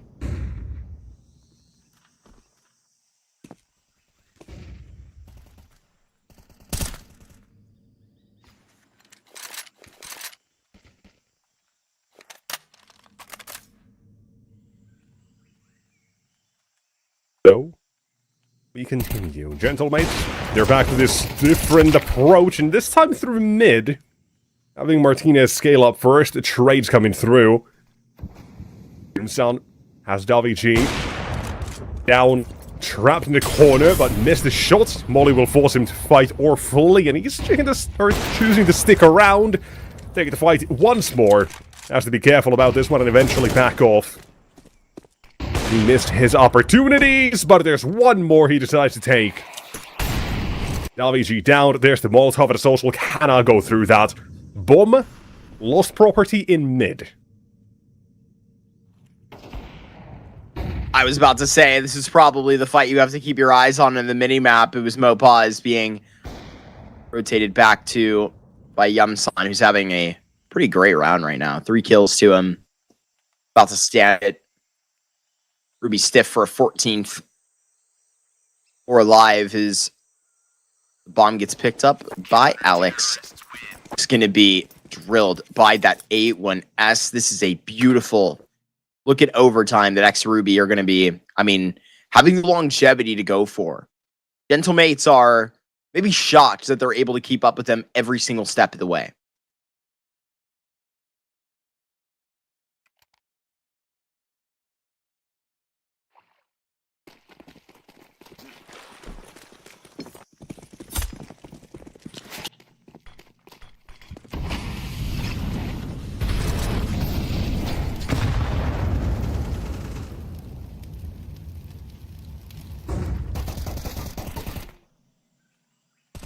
Looking to sneak through Martinez. Wow.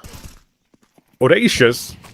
No information about this mid control at all, and no flashbang either.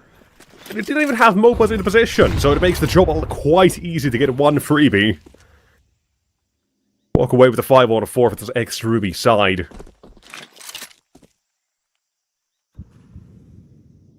In the context of this game, this is yet again sort of different round that we've gotten. Early default gets the advantage. And now we've got X-Ruby tossing in something a little bit different. There's one spot in at ramp, but little do they know it's 2. And waiting for the second one as well!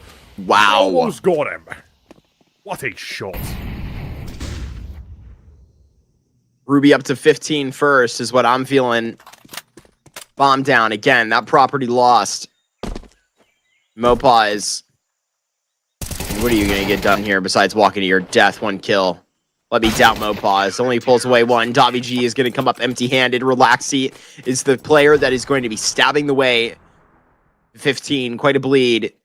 If Ruby can get this map win off against Gentle Mates, because we know that Mirage coming up around the corner is going to be damn threatening to the Spaniards.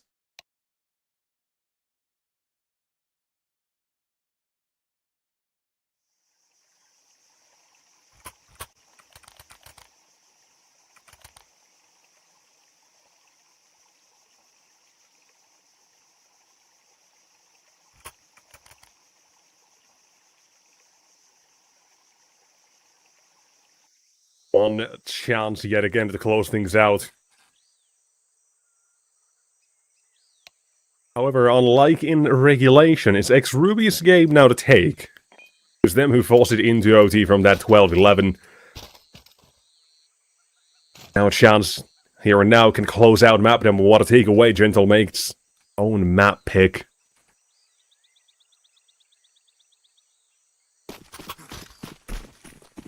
A little bit easier for themselves headed to that Mirage.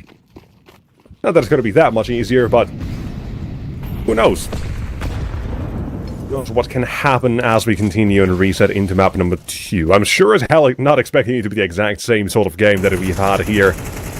Hard to replicate the sort of back and forth. Absolutely.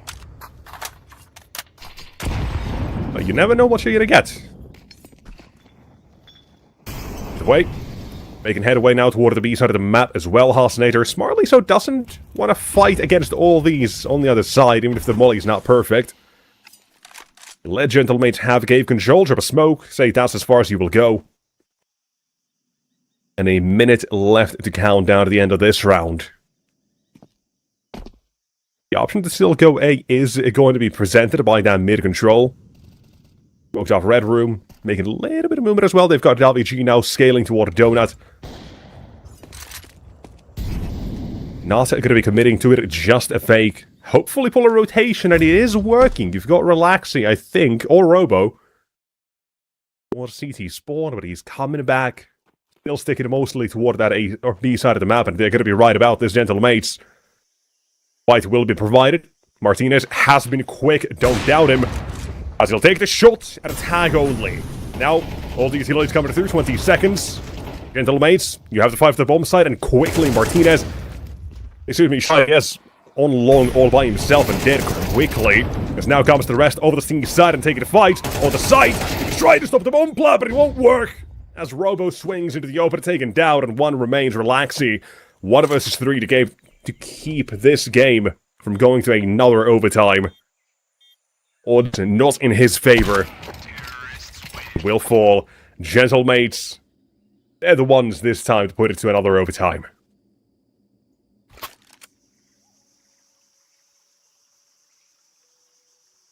I think that's gotta mean that they're gonna be backup favorites to try and take this second OT. I don't know if X-Ruby are really gonna have that many chances. Especially considering where the next step is gonna be in this series, right? A Mirage could be the perfect finisher to knock Gentlemates out 2-0. Blank slate, 0-0. That's the way you gotta think about this.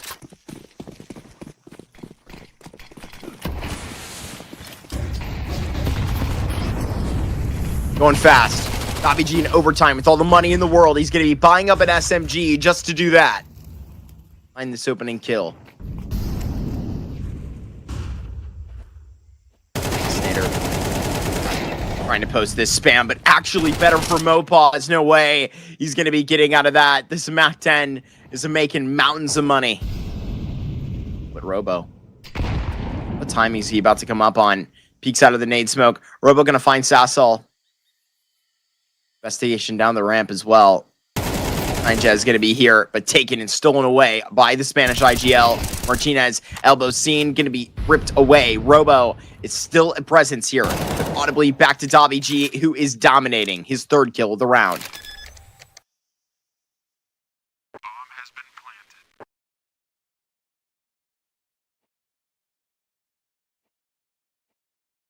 Down opening as well to stay quiet. You'll have both players in cave. A fair shot at this despite the time ticking away and him being really slow on the approach. Alex first and WG will have a split second to adjust. Maybe a bit more than that as well. Here's the shot. Aliumsan's dead. Alex turning right as the challenge comes. Gentlemates, first round is going to be theirs in second OT. Continuing the game. And continuing the...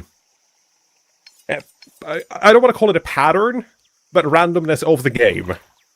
Pattern of randomness. It feels weird, but it makes sense. We're still nowhere closer to figuring out who's going to come out on top of map number 1.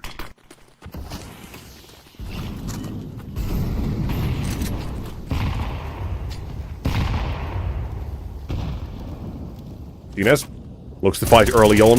Boosted up, no fight given, not yet at least. But they're gonna start apparently barreling out of ramp into one of the site. You've got one on long. Yes will stand for 2 with his teammates combined. That's 3 suddenly. 4 and 5 if Saucer will be taken down, but he is now the one fighting. So instrumental in the early part of the game, and now left in 1 versus 4 turns. 1 versus 2 and 1 fight. Given, taken, and Saucer's gonna try to make this dream a reality, but walking into Yoomsan, just patient. Denies the clutch. There is no telling in any of these rounds how it's going to go. It doesn't matter how it looks for a moment. 3 versus 5, 1 versus 4. It doesn't make a goddamn difference. Every single one of these down to the wire, essentially. This one no different. Yoomsan right at the end. When you feel like Zozel's hit that peak, he's hit that flow state. It's just one misstep. My god. At this point, I'm only positive about this overtime continuing. For how much longer? I mean, that's going to be a very good post. Who will be the first one to break? This thing studded. I think a 1 versus 4 would have really been a reason to be concerned. All those losses, too, aren't going to matter. You're in the last round of overtime, so it's not like it's really going to carry over and punish you. You needed to finish the clutch. Martinez could find an interesting kill here. Altercation, Ruby main. You think it's a rifle, and you're swinging back into the scope.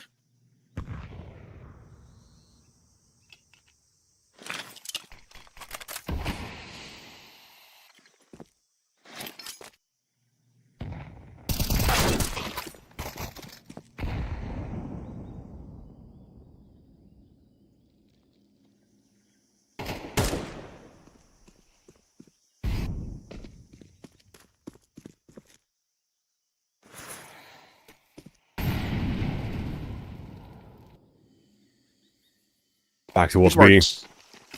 Martinez is going to stay here for as long as he sort of has to. Gentlemates, they're going to walk up a ramp.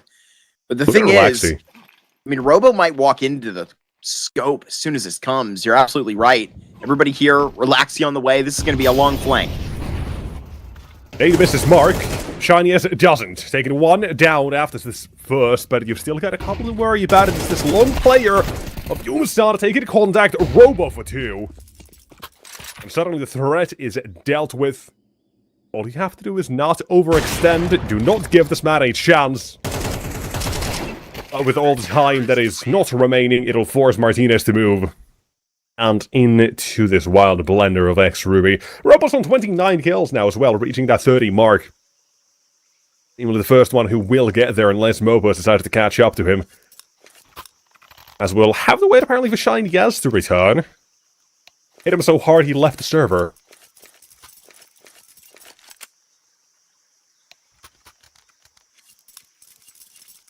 I guess so. Back quickly back in their part. Shouldn't be too long of a tech. Got such a good rhythm in this game. Access to 18 right here. Ruby would like to submit it right now. 19, your magic number. You win the game from there.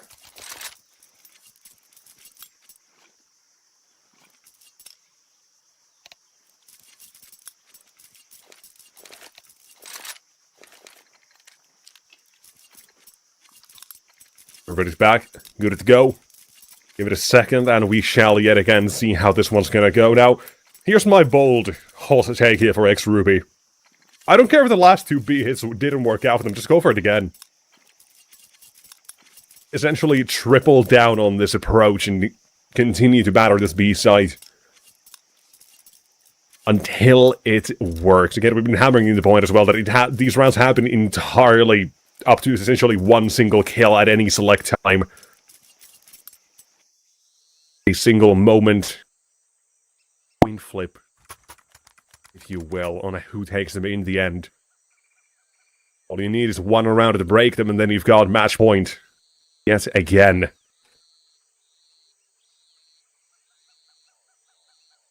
At least they've got time to think.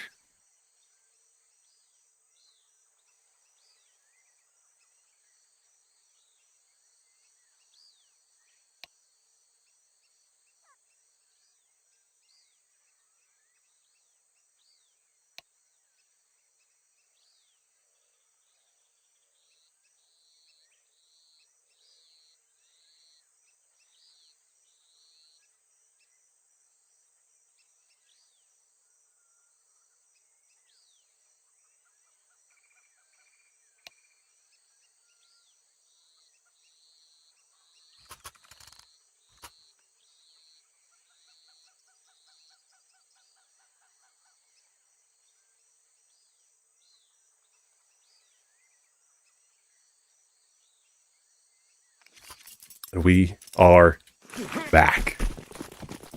I was just yapping for like 30 seconds and realized my mic was muted. that happens to us, Nexus. That happens to us. I think God, about time for love Ruby to being- shut this thing up. Don't Let's you get love out of being a here. professional with so much control over your own microphone? It's great. This is also apparently a very early start to this one. LVG able to get himself somewhat control of Elbow, doesn't want to push the issue too much further, however. As back and forth, kills continue to happen, but the CT side of wants being tagged down here, barely living as well. Mopal's on 15. Taking care of one more, now these T-side players, Halcinator and Robo, left at a 2-1-3. But this is all this damage, my god, another dink as well. Criminal work from Mopals in this round, but eventually shut down. You've got so much control now, give it as well toward this X-Ruby side. Halcinator is not forfeiting this long position either. If they're not on B, you don't want to get them here either. Now it's about allowing that bomb plant to happen, and Aid will do so as well. You've got a smoke and molly and a flashbang to work with. They've got much more as well on their side. Here's the question. Do you want to try to go through this? You're low on HP. Got opportunities, chances. Social will dodge his nade. They'll try to walk in, but it's two players watching, holding the line. And a Robo to 32 with a 3k here, and X-Ruby propelled to map point.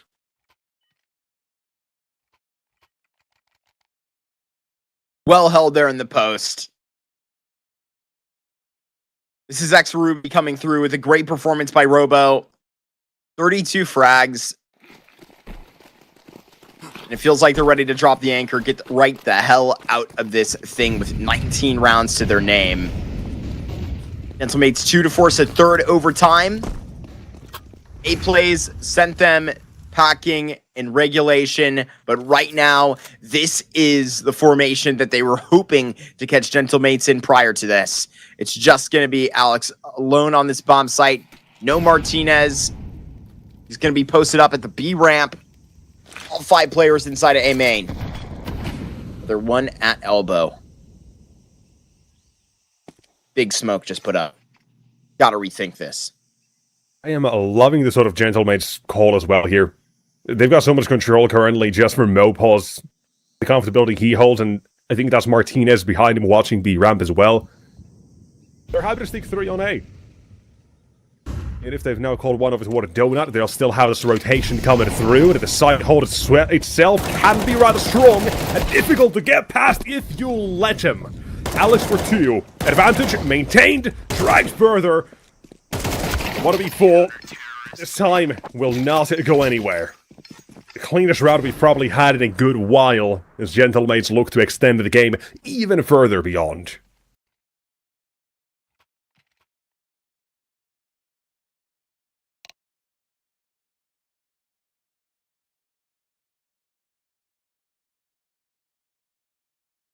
And as with every overtime as well, he gets another timeout back if they've had used all of theirs already.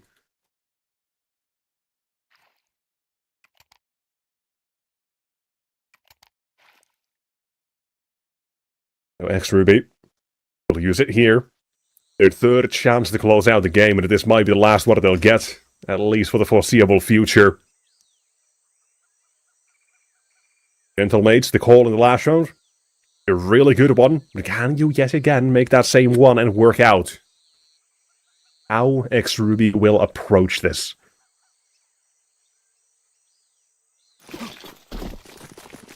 Round number 36 begins. Heard that right, we've gotten this far. How about further? Oh! Hotsonator says no to that merger. Could be a triple kill out middle. 2 will do it. Mopaz down the ramp, smoked off from the rest of B main. Relaxy here is going to be alone, facing the wrong way. He's fried. It's a 3v3, but that smoke, it just faded. Can they find this trade in time? Another smoke comes down on the door. Shine Jazz, he's going to just have such a hesitating stance in that. Going to cost him his life. Robo and Yumsan gotta protect from overtime 3. This was a 3 versus 5.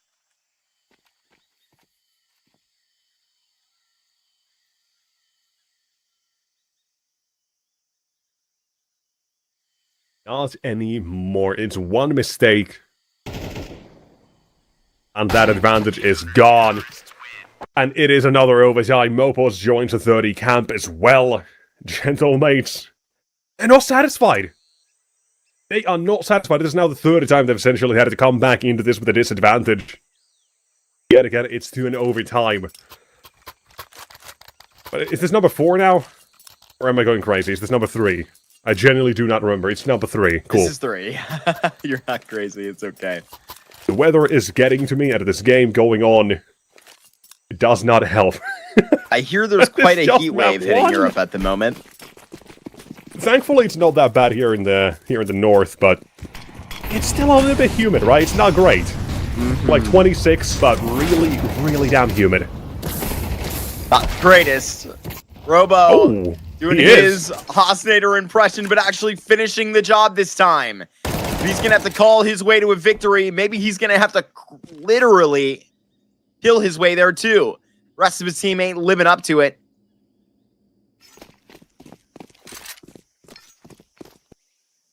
Headed back towards A. Mopaz. Oh, gonna find such a disruptor of a kill. This round is gonna go the way of Gentlemates. I mean, Martinez sticking this one up. Rarely does he miss them coming out of A, dodging the utility perfectly. It's up to the Opper outside of his wheelhouse to attempt to clutch. Martinez has got to be finding a kill like this. So close to him. Terrible angle. It's going to be the Op strangled. 57 seconds. And Mopaz rotates in through Donut.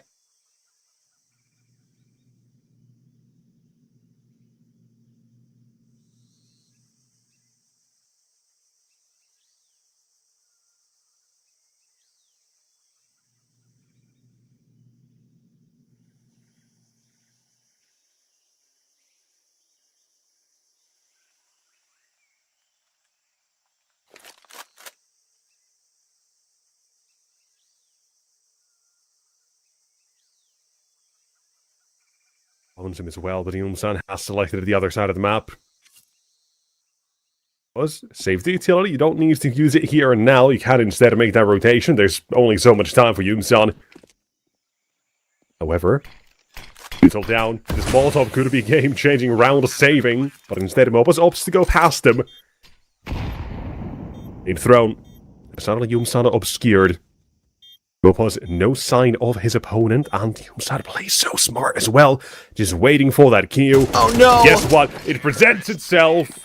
Only a few bullets to spare. Yumsan will find his opponent as well as Mopaz just doesn't know his opponent's gone. Little does he know, Yumsan never moved.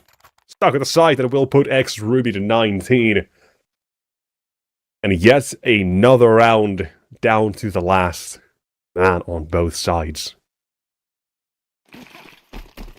Ruby's game to win or lose.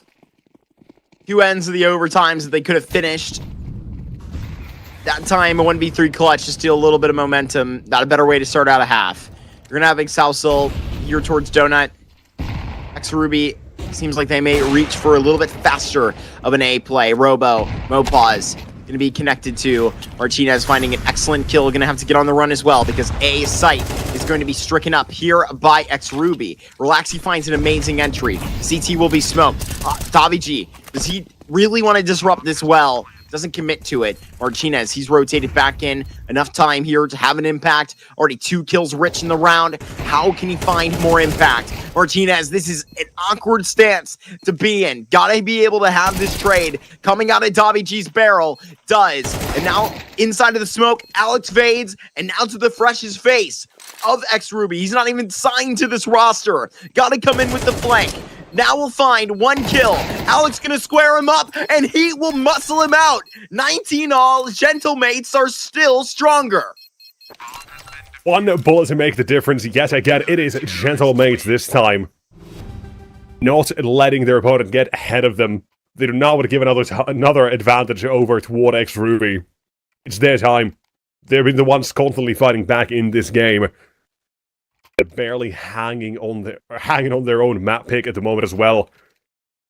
As the game continues, we're starting to find out a little bit of the shape of the game, but it's still a whole mess. Overall, it's still a mess.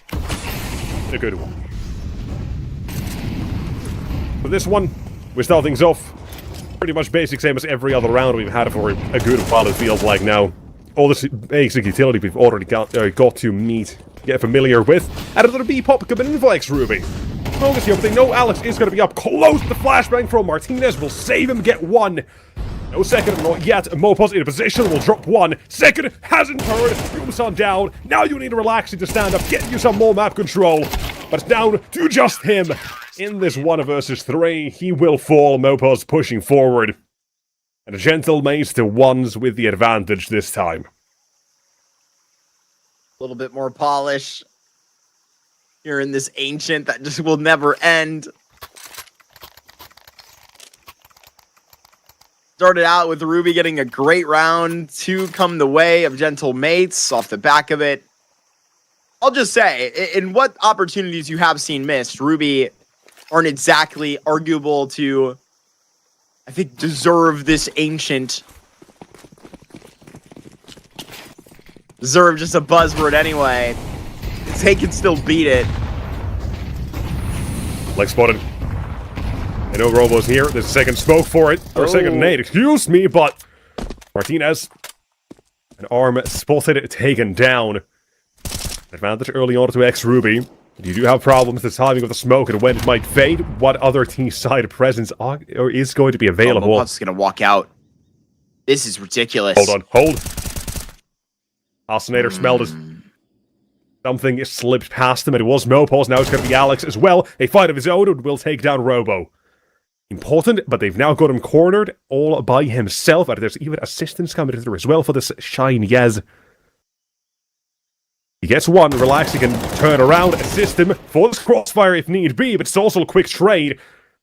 Keeps it at a 1 versus 1 for this next duel, if there is one. But Relaxi takes him down and just wanted to go. They know where Alex was. Have they forgot about him? Had a big altercation coming back to CT spawn, peeking off of a nade smoke. Relaxi will have this double kill, hitting 30 himself. X-Ruby call it 20 all. Gentle Mates go through a very, very stressful round. Got to be feeling the fatigue here.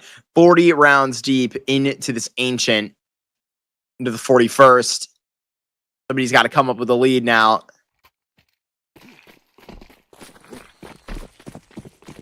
Surely, we won't go past a third overtime.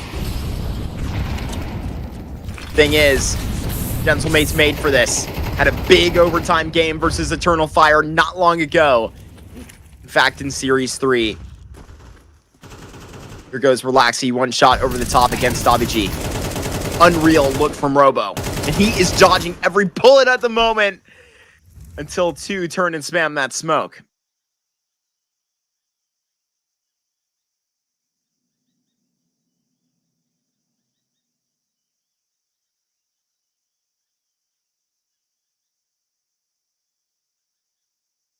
Yet again, having Martinez boosted up here, hoping for the opportunity, but there's not going to be one to present itself. Depending how long as well you keep holding for this, a smoke is going to be dropped on a ramp. Might be in a moment, but they're still opting to just play it with contact, and that is a dangerous miss. The Shine Guest can't capitalize upon it, and neither can Hasanator. He'll still be given another chance. Or not. Gentle Mates all fall back. They'll take the advantage, run away, hope that X-Ruby is not going to be on a side by the time they get here, but Yumsan in a position, holds the line at first contact with the AWP. You know how this goes, even with the flash. Times it to perfection. Lets the bomb go down, but a 2-on-2 post plan is what we've got to work with here. It's also on the site! No match for the no-scope! And Martinez, the saving grace for this team the entire time. Or at least one of them. And in this case, will fall. Yumsan's round instead. Toe-to-toe with Martinez and takes the better of him and his teammates. It's X-Ruby. Another chance to close out this map. And it is the 4th chance they'll have. How many is enough? Surely this is it. Always on the cusp. of finishing the job, but never holding Gentlemate's captive enough to do it. Robo on the cusp of 40 frags. Martinez streaking in the middle, AK in hand. This is going to be a new look. Gotten all this space. Minute 40, got to treat it like any other round, but you don't want to slip up. It's impossible to wipe that narrative from your brain. Robo opening kill, but it's immediately restricted by Martinez. He gets back with the rifle.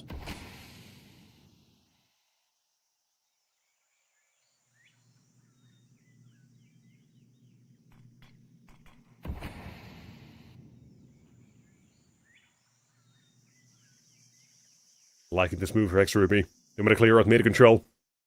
At that point of the round where Gentlemates are making rotations, they recognize that.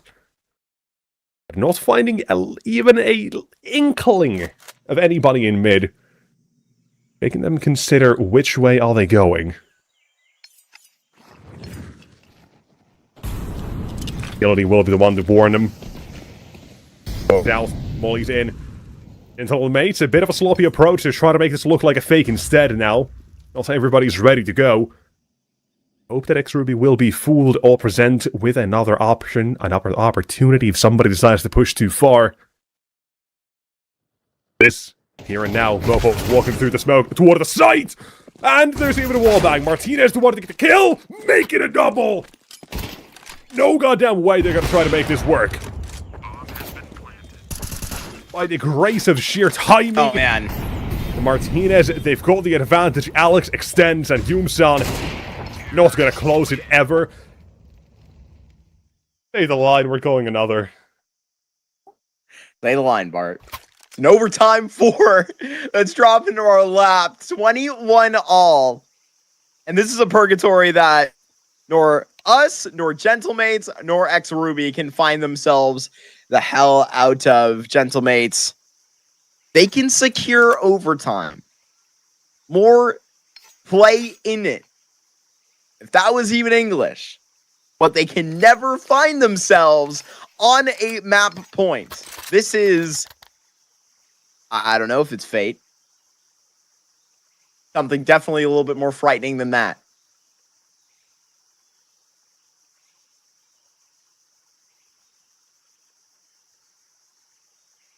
My god.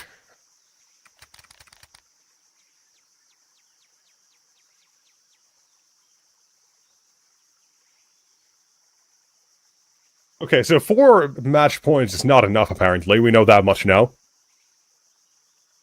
How do you feel about 5?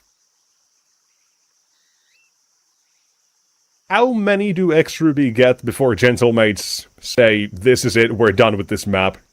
Pack it up and move to Mirage.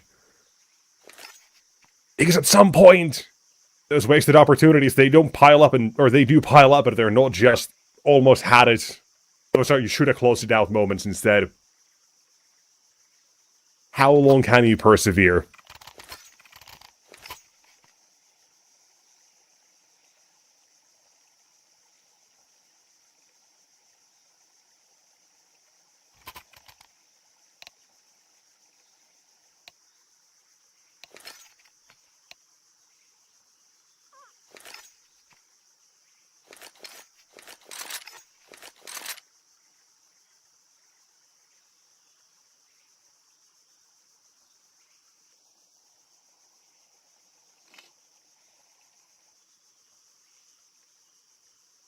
Here, and now it is time yet again to rewind the clock to another 4 rounds required.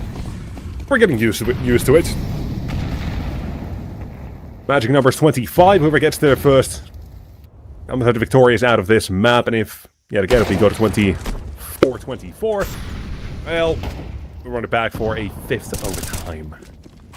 Nonetheless, this is what we currently got. The opening has been delivered by Martinez to make it a double. He's finally making something out of the speed side approach for himself to take a 3rd as well. Why not? 1 more to the side, a 4th one, not that easy, but he wants it, he gets it, Wow. You can't deny him. Martinez rounds, man. Yes, another one to add. I think that's his 4th round where he's pretty much the only reason they get it as easily as they do. But he's not the only one. Mobo's, for God's sake, is on 40. Same with Robo as well on the other side. You've got a lot of things going for both sides in this exact map, and we've seen it throughout. And a goddamn pleasure to be here at this point. But eventually we gotta call it wraps here, right? Surely, we're not going for world records. I don't think, at least. They've got some different plans, but... I wasn't ready for the OT. OT to go this far. Out on A. Shiny has taken one. Looking for the second, can't do it. Instead of... Now that the smoke CT side will... disembark, walk away. Well, I actually thought about it, said nope. And are now taking another fight. Martinez will find one. Trace the bullets through the smoke, despite there being very little tracer to the silencer. Mark found, and now 2 more to go. Opos up close. But Relax is going to be here. Second player was in CT somewhere. Martinez holds. Nails it. 1 more to go. Relaxy, 1 versus 3. Half the time is ticked, and the Steam side will not give him much more of a chance. That might have been the only one you get. Unless I'm wrong. Unless I'm crazy. Relaxy, take the fight. What? Oh my god! Creating opportunities, my god.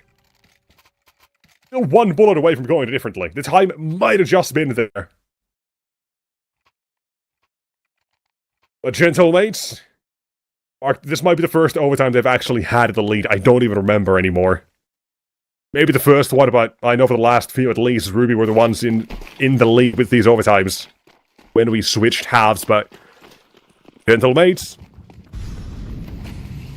23 secured, maybe 24. A clean sweep would be the difference maker here, absolutely. Also change of pace, but ex-Ruby now looking for that one. Just halftime to ease their own journey on that second. A lot of attention. At mid, at shelf. Control will be forfeited and taken by Gentle Mates and ex-Ruby vice versa.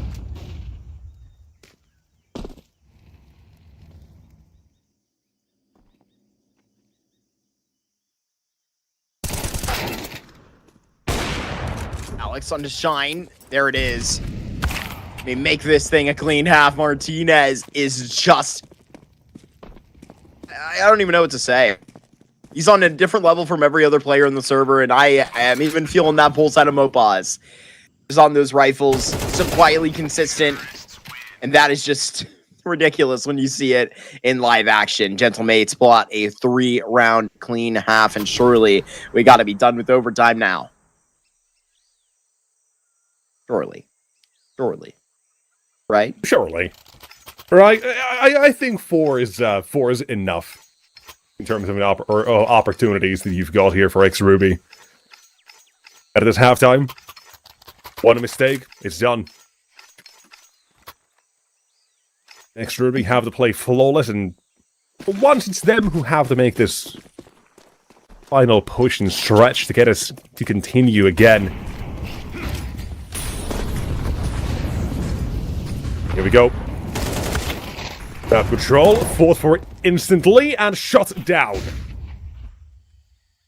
Overextended with 2 early kills, but as the game showed so far, you don't want to trust this early look of the round. They can change rather quickly, and Robo yet again wants to change it. 1 more fight is going to be presented, but Alex holding for a moment. Bit of reprieve, but LVG is here to once more through the day for the T side, not let them have any sort of fun, and just Yumsan remains having to fight his way out of this situation. Ghost. 1 down, 2 to go. Martinez takes the fight next and ends it. Gentlemates in 4 overtimes finally close out their map pick. Yeah, I gotta say that's like a colossal failure by ex-Ruby, right? We're talking about like the literal 4 overtimes that they had, but genuinely there were like 3 like genuinely incredible opportunities that they had to close out the game. So I don't know if there's much sympathy I can put back their way, and considering a Robo 40 kill performance, considering Yumson coming in there like so incredibly well there in the back end. It felt like Relaxy and Hosnader were putting up big rounds, Shine Jez doing his job. This was a problem that was further than the performance, right? This is a Ruby team that should have been looking to Shocky more. I know they were taking a lot of those timeouts back in regulation, but you can't exactly plan for playing two Ancients in essence, right? They basically did. So they didn't really have those like rounds and timeouts kind of kept up to talk about it, but goodness gracious. I mean, that is a colossal fumble by X-Ruby not to go up 1-0 in this series. I think they could be closing this thing out in 2 with this Mirage up next door and better energy. I gotta wonder what the room's like right now. I don't know. I am certainly as well in that same sort of headspace, however, because I want to go back to this sort of start or early part of the game, almost 2 hours ago now, however long it's been. I don't even remember. Yeah, my God. You had the first counterparty go the way of Gentlemates, then you had the force, but you had a 3-1 lead. Second half as well, X-Ruby take that pistol round. They had these things going for them that unfortunately just, in the end, do not go. Then you have 4 chances to close out the game in overtime as well. It is unfortunately wasted effort in the end, as Gentlemates are able to persevere, able to handle every bit of pressure you have, and then step up to the plate to deliver as well a better game in the end. X-Ruby, unfortunately, map number 1, it does not go their way, and we'll be headed toward a Mirage next to see how does this game continue. It's a pretty good map for this team, pretty good map for Gentlemates as well, but maybe a little bit less played. So we'll have to wait and find out how that second map is going to go after this break. Heavy section. No limits. Break it. No silence. Shake it. No borders. Take it. 1 heavy guitar. 1x bit. It'll be ace.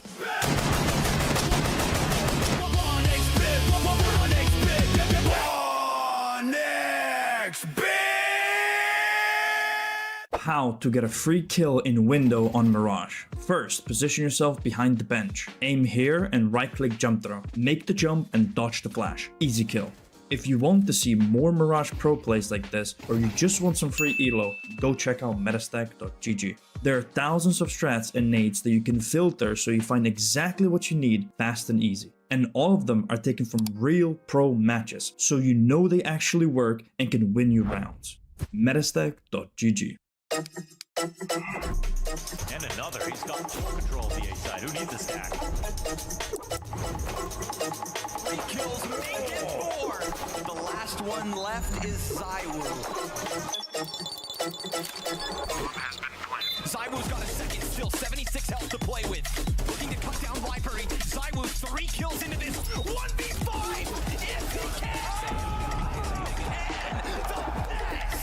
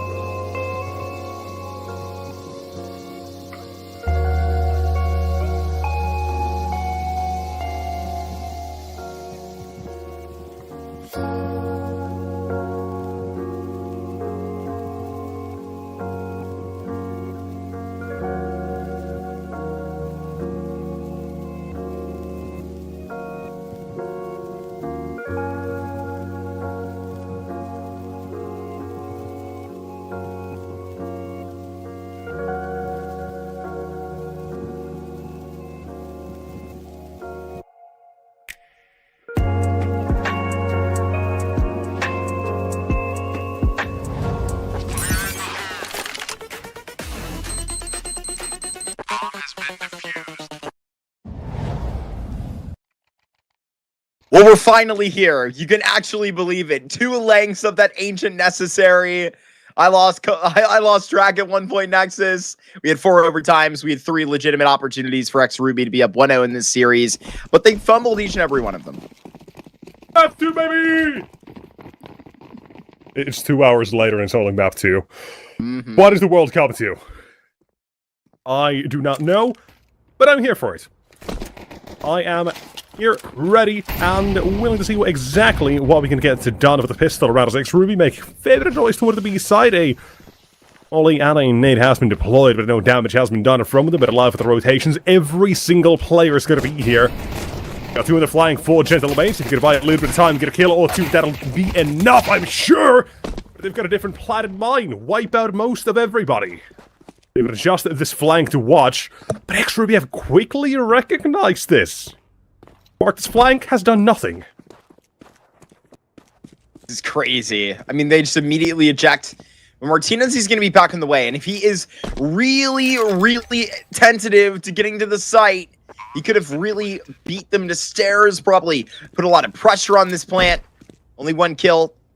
Going to call over Alex as well, concerned about window. Every other check here, 10 seconds, so they can't be that thorough on the way back up. 1:16. And with both of these pinned into CT, I mean, Martinez has just made his way to stairs, and 20 seconds has ticked off of this bomb. Every audible cue that Yumson gets to describe, that's a Hotsonator, where the bomb will be tapped for the first time and just turning heads. No kill, but it's really going to buy them a lot of time. Martinez, he'll get the kill. Alex as well. But there is not a dime left for them to defuse on. It'll be XRuby that strike first in Mirage. It's the quick decision-making run through the kitchen all the way toward the A side. Instead, time they get from that and not having the flank to worry about immediately, that Gentle Bates lose the time to. And put us right into the action of number 2. There's going to be a force buy immediately, apparently, for Gentle Bates as well. They're feeling good. They would have tried to repeat what happened on map number 1 with these force buys and get an early lead for themselves this time. Knock XRuby down even further after that. Audio is ancient. Apparently, round number 2 is not going to be a whole lot here for Gentle Bates. They'll be forced to fight off the bomb side unless you've now got a Saucer from afar, taking care of at least 1 or 2 would be quite nice. Not happening, and Mopos is trying to run through to assist. Will not happen. And a very quick save call coming in. XRuby decisive. Just go for it to be hit. Unlikely it's going to be a stat. If it is, who cares? We've got the mana power. They guess correctly, and nobody's going to be able to stop them. That is 2-0. Gentle Bates to save. Fight forward in the next round instead.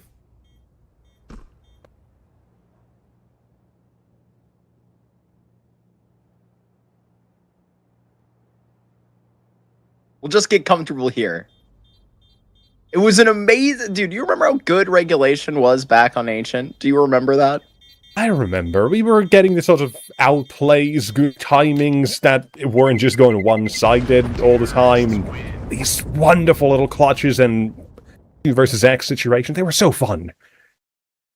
And we kept that the entire game, and apparently because there's never too much of a good thing, that was the motto for map number 1. It just kept that same energy until the end. I would like to ask for the good thing to kind of slow down here a little bit. I think I found that there is too much of it. Just a little more decisive. I can handle 4 overtimes a nuke. Can you handle 4 overtimes a map? I think it was IEM Dallas 2020-something. Oh, a little bit of a foot scene. What can we do with this? Bro's just staring at him. Martinez Interesting from Dobby G to stare at the feet, but, you know, that's his prerogative, not mine. I think it was N's FaZe Clan that went into like 5 overtimes on the stage. I can tell you, since the end of regulation, when I was watching that in the crowd, Nexus, I had to use the restroom the whole time. Okay, I was a patient viewer. I'll just say that. I want to say it was 21, probably. But, could be wrong about that either way. Here, for this round, kind of talked over it. Not a lot happens until there's a very swift double for XRuby, deciding the entire outcome of it. 3-0 is going to be the scoreline we start this game with. But next round will also be an investment for Gentle Bates. And guess what? They should have it all. With Martinez saving here, he's got Kevlar. Lostman is going to be 2,900, I believe, as well. He'll be fully equipped to handle hopefully anything that X-Ruby tosses at you from the first gun round possible. This is, I think, 2 rounds in a row that Martinez saving. Yeah, he hasn't died yet. Davi G will. Speaking of Martinez, funny anecdote about that tournament, obviously. That's when 9Z were rocking into, I believe it was a semifinal. They were wait, I think those are 2 different years, actually. That was the next year when they sort of paved the way for G-Stu, essentially. You can thank them. I was going to say, they paved the way for ENCE. That's a different year. That must have been 2023, I was remembering. Ugh. Been a while. Mm-hmm.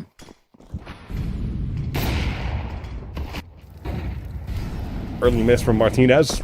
Through the smoke's not able to find anybody, but if we've got a call for X-Ruby, they're heading toward the A side where Robo's going to be taking contact.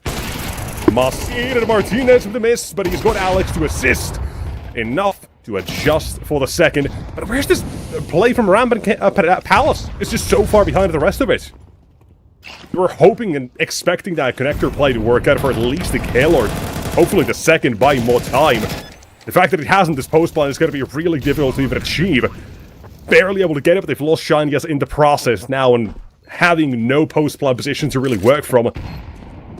At least not a strong one. Yumsan just about able to get himself back to a ramp before Gentle Mace do decide it's time to go in. But Molly into Palace, you've got a smoke down as well now toward ramp, but you've got 1 extra smoke. This is not easy for X-Ruby. You have to go through the utility just to fight this. And it's going to be on to Relaxy to make the most out of it. Play for his teammates. Potential, but Mopos says no to both of them. Not fooled. He knows the setup. He's read it. He invented it, some might even say. And Gentle Mates on the board. That's very impressive. We'll see if Gentle Mates start to kick it into gear. It's the CT side that we're supposed to see them favor. Oh, Pause absolutely makes that moment. The Swift on the swivel. First they pick up here. You know, the Mirage statistically may not be too great, but like, you know, with teams like Gentle Mates, we're starting to get into the territory of, you know, talking about teams like this where we can usually point to kind of blanket stats like that to get a feel, right? Gentle Mates, their win percentage may not be here, but they have close results versus like teams at IEM Rio, right? This was one they got wins against Maus and Heroic back at PGL Astana, then lost to Magic, who obviously made a deep playoff run there. They get our CCT blessing, obviously. Osinator gets Alex. Davi G continuing this motion. X-Ruby legged in another T round. I could see this just touching up to B and becoming a simple altercation. Martinez winning along.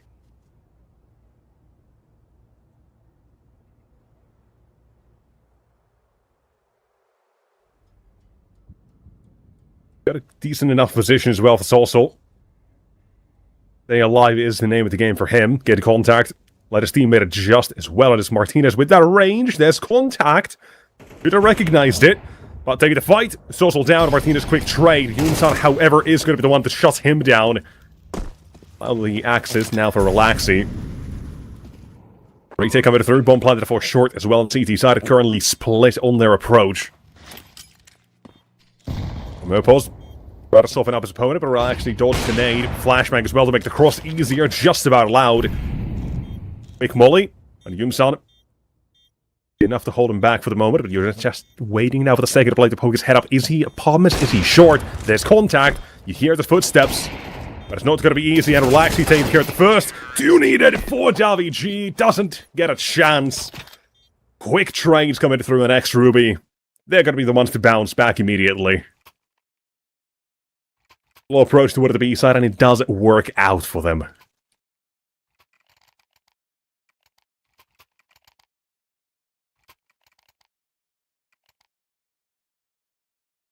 See those 1x bit odds favoring Gentle Mates, probably for, in a lot of the essence to the difference of that, for a lot of the reasons I was just talking about, you know, tier 1 experience, playing on a map like this. If you want to find out a little bit more about our partners 1x bit, head down to the description below the kick stream Obviously, bet responsibly. 18 plus.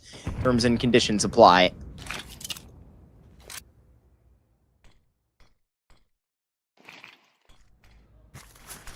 Martinez posted. Try and fit this shot through. That's why he gives himself a little bit more fat. Do that.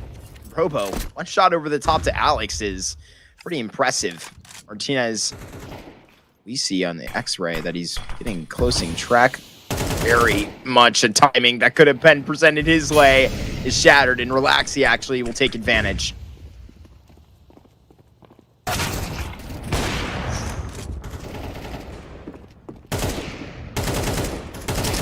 Still surviving as well. A lot of time WG buys, but that's all. A connector smoked off as well. You have to take a chance here. A gamble from Mopos. Hope the timing works out.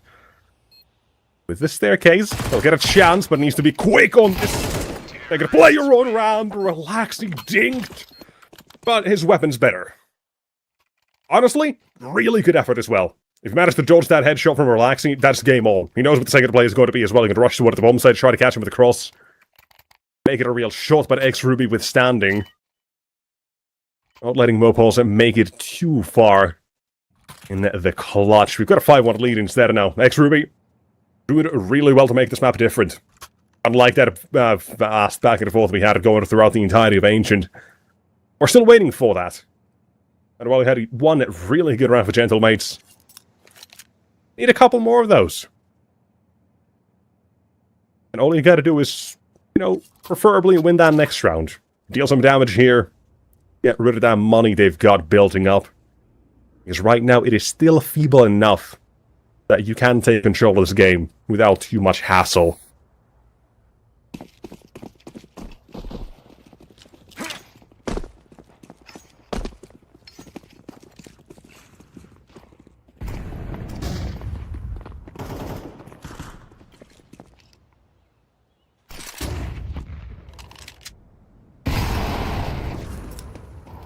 And if you just want to know the difference of the last 3 months, talking about Gentlemates playing at Tier 1 tournaments.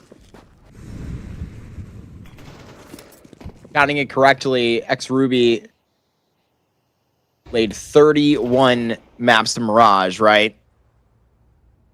Big grind on this map. The reps that can prove to be, especially in today's effort, we know X-Ruby, how many long days have they had online recently compared to Gentlemates? Already going to be gassed in this series from map number 1. I doubt that would affect X-Ruby. I don't think so. They're used to the online grind. They've been part of the circuit for, I want to say, probably 2 years, being as prominent as they have been. Maybe. Right, but obviously with a couple of different iterations nonetheless, but they've been around the block enough to know how these long days can go. Not their first rodeo, that's the word. I do apologize if I almost forgot the word rodeo and you would have got upset. I don't want any of that vitriol. And what did you say you were start of the series before we got live? You said you were a hateful person. What was it? What did you say? I can't remember exactly what I can't remember it either, but you said you were very evil. Essentially. That's I'm very mischievous. Yeah, you're mischievous. This man is filled with nothing but good vibes for the sake of a little bit of tomfoolery, I can imagine. Not always the goal. Exactly. I don't know what else you could call 46 rounds in Ancient besides that.